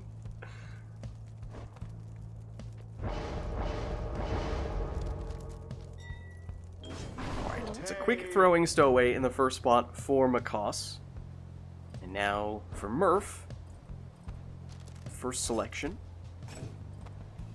The Prayer Beads Pamitha.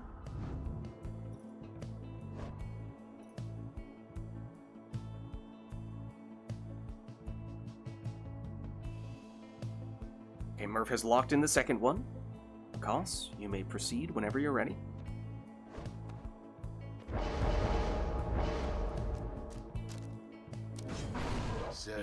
An exploding deluge for him. Whereas on Murph's side, looking at a Speed Demon Jodariel.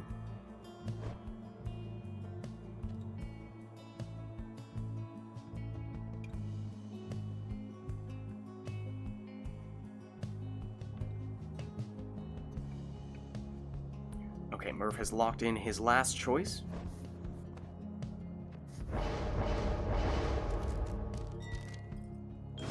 Koss goes banishing throws on Ulmer. And for Murph's final choice,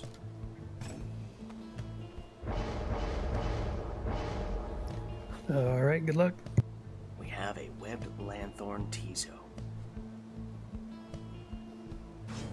Okay, so we had Murph win the first match of this best 2 out of 3 series, which means 1 win and Murph moves through and Makoss is eliminated, but it is Makoss scoring first here.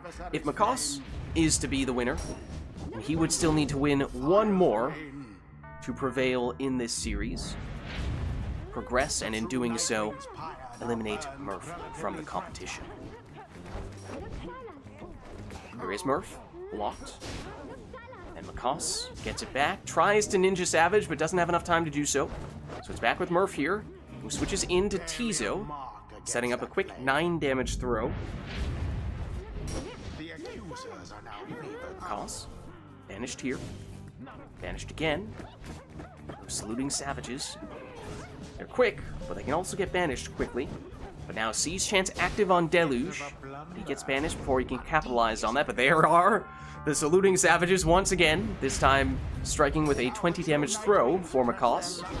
Does so again here.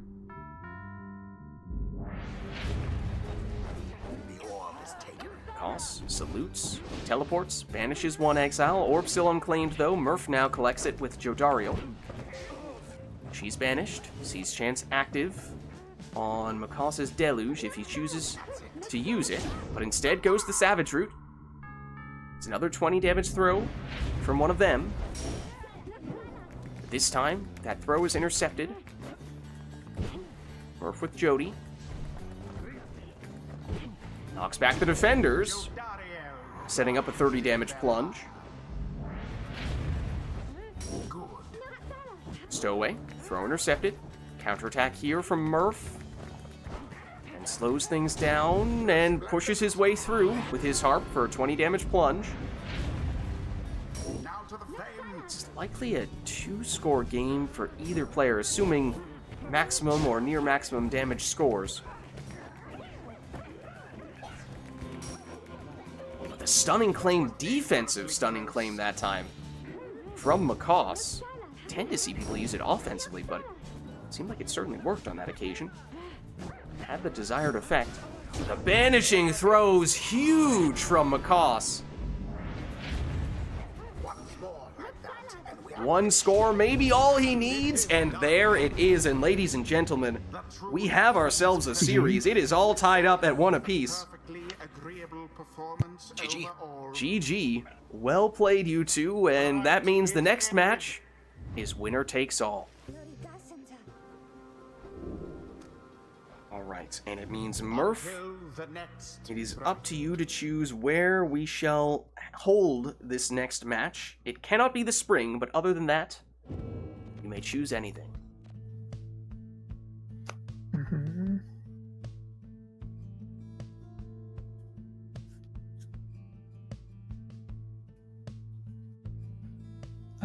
Take me to Glade of Lou. Glade of Lou.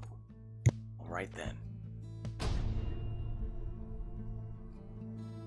So we have 1 win for each of our players here. That means whoever wins this moves on. Whoever the loser is eliminated. Shall confront the accusers. Stakes are high. Welcome. 1 moment, Makoss. Okay, we do have Murph locking in his first choice, so you are free to take your first selection whenever you're ready.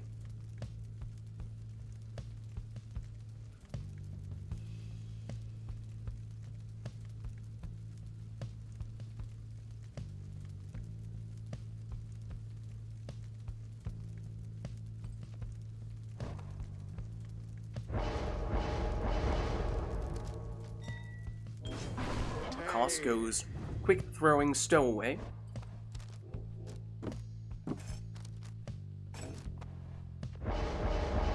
Murph will take Prayer Beads Pamitha.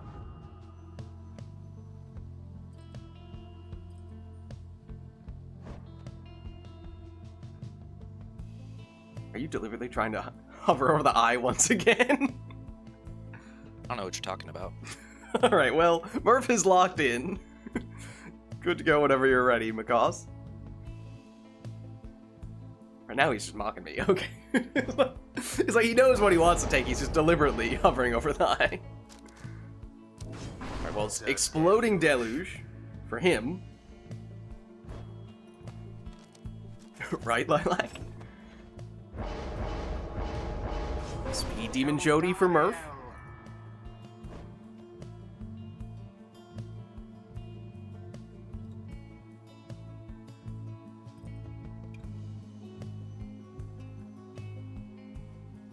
Alright, Murph has locked in. Whenever you're ready, Macaws, you may proceed.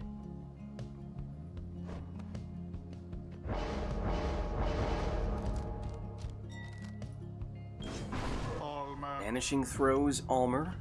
That's Macaws' final choice.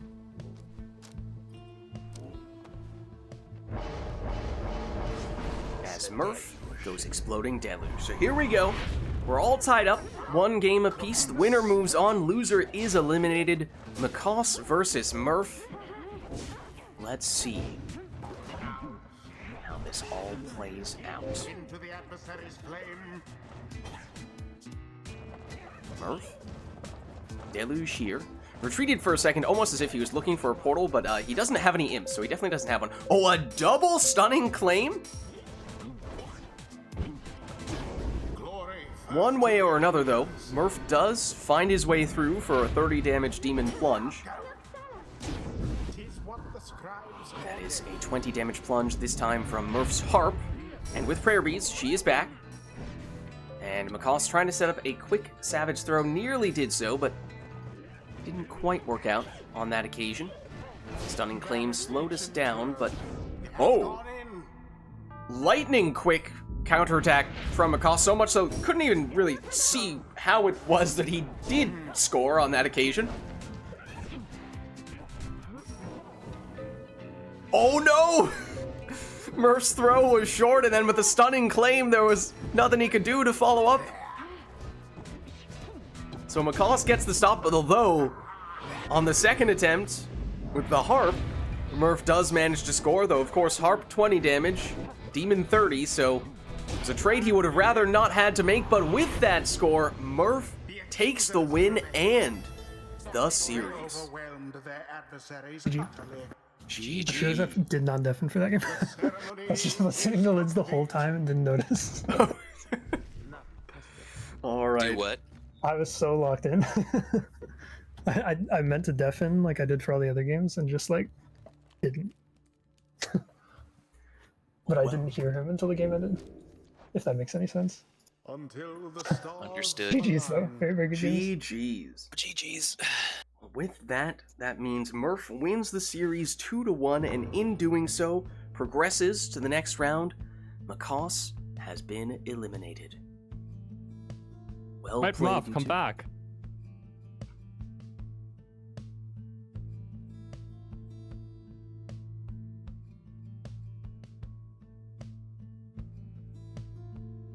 Oh, does Murph would technically be up next? Let's see. Let's take a look at the bracket. Do we want to switch around the order just to give Murph a quick break here? I think that might make sense. Yeah, it would otherwise be Iroder versus Murph, but just so that we don't have Murph going twice in a row. If that works for you, Iroder. Is that okay?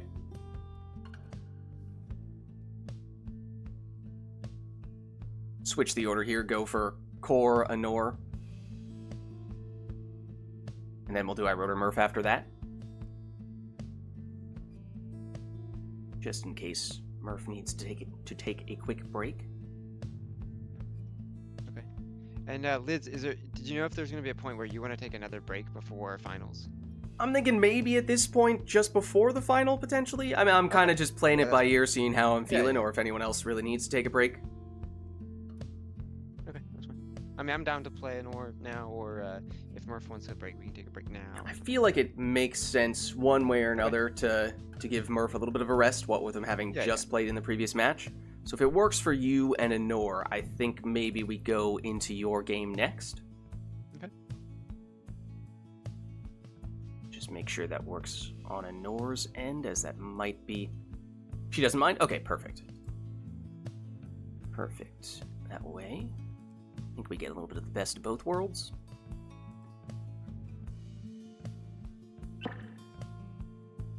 Okay. So yeah, slight shuffling of the order here, but one way or another, I think it's still... Murph, you gotta leave. Murph. Oh, I can kick Murph. Kick Murph. Sorry. Get that guy out of here. Get him out of here. All right. So we'll go Core, Anor here, and for what it's worth, I guess I'll put the bracket We back need up to for a fix second. my controller, by the way. This is the winner's bracket. We're back in here. So this actually means that this is still... the winner will advance, of course, and in doing so, the winner will move on to the final. The loser will still be in. They'll move to the loser's bracket, and the that person will face the winner of Iroder versus Murph to determine who the other person in the final will be. So we're getting very close now. Very close to the end of the tournament, but this is technically not an elimination series here. But it is an opportunity to earn a ticket to the final. And what was that, Core? You said your fix controller was... my controller, yeah. Is it behaving now, by any chance? Oh. You might just be player 2. Yeah, you didn't fix it. I can I'll do replug. Okay.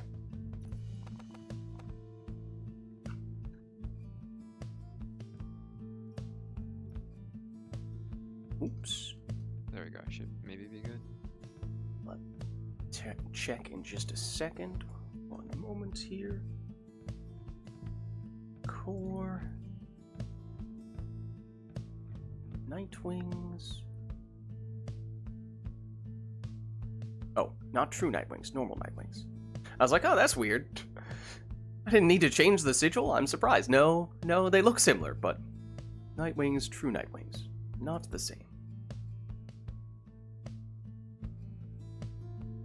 Alright, there we are. Just double check Core. I cannot. I don't know if you want to maybe like do no customize or something like that, just to go in real quick. Or I mean, since we technically had... Oh, what is this?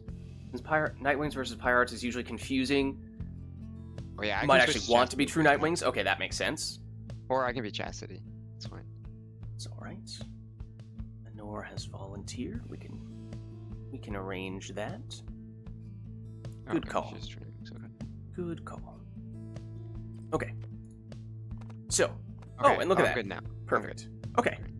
So you guys know how it works. Best 2 out of 3 here. Winner advances to the final, if I'm not mistaken. Loser is still in, but they move to the loser's bracket. So, first arena will be randomized. Let us see where we end up.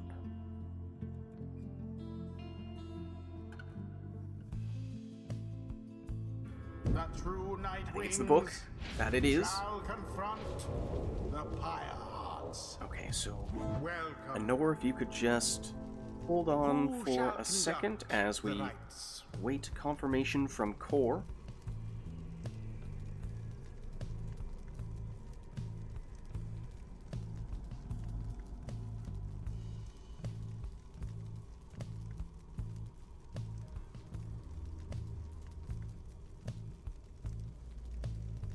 As we have, for what it's worth, in this match, a matchup between the previous tournament champion and the runner-up of the previous tournament. So, bit of a rewinding of the clock here. Some 2 titans of multiplayer Pyre. All right, Core has locked in.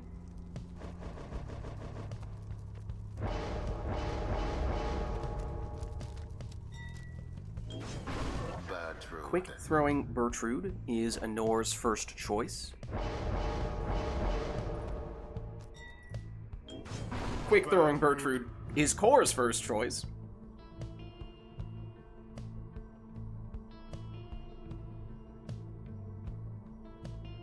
Core has locked in. you ready, Nor?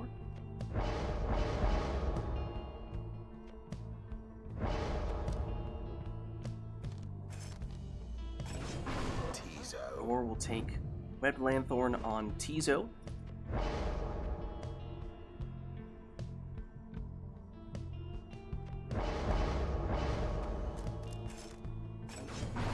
This core is going the Speedy Messenger Imp.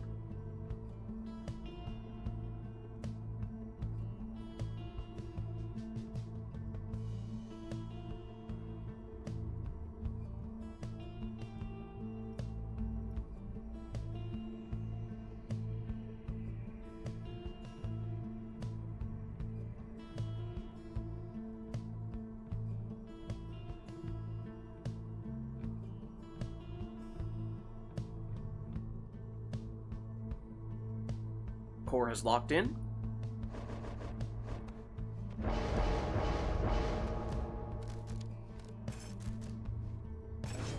Core will take Prayer Beads Pamitha, and Core will take another Imp, though this time, careful you missed Mastery. Yeah, just taking what I wrote. Okay.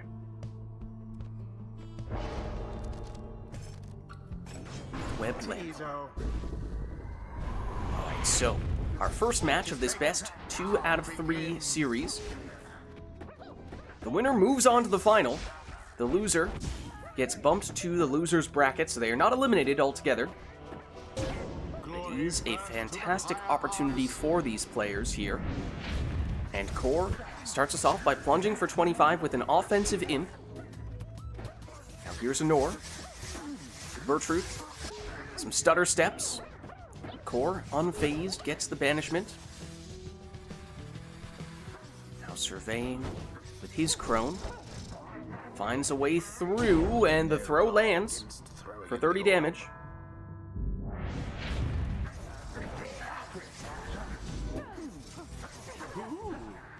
Ooh, huge explosion there, getting rid of all of Core's exiles, meaning an uncontested scoring opportunity for Nor, which she converts into a 30 damage crone throw.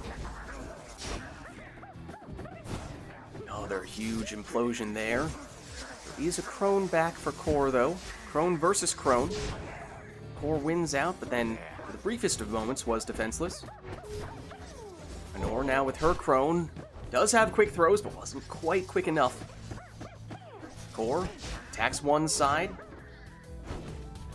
Nor gets the banishment, and Harp pushes her way in for 20 damage plunge. Huge banishments.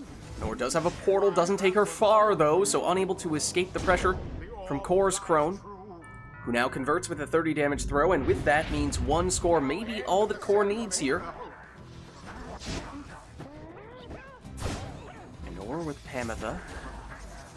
Now Bertrude through the portal. She goes one side, Pamitha goes the other, but now Pamitha retreats, only to then go back through the portal. But she's banished, and with that plunge, Core is the victor. Their adversaries confidently thwarted. GG. Well played, you two, and that means that Core takes the first match in this series. Until the next Rite. And Nor, you may select which arena you would like for the next match to be in. You say the Glade of Lu is what we will take here.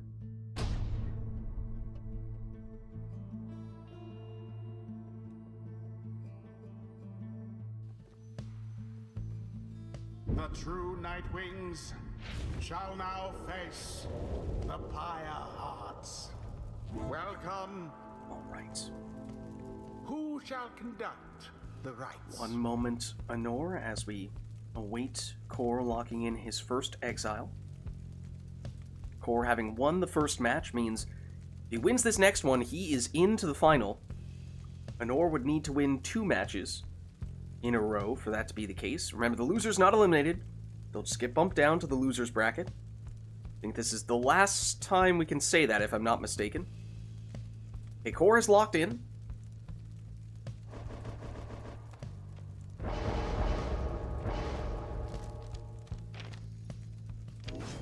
his nutrition stick, the legendary lose bow for Volfred in Anor's first spot, the extra blinking distance from that. For his core, we'll go also legendary, Aura's scale, for the extra jumping distance on his worm. Core has locked in. You may proceed whenever you are ready, Anor. She'll go quick throwing stowaway. Whereas Core will go quick throwing prone.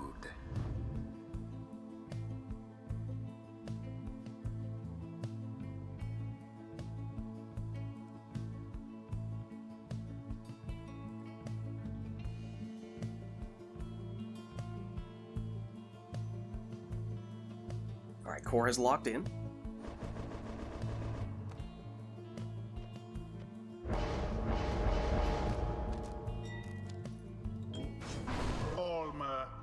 Almer is the last choice for Anor.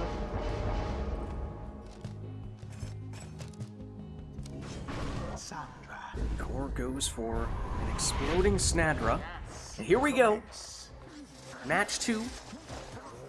Where we find ourselves in the Glade of Lu, as per Anor's preference. That throw from Core lands for 15.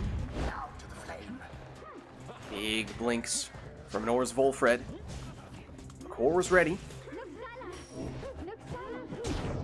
Here's the Ninja Savage for Anor, striking with a 20 damage throw. Everyone down on Anor's side. Core is slowed. Waits for the opportunity, but that throw, does still land for a second there. It looked like that was going to be short. Core gets the full 30 out of that.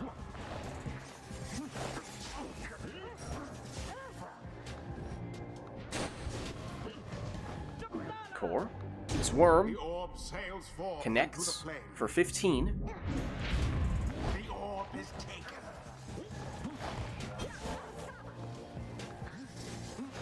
Or with Volfred. Links straight in with the help of that nutrition stick, as we like to call it, and then the quick follow-up from the Ninja Savage strat. The Essence adversaries gained an edge. Volfred again, but he's banished this time. Core with an unblockable prone throw. That one's good for 30. It drops Anor down to 10. So it does mean one score might be all that Core needs here. Then again, of course, Anor, if she has any rekindling from her sap, may find herself with some rekindling here. Here is her sap. Oh, and was looking for the throw, just didn't quite have enough time for it. Core brings back Snadra. Snadra goes down, but takes out one of Anor's characters along with her. With the help of the Vengeful Vow. Core now with the worm throw and with no rekindling. That's all he needs. GG. Burns whilst that of their adversaries is but ash. Alright. Well played, you two.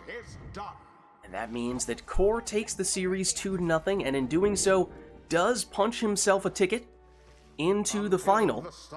But remember, Anor is not eliminated. She does still get bumped down to the loser's bracket, so we will still see her later on.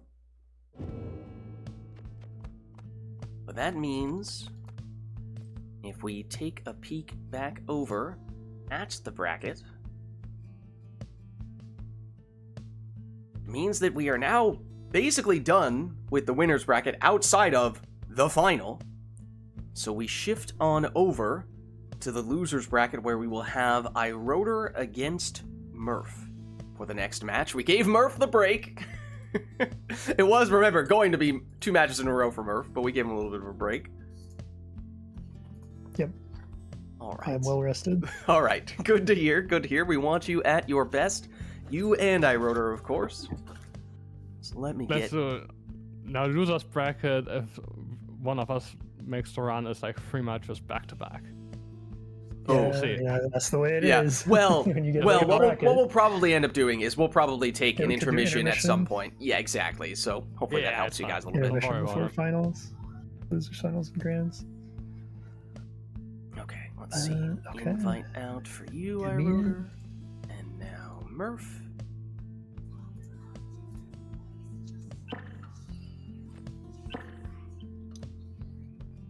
Alright, so if one of you guys could just confirm who's player 1, who's player 2, that would be fantastic. It says you're tabbed out, so I don't know. Oh, sorry. This would probably help. I appear to be player 1. Okay. Gotcha. Murph. iRotor. Okay. So, let me set you guys up here.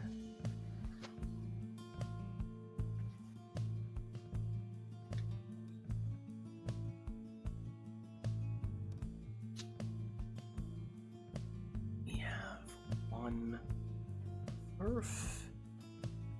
We have one iRotor.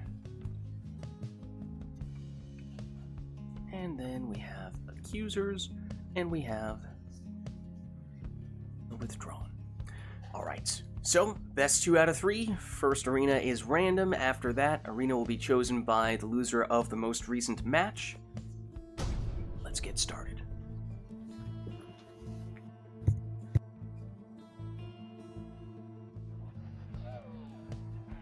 It's the Isle of Kalamer, based on those little imp squeals.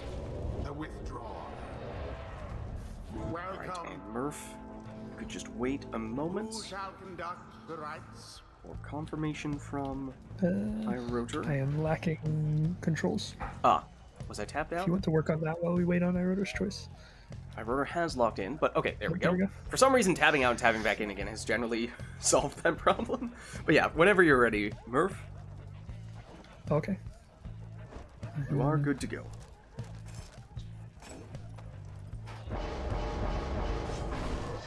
Prayer beads Pamitha for him.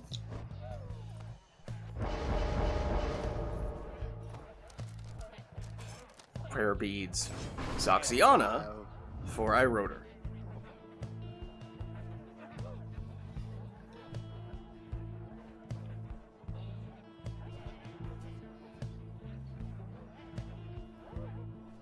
Alright, iRotor's locked in. Whenever you're ready, Murph, you may proceed. Yeah, I'm thinking.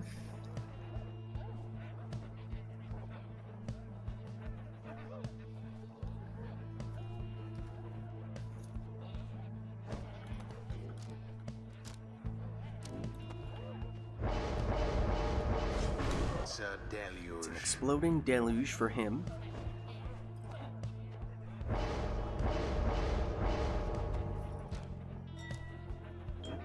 It's a quick throwing Vizpaleth for iRotor.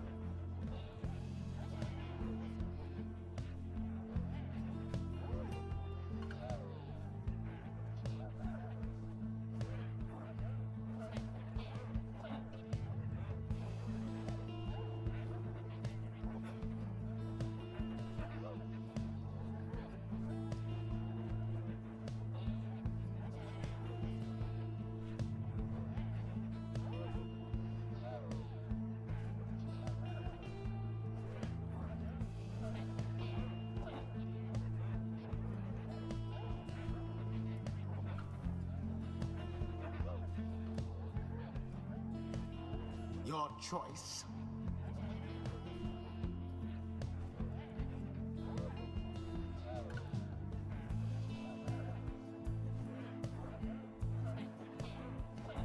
Alright, iRotor is locked in now.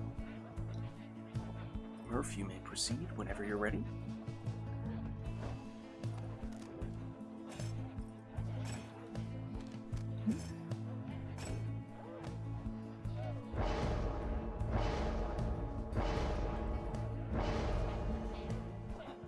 Alright, good luck.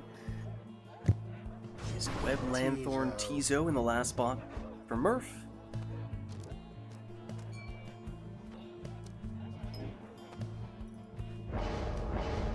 Whereas for iRotor, it's Typhoon Bottle on Palmas. So here we go. our first match of this best 2 out of 3 series between Murph and iRotor. We are in the loser's bracket, which means the winner moves on, but the loser is eliminated. The winner will face Anor in the semi-final.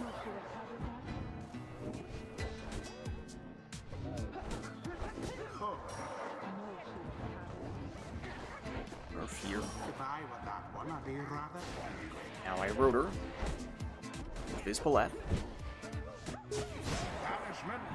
Series of banishments, and now iRotor is defenseless, but does slow Murph down with the Typhoon Bottle, but that's not enough to stop Murph here. Wall of imps in the middle of the arena, as tends to happen in the Isle of Kalimur. iRotor blocked here. Murph switches out, tries to get a throw off, but can't do so in time. Does set up a dangerous portal in the process, though. The orb is back with iRotor here. Now just Palmas and make it Zoxiana alongside him. She's banished, and that means more room for Murph, who throws this one in for 11.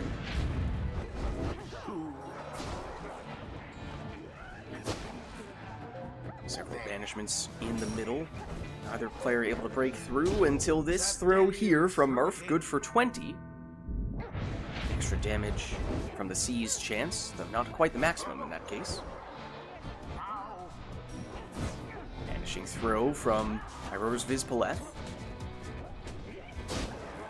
She goes down, as does Palmas. Typhoon Bottle activates and the orb inadvertently hits iRotor's Pyre, bouncing it back out. If not for that, Murph was close enough, might have still been able to plunge there. Does ultimately end in a 14 damage worm throw for Murph, though, and that means one score is potentially all that Murph needs. Except that iRotor does, in fact, have some rekindling, as you are seeing here. So he's not done just yet.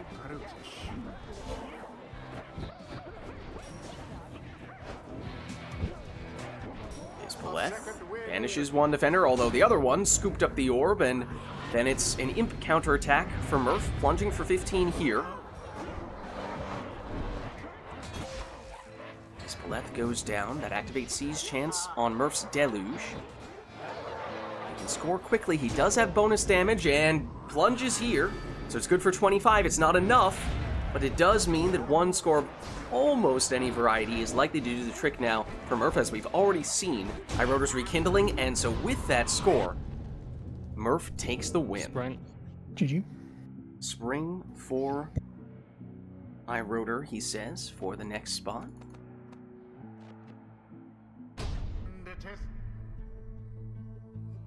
As Murph wins the first match of the best 2 out of 3 series. The accusers versus the withdrawn. Welcome. All right. Who shall conduct And the rites? iRotor has locked in his first selection.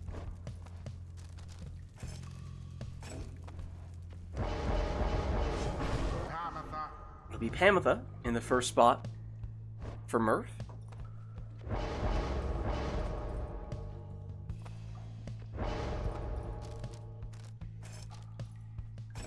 Exile. Prayer Bead Zoxiana for iRotor.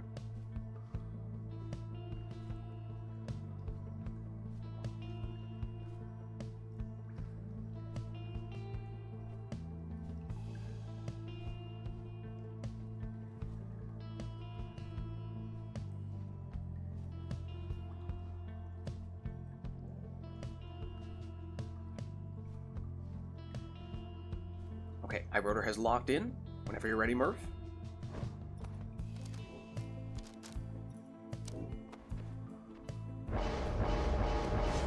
It's a deluge. Deluge in the second spot for Murph.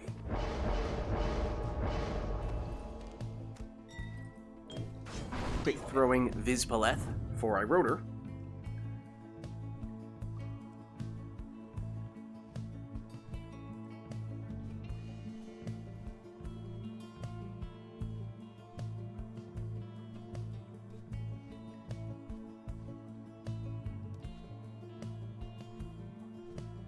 Alright, High Rotor's locked in. Murph, whenever you're ready.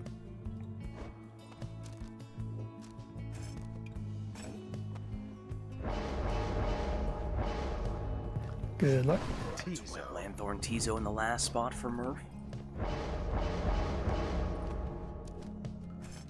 High Rotor will also take a Web Lanthorn Imp. So here we go.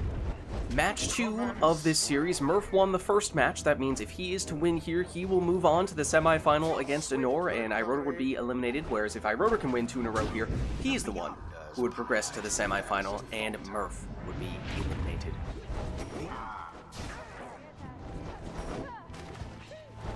Emtha here, banished before she can make it, and actually sacrificed one of the imps by switching with it and set up a pretty dangerous portal in doing so, but it is Irotor in possession here, so not much Murph can do with that portal just yet. Irotor, almost able to knock back all of the defenders. Now it is with Murph.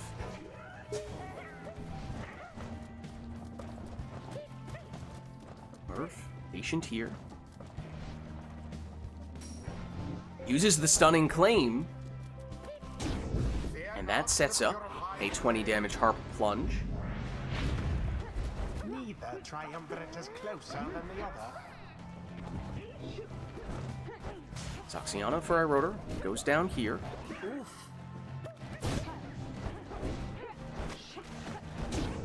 Then Harp Push from Irotor sets him up for a 20 damage plunge.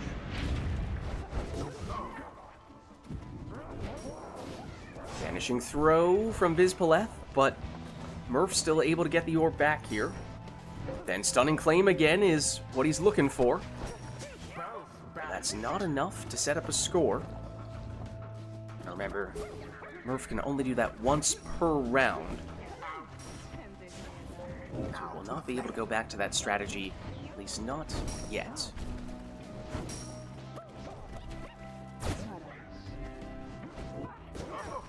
Irotor through his portal, but lost the orb. Here is Murph, trying to get the throw in, but Irotor was in position to intercept. Now has possession. A bit of an opening there, which Irotor capitalizes upon. Ooh, and Murph finds a small gap in Irotor's defense.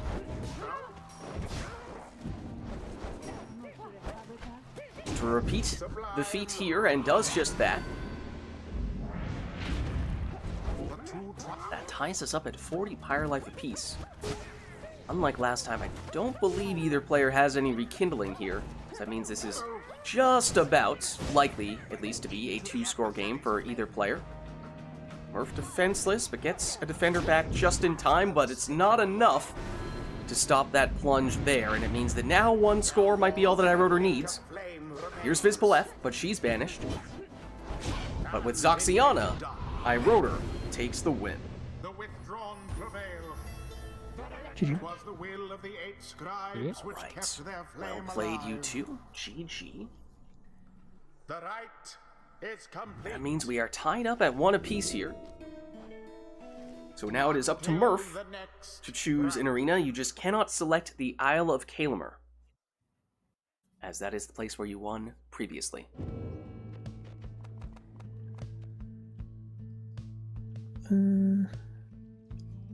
I'll go Glade of Alu. Glade of Lu is Murph's selection. Alright, so winner takes all in this match. Looking for the opportunity to play in the semi-final against Anor. The loser is eliminated. The withdrawn. Welcome. Who shall conduct the rites?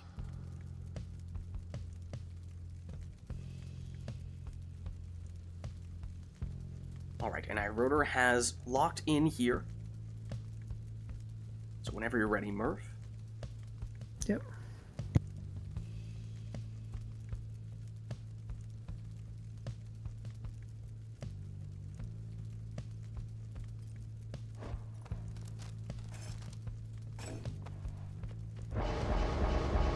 So he'll go Prayer Beads Pamitha.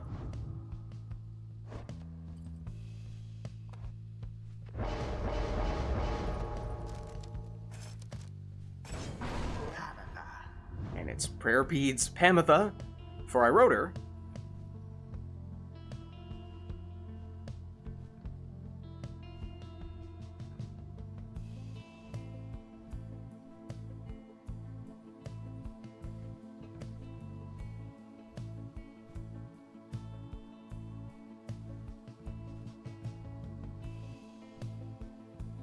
Alright, Iroder's locked in.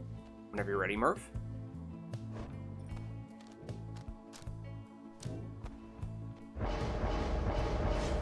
Murph goes Exploding Deluge.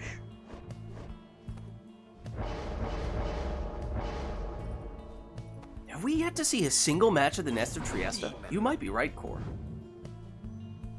That was a Star Splinter Demon in the second spot for Iroder.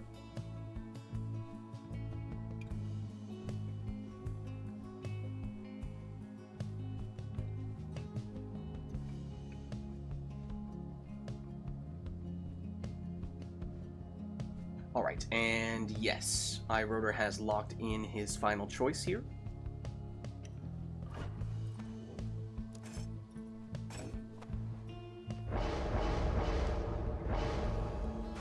Weblanthorn Tizo. That's Murph's final selection. And it's a Weblanthorn Raji for Iroder. So we are tied up at 1 win apiece here. At best, 2 out of 3 series, which means whoever wins this moves on. Whoever loses is eliminated. Here's Iroder. I'm pretty sure that was a normal aura banishment rather than a banishing throw, but oh, very quick counter from Murph there. Plunging for 15 with his worm, but does lose Deluge in the process. Big implosion there. Now it's Iroder who emerges from the chaos. A little out of range for that throw. Has to instead opt to banish the first time, but the second time, that one lands.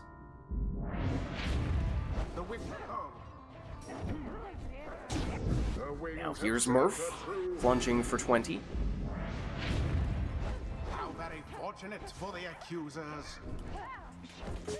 A deadly thwart drive.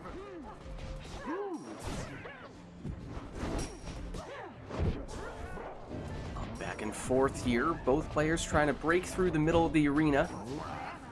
Iroder comes close, but not quite close enough. Here's Murph, plunging for 20.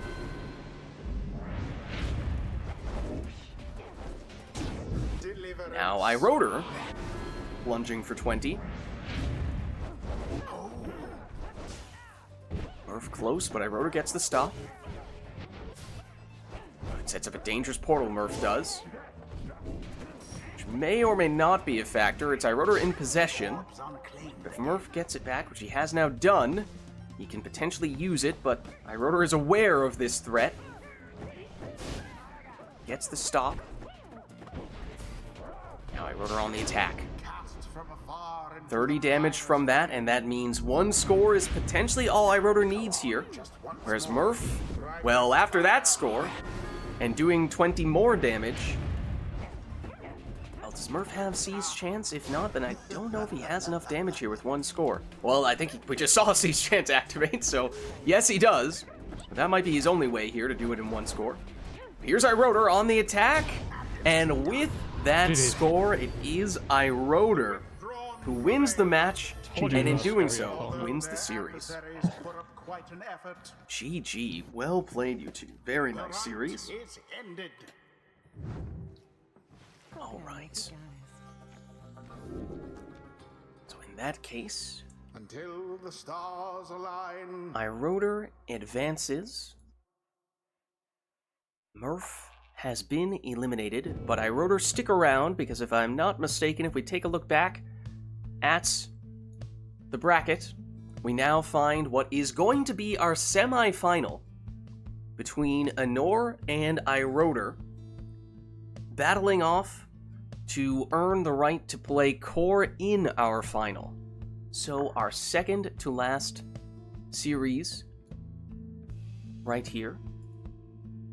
Iroder, do you need a break? Or are you good to hop back? I saw that you just disconnected, which May or may not have. Did you kick me or did I disconnect? I think you just disconnected in that case. Okay, I didn't leave. Alright. No worries, I'll just send you an I was invite. wondering. I'm not wanted anymore. No, that was not me. Alright. So, in that case, if you are both ready, it is Anor and Iroter here. I'll get you both some invites.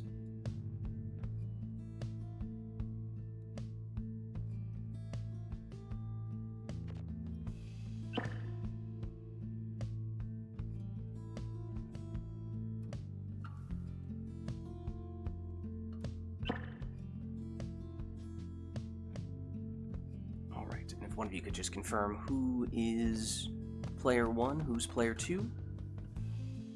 Oh, you switched around on me, Iroter. 1 second.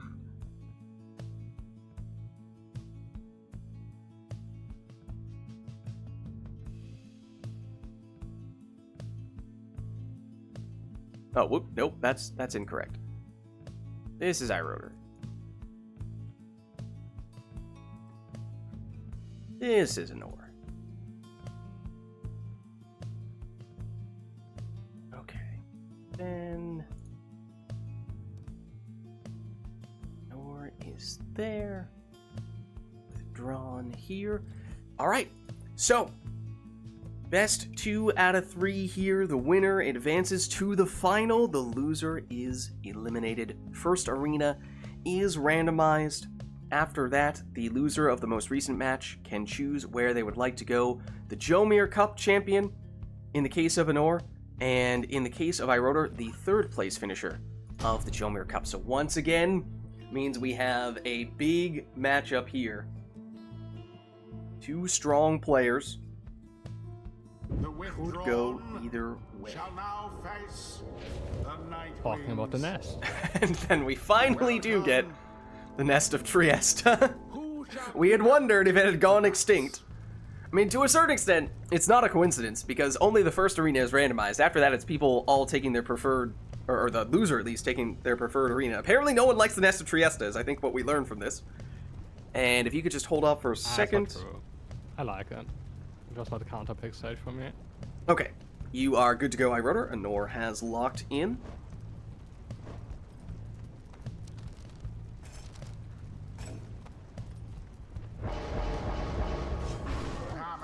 It is Pamitha first for Iroter, and in Anor's case,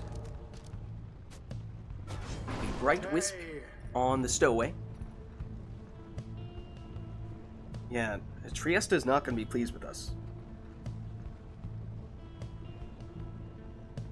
Should have picked Pamitha then.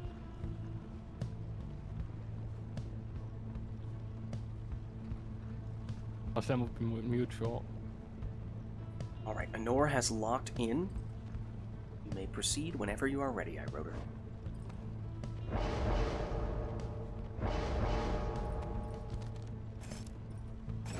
Demon. He'll take Speedy Vizpaleth.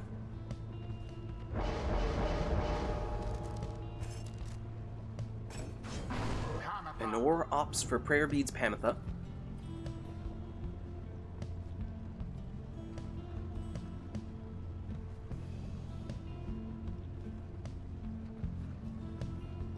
Alright, Anor has locked in. Iroter, you may continue whenever you are good to go. It's quick throwing Jody for him.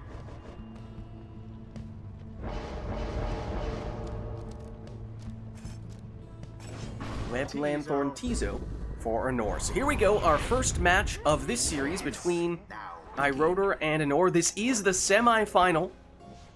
The winner will go on to play Core in the final. The loser will be eliminated, and it is Anor getting us started with a 20 damage plunge here.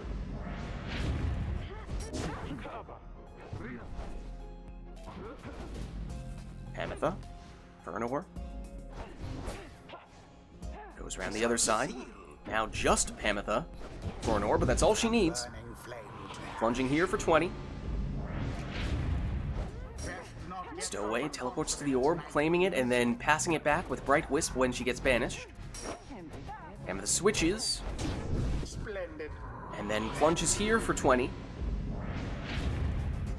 The orb is taken. Stowaway. Blocks. Teleports back. Teleports back again. Bright Wisp activating again. Pamitha. Switches with Tizo. Back over to Pamitha. She plunges here for 20. Now go.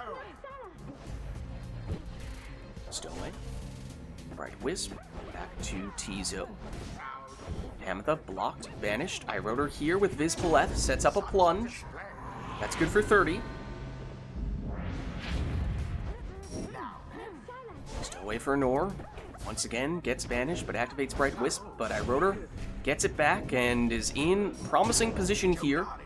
This time it's a 30 damage throw from Jodariel. Fate seem to be falling behind.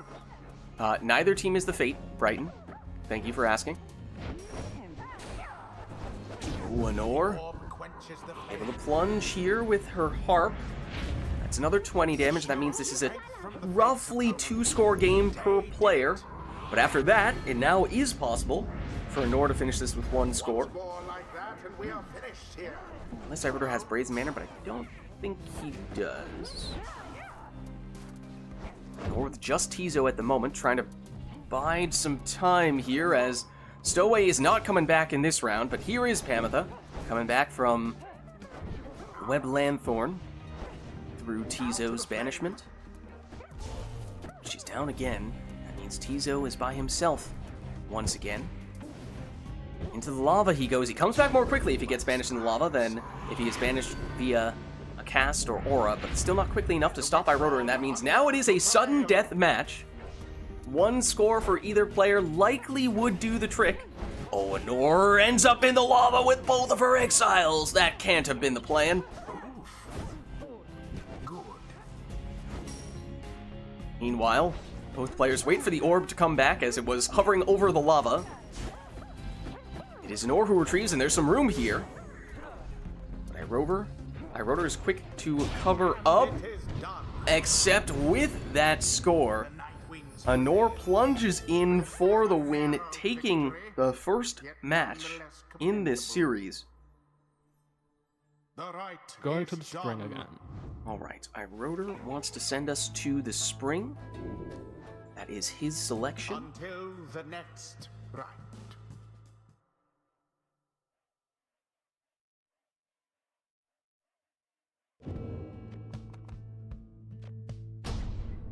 And it means, with Lenore up 1-0 in this series, if she is to win, she advances, and Iroder would be eliminated. Whereas if Iroder can win 2 in a row here, he would advance to the final, and Lenore would be eliminated instead. Welcome. One moment. Iroder, Who shall conduct the rites? as we await confirmation from Lenore.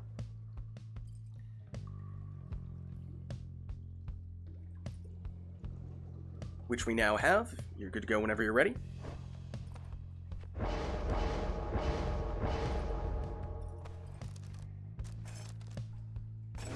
So he'll take Prayer Beads Pamitha.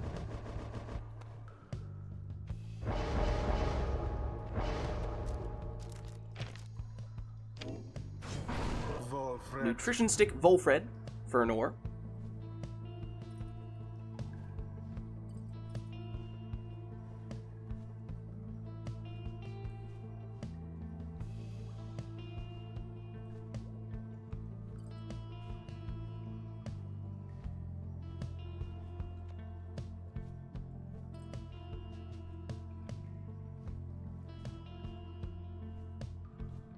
Okay, we have confirmation from Lenore. Whenever you're ready, Iroder.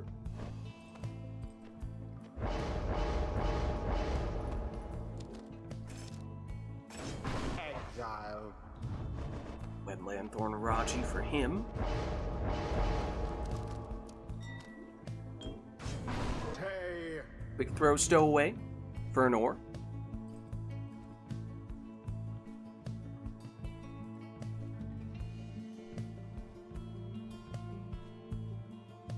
Alright, Lenore has locked in her final selection. That means Iroder, you are good to go whenever you're ready.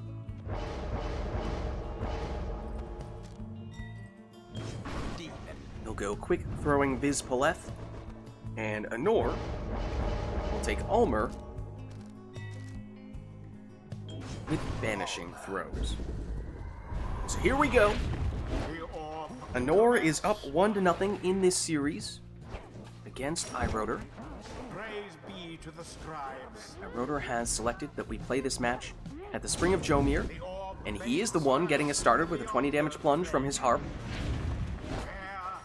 And she will come back with prayer beads, so Iroder's still at full strength here. Anor trying to blink straight in with Volfred. Iroder was ready for the nutrition stick extra blink distance. There is Anor throwing that one in for 9 from Almer. Obviously not the maximum damage. Anor, everyone banished at least for a few seconds there, which slows down Iroder. Wasn't able to do anything with that opportunity given his limited mobility. Almer, this time, gets the full 20 on that throw. Volfred blinks straight in. That's what Anor was looking for the previous time, but this time it does work out in Anor's favor. Here's Iroder, gets banished, but gets the throw off in time. It lands for 30. Ismaleth for Iroder. It's another 30 damage. Those throws from the demons, they add up quickly. It drops Anor down to 20. It is Anor, scoring here with another Almer throw.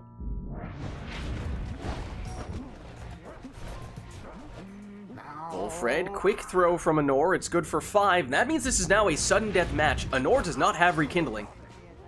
So one score is potentially all either player needs here, though for Anor it would need to be from Volfred. Anyone else would not quite have enough.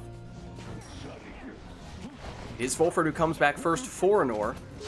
Does she try to force the issue with him, or is she willing to settle for a smaller damage score from someone else, even if it means it's not enough to finish the job? May not matter, as here is Iroder plunging in for the win, and in doing so, leveling the series at 1 game apiece. Also, when I don't say GG in these sets, I usually do it only after the set ends. So don't be confused or take offense. No worries. The GGs are implied.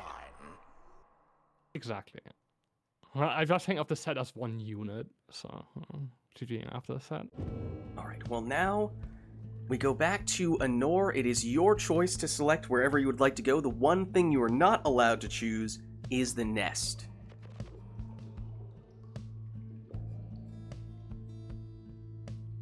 Any other arena you would like. The nest is where you won the first match, so you are not allowed to go back there.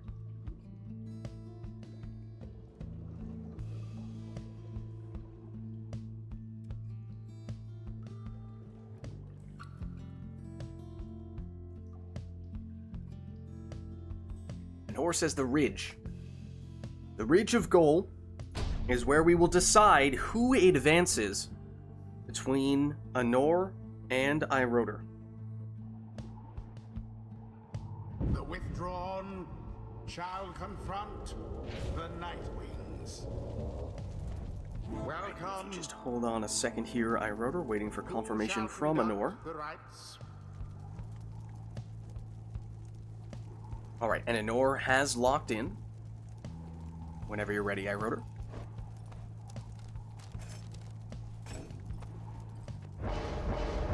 He'll go all left prayer beads Pamitha, which is funny, because Anor will also go all left prayer beads Pamitha.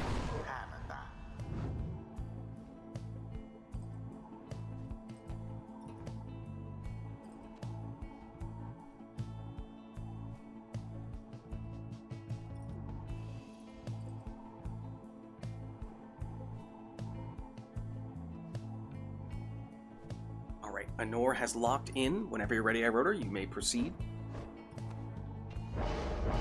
Ban Harp, not gonna lie. Might be the most popular pick we've seen thus far today. Be interesting to get some analysis on that after we're done with everything. Speedy Jodariel That's what iRotor goes for. Anor will go full left side nutrition stick Volfred, so bear in mind that means no rekindling from Volfred.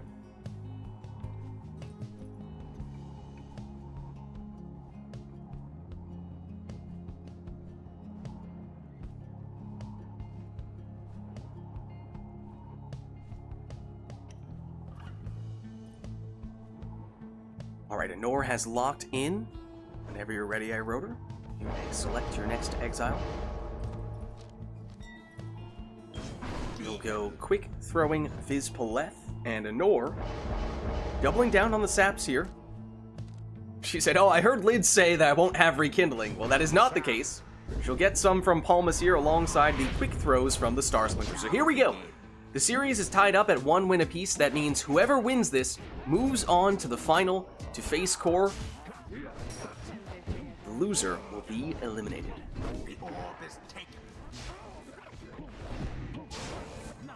Everyone down, at least for a brief moment there on iRotor's side, but now has the orb.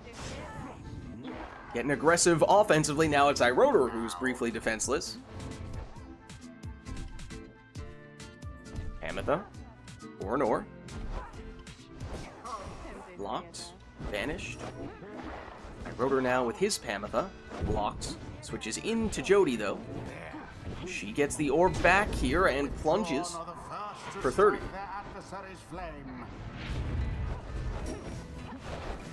Pamitha, that is iRotor's Pamitha, plunging for 20 now. The orb is up.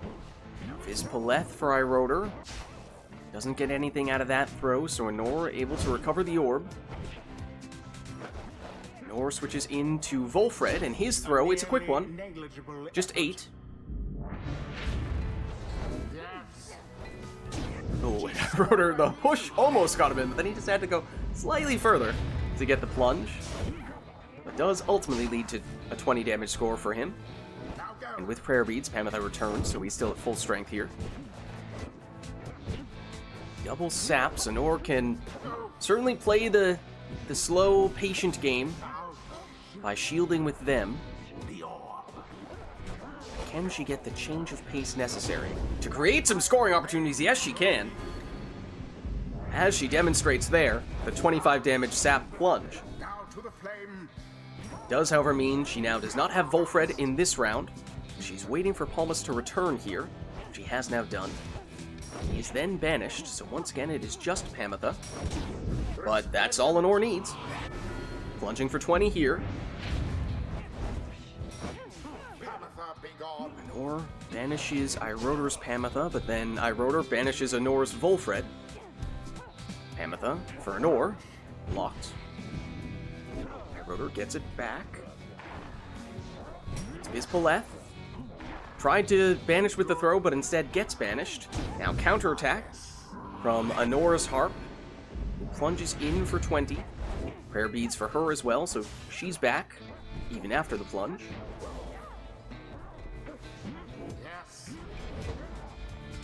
Palmas. Volfred goes down. Vids against Pamitha. Pamitha gets some reinforcements. Anor blinks to the other side, then goes for a quick throw. This time it's for 6. Here's iRotor. Quick harp plunge for 20. Would mean that one more score would be all that iRotor needs, except that Anor does, in fact, have rekindling. Coming from Palmas. The Numbing Gust slows iRotor down, but he is still able to score. Here is the rekindling, though. It's 50. Which means this match is still quite close. Anor. Tried to blink in, but iRotor had it covered. And Anor had her Pyre covered, courtesy of the sapling.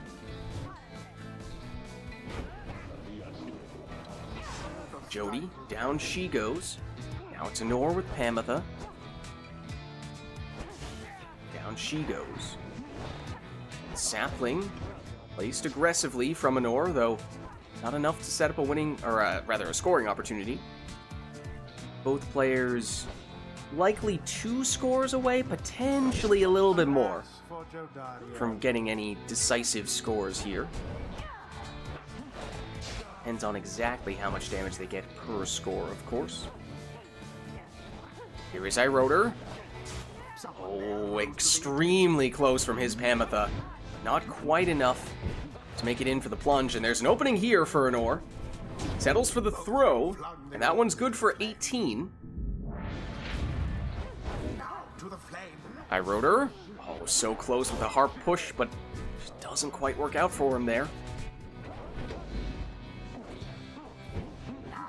Anor perhaps waiting to get her harp back, which has now happened. We have, of course, seen Anor is not shy when it comes to moving forward and trying to score with her saps as well.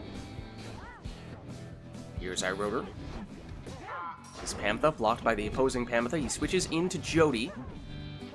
He's a little bit trapped in the corner there. Does get the orb back, though. Has yet to be banished here. Still causing some trouble. But Anor is in possession with Volfred. Iroder covering the Pyre just in case Anor tries to blink.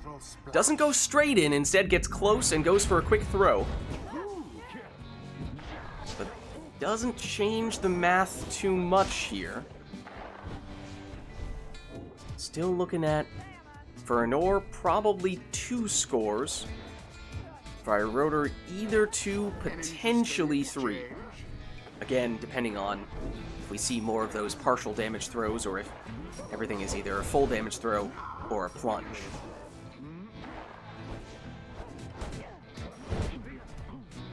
Or with Volfred. He's going one way, Pamitha on the other side. Pamitha goes down here. Iroder is quick. Plunging here for 20, and it does mean that with a full damage demon score, Iroder would have enough damage. The same cannot be said for Anor. She does not have a way to finish this with 1 score herself. But Anor moving in. Volfred goes down. Pamitha switches in, and that throw means that now we have ourselves what is potentially a sudden death match. Doesn't matter for Anor who the scorer is. For Iroder, it would need to be a demon, and it would need to be full damage. Anor had rekindling, but we've already seen it.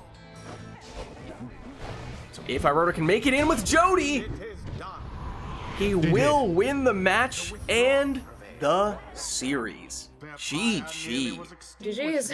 Well played, you two. That was hard. That was very, very close. Well done.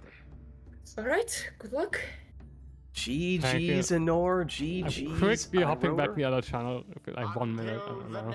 Yeah, well, let's just take a quick, well, let me just free. I'll take like a 2-minute break for. And then... Yeah, no worries, Iroder. I No, think we will likely... Lids, if you want to take a break. Exactly. I think we'll probably end up taking an intermission here regardless.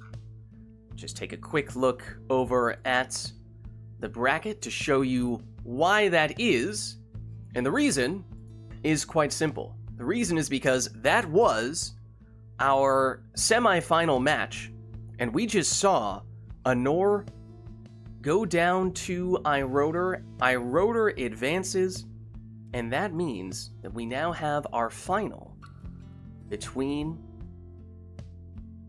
Core and Iroder. After it has all been said and done, only 2 names remain. Those are Coranium and Iroder facing off in what will now be a best out of 7 for our final. Imagine 7 games with Triple Imp on both sides. I mean, it's the Hoob Cup. We've seen some people do it already. It would be thematically fitting. Only time will tell. Alright, so as I was saying, bear in mind, you guys, for the final, this is a best out of 7 here, so this will be a longer series. As with the previous series, we'll start with a random stage. After that, the loser of the previous match will choose the arena, and since we'll have more matches, there will be more arenas where you may have won previously in the series. You will not be able to go back to any of those arenas that you have won on in this series. But I think we are ready to go here. Without further ado, let us begin the Hoob Cup Final.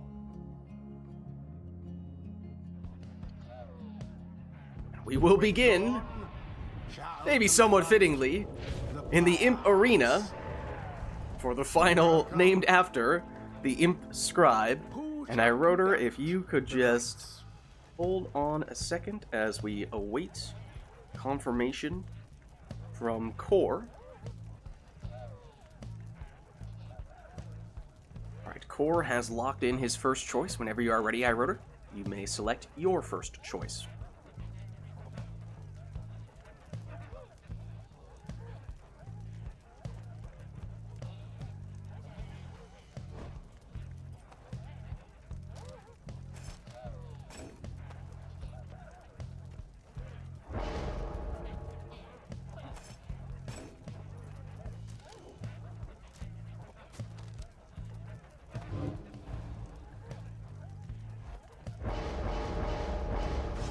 Iroder will go Speedy Vorfrit.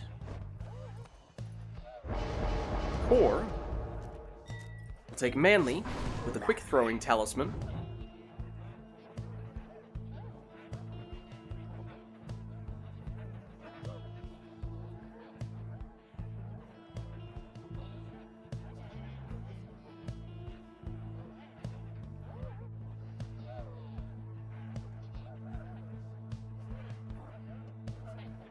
Alright, Core is locked in. You may proceed whenever you are ready, Iroder.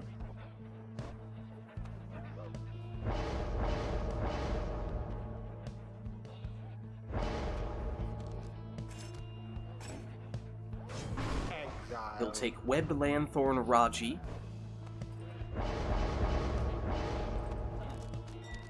And I was wondering if we would ever see the captain of the Dissidents, the triumvirate that is technically named after, inspired by, Haub, the scribe who this tournament is named after. I believe this is our first Barker appearance thus far. Is it our first Kerr appearance as well? I feel like we might have seen one earlier. Iroder might have taken Dalbert at one point. Don't quote me on that, though. Alright, Core is locked in. Iroder, you may take your last selection whenever you'd like. It's definitely the first Barker, though.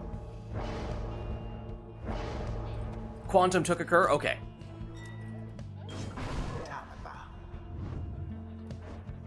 Quick throwing Tamitha. That is Iroder's selection.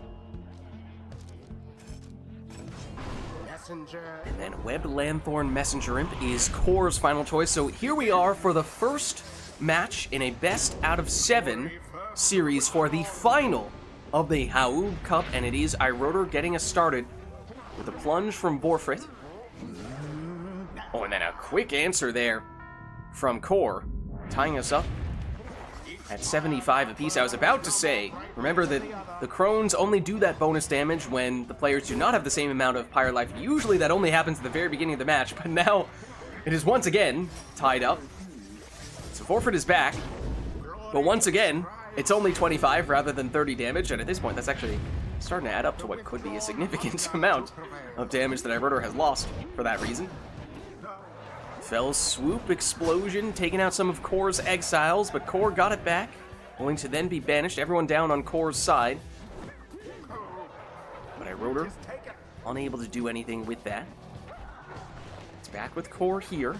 It's Barker. He has banishing throws. He gets rid of one of the defenders, gets rid of another defender. Oh, but he went down as well. But Iroder was defenseless, and that bought just enough time for Core to get this throw in here for 25 from his sack. Wall of imps in the middle there made things a little bit tricky for Iroder, but he has it back now. Now it's Core. Banishes one with the throw, then throws it in. Also worth noting, we haven't seen many Kerrs today, so this hasn't been a factor yet, but Kerr throws max out at 15 damage. It is only when they plunge that it is possible to get up to 20. Big implosion there. Here's Iroder with Tamitha. She's blocked and now banished. Manly. Throw is intercepted. Iroder. Vorfrit. Starts going one way, then changes his mind. Now it's Tamitha for Iroder. Her throw is intercepted. Core with Manly now. Sets up the sapling. Oh, but goes down. Rotor. Warfrit. Backs up. Goes through the portal. No infinite stamina, notably. It's mostly just a matter of positioning. Not going to give any stamina boosts. Vanishing throws from Barker. Takes out 2 of the defenders. Oh, but with Stubborn Flame. This might be the first time we've seen that activate thus far today. It means that if Core is in the lead, he's doing 10 less damage with every score that he makes. And that is particularly significant for the lower damaging exiles. That's a larger percentage of the damage they're losing. So, for example, Cur Throw maxes out at just 5 damage. And I think it would have been maximum 5 damage from that Imp Throw as well. So Rotor definitely getting value from that Stubborn Flame. Everyone is down for Rotor right now. And Core can still do 15 with the saps. It does mean that 1 score is potentially all that Core needs here, but it would need to come from his sap because of that Stubborn Flame.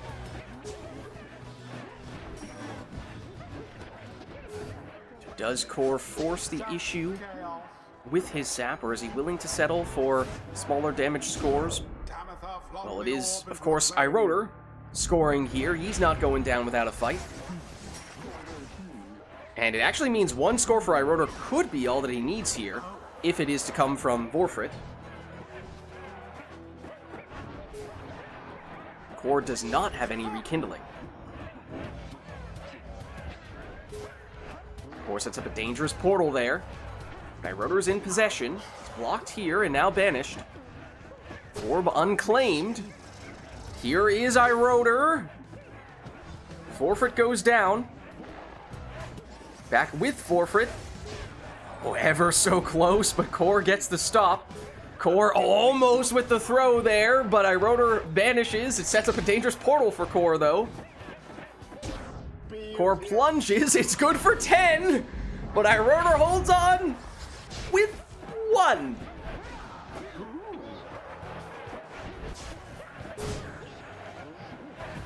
Here is Core. Banishes the last of Rotor's defenders. And with that throw, was a sick throw. it is Core who takes the win. Right after to the sapling, and you threw the orb at me. That was sick. I don't remember which one you're referring to. I'll have to watch it back. maybe it wasn't intentional, but I just assume that was. No, maybe it was. I just don't remember it. Well, you had a GG. sapling in front. Did I throw you? And I was trying to back into to banish you, and you threw the orb at me, and I caught it, and I didn't explode. Wait. Oh, it was on the for the imp. Yeah. Okay. Was that the end? Okay. Anyway, okay, counter pick. Alright, so now Rotor. Well, Core won the first match of this best of 7, remember, for the final series. Let's go for the Cairn. Alright, it is Rotor's choice to select the arena. He is choosing the Cairn of Haub.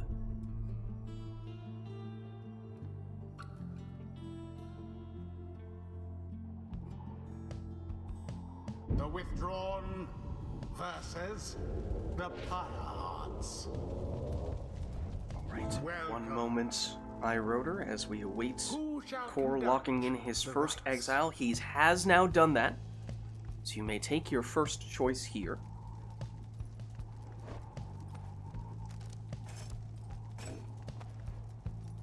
Part of me wished that we had this for the final arena, for the Haub Cup. I guess it's still possible, but it's unlikely. Since whoever wins here will not be able to choose it again. It's Prayer Bead Stowaway in the first spot for Core. Rotor went with a Crone.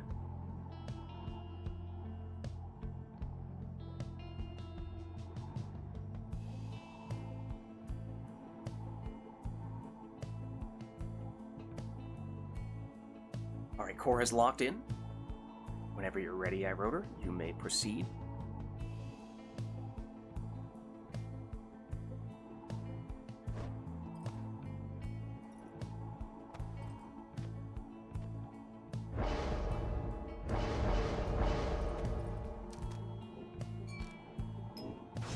Typhoon Bottle on Volfred is Iroder's second choice.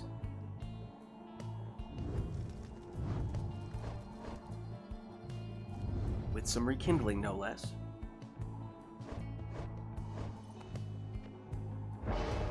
Whereas Core will go Jody with the quick throwing talisman.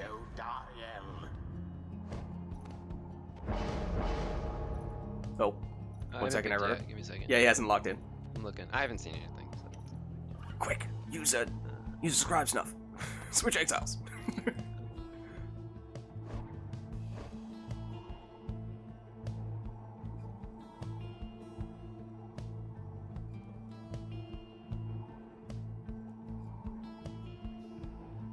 If I do that, I'm locked into the exile.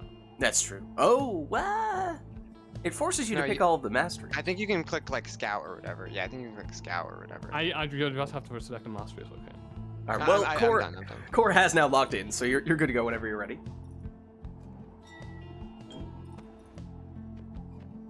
Alright, it is a quick throwing Vids. Almost showed his hand there. That's all right. Web Lanthorn Messenger Imp in the last spot for Core, so this is now match 2 in this best out of 7 final between Iroder and Core. Core won match number 1. He is getting us started with that score there via a stowaway plunge. Prayer Beach, she came back, but right now it's Jodariel who's close, but slowed by the Typhoon Bottle. Slowed enough that Iroder got a defender back and was able to get the banishment.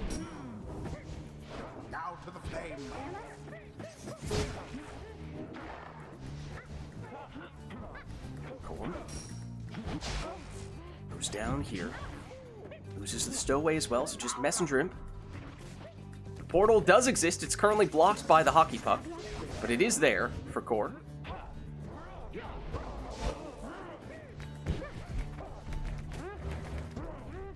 Opts not to use it though.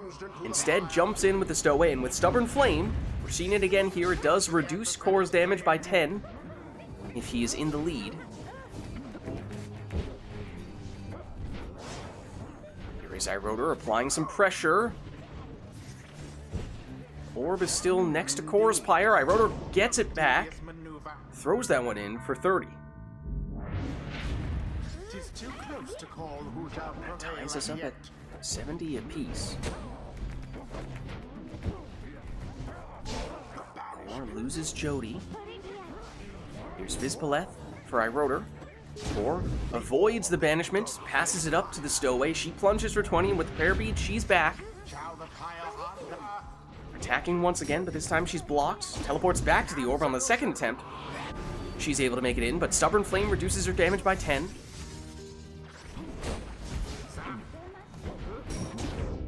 And then Demon Throw maxes out at 20 here as well.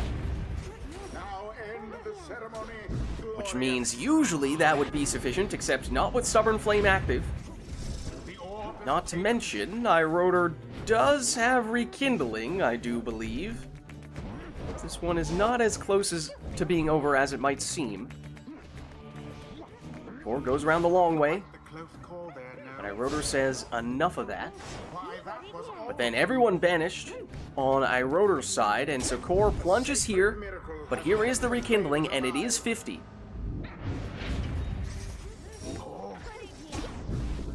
Now, Core plunges again. Stubborn Flame damage reduction is really adding up here.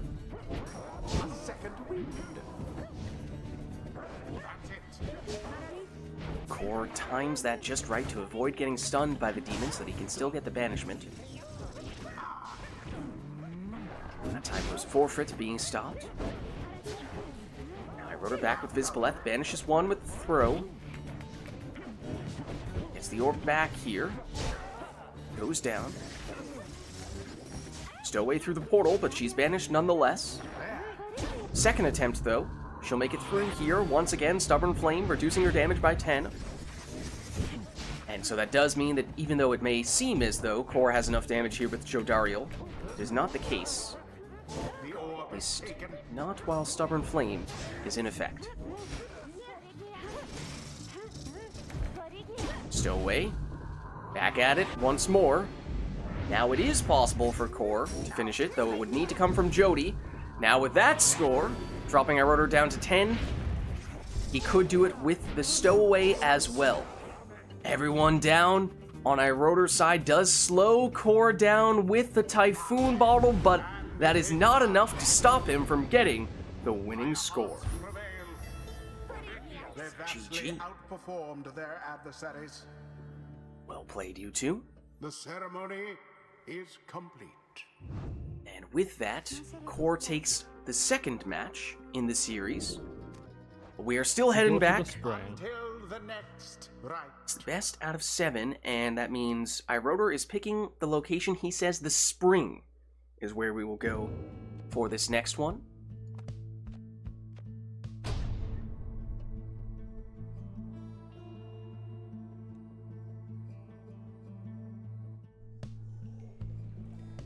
The withdrawn shall take on the Pyre Hearts. Welcome. Who shall conduct the rites? All right, one moment. Iroder, okay, Core has locked in. So you are good to go whenever you're ready.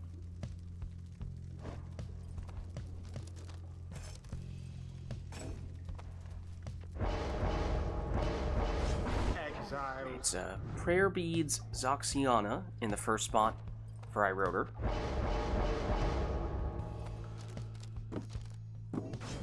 Sir Gilman. Legendary Talisman for the extra jumping distance on Gilman. That'll be Core's first choice.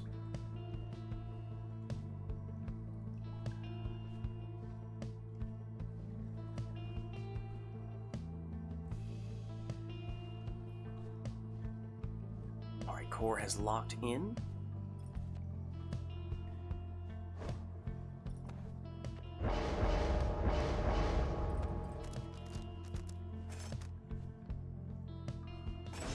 Demon. Speedy Vizpaleth in the second spot for Iroder. There's Core. He'll take a speedy Messenger Imp.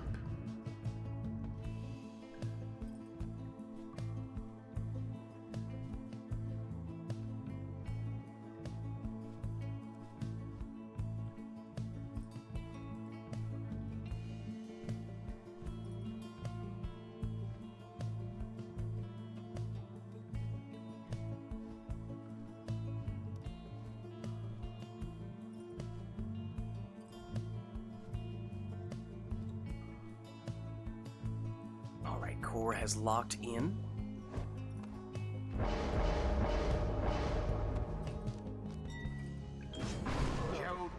Quick throwing Jody for Iroder.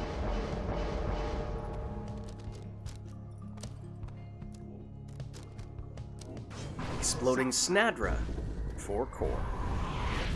Alright, we are in the final. This is game 3. Core is currently up 2-0. Here is Iroder though. Banished just before getting in. Is Paleth for Iroder. Shoulder smashed by Snadra. Core has a dangerous portal.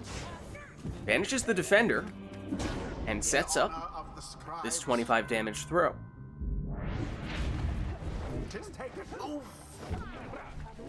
Here's Iroder. Jody. Jody banished. Core gets through here for a 25 damage Imp Plunge.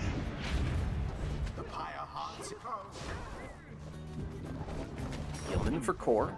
Brings back Snadra. Here she is. She shoulder smashes the defender. Then goes down.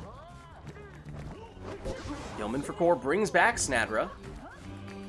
And with no one back, defensively for Iroder, she has an uncontested 20 damage throw here. Core's throw from his worm has enough on it. That's 15.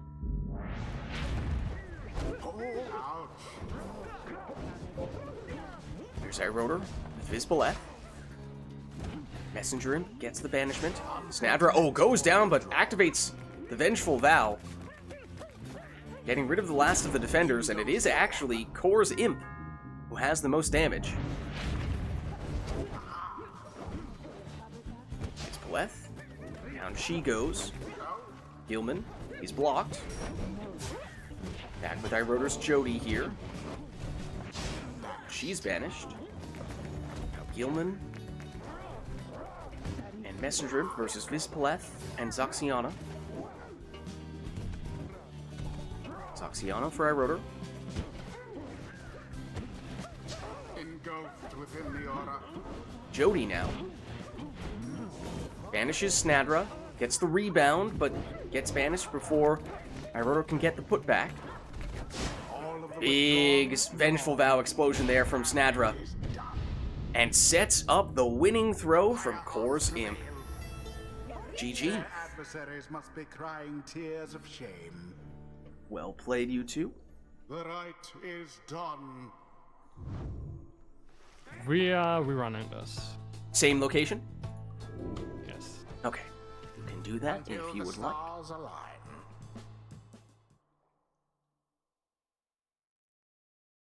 Well, right now that means we are in the final.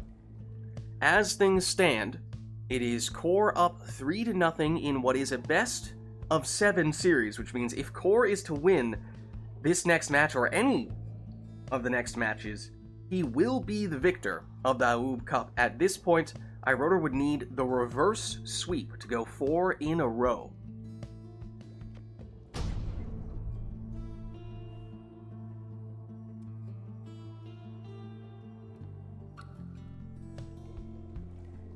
The withdrawn shall now. Iroder says he wants to go back to the spring. Welcome. That is his choice. Who shall conduct Locked in, by the way. the rites? Oh, yep, Core's locked in.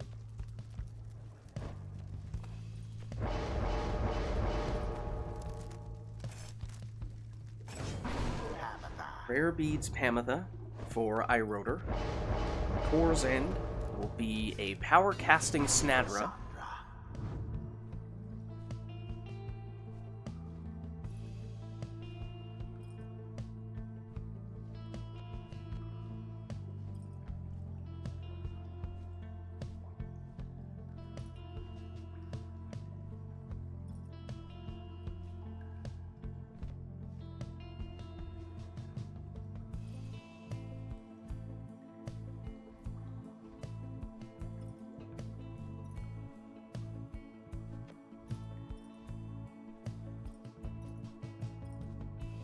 I've locked in, by the way. Oh, I haven't seen Or you it. ju- Oh. Oh. Oh, no, sorry, I do see it. That's right. He's locked in.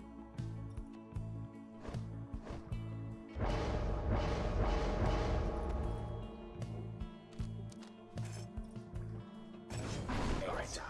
Web Lanthorn Raji for Iroter.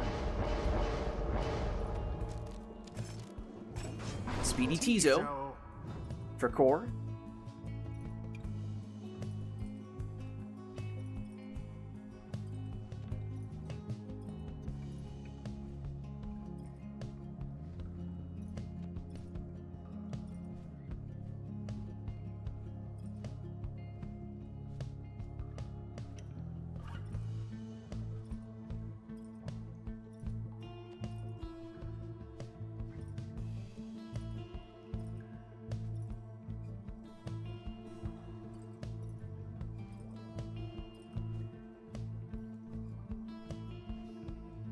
Okay, Core has now locked in.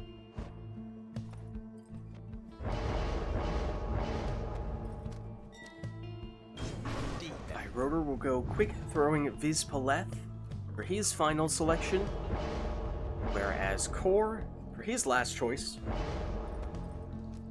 will go for an exploding Headwind. Alright, so this is the 4th match of the final. And because it is best 4 out of 7 and Core is up 3-0, it means 1 win for Core is all he needs here. Iroder needs to go 4 in a row. Can he get the job done? Only time will tell. He does score here for 20 damage from that Harp Plunge. And coming after, Core let us off with a 20 damage score of his own, and he follows that up with not only 20 damage, but also 10 leech. from that Snadra plunge. It's net 30 points worth of value. Here's Tizo. He plunges for 20 for core. Shoulder smash. Deletes Pamitha.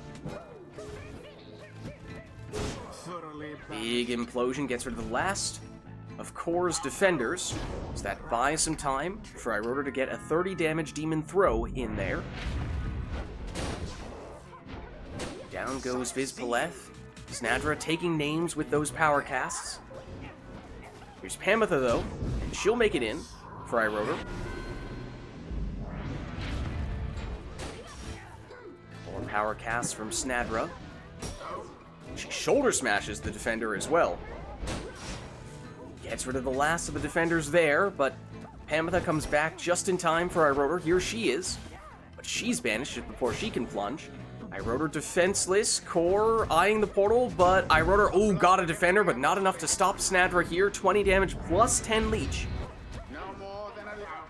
And it means one score may very well be all that Core needs here in what could be the decisive match of the Aoub Cup tournament. Banishes the defender with shoulder smash, gets rid of the last of Iroder's defenders, and with that throw, Core not only wins the match, but in doing so, takes the tournament as well.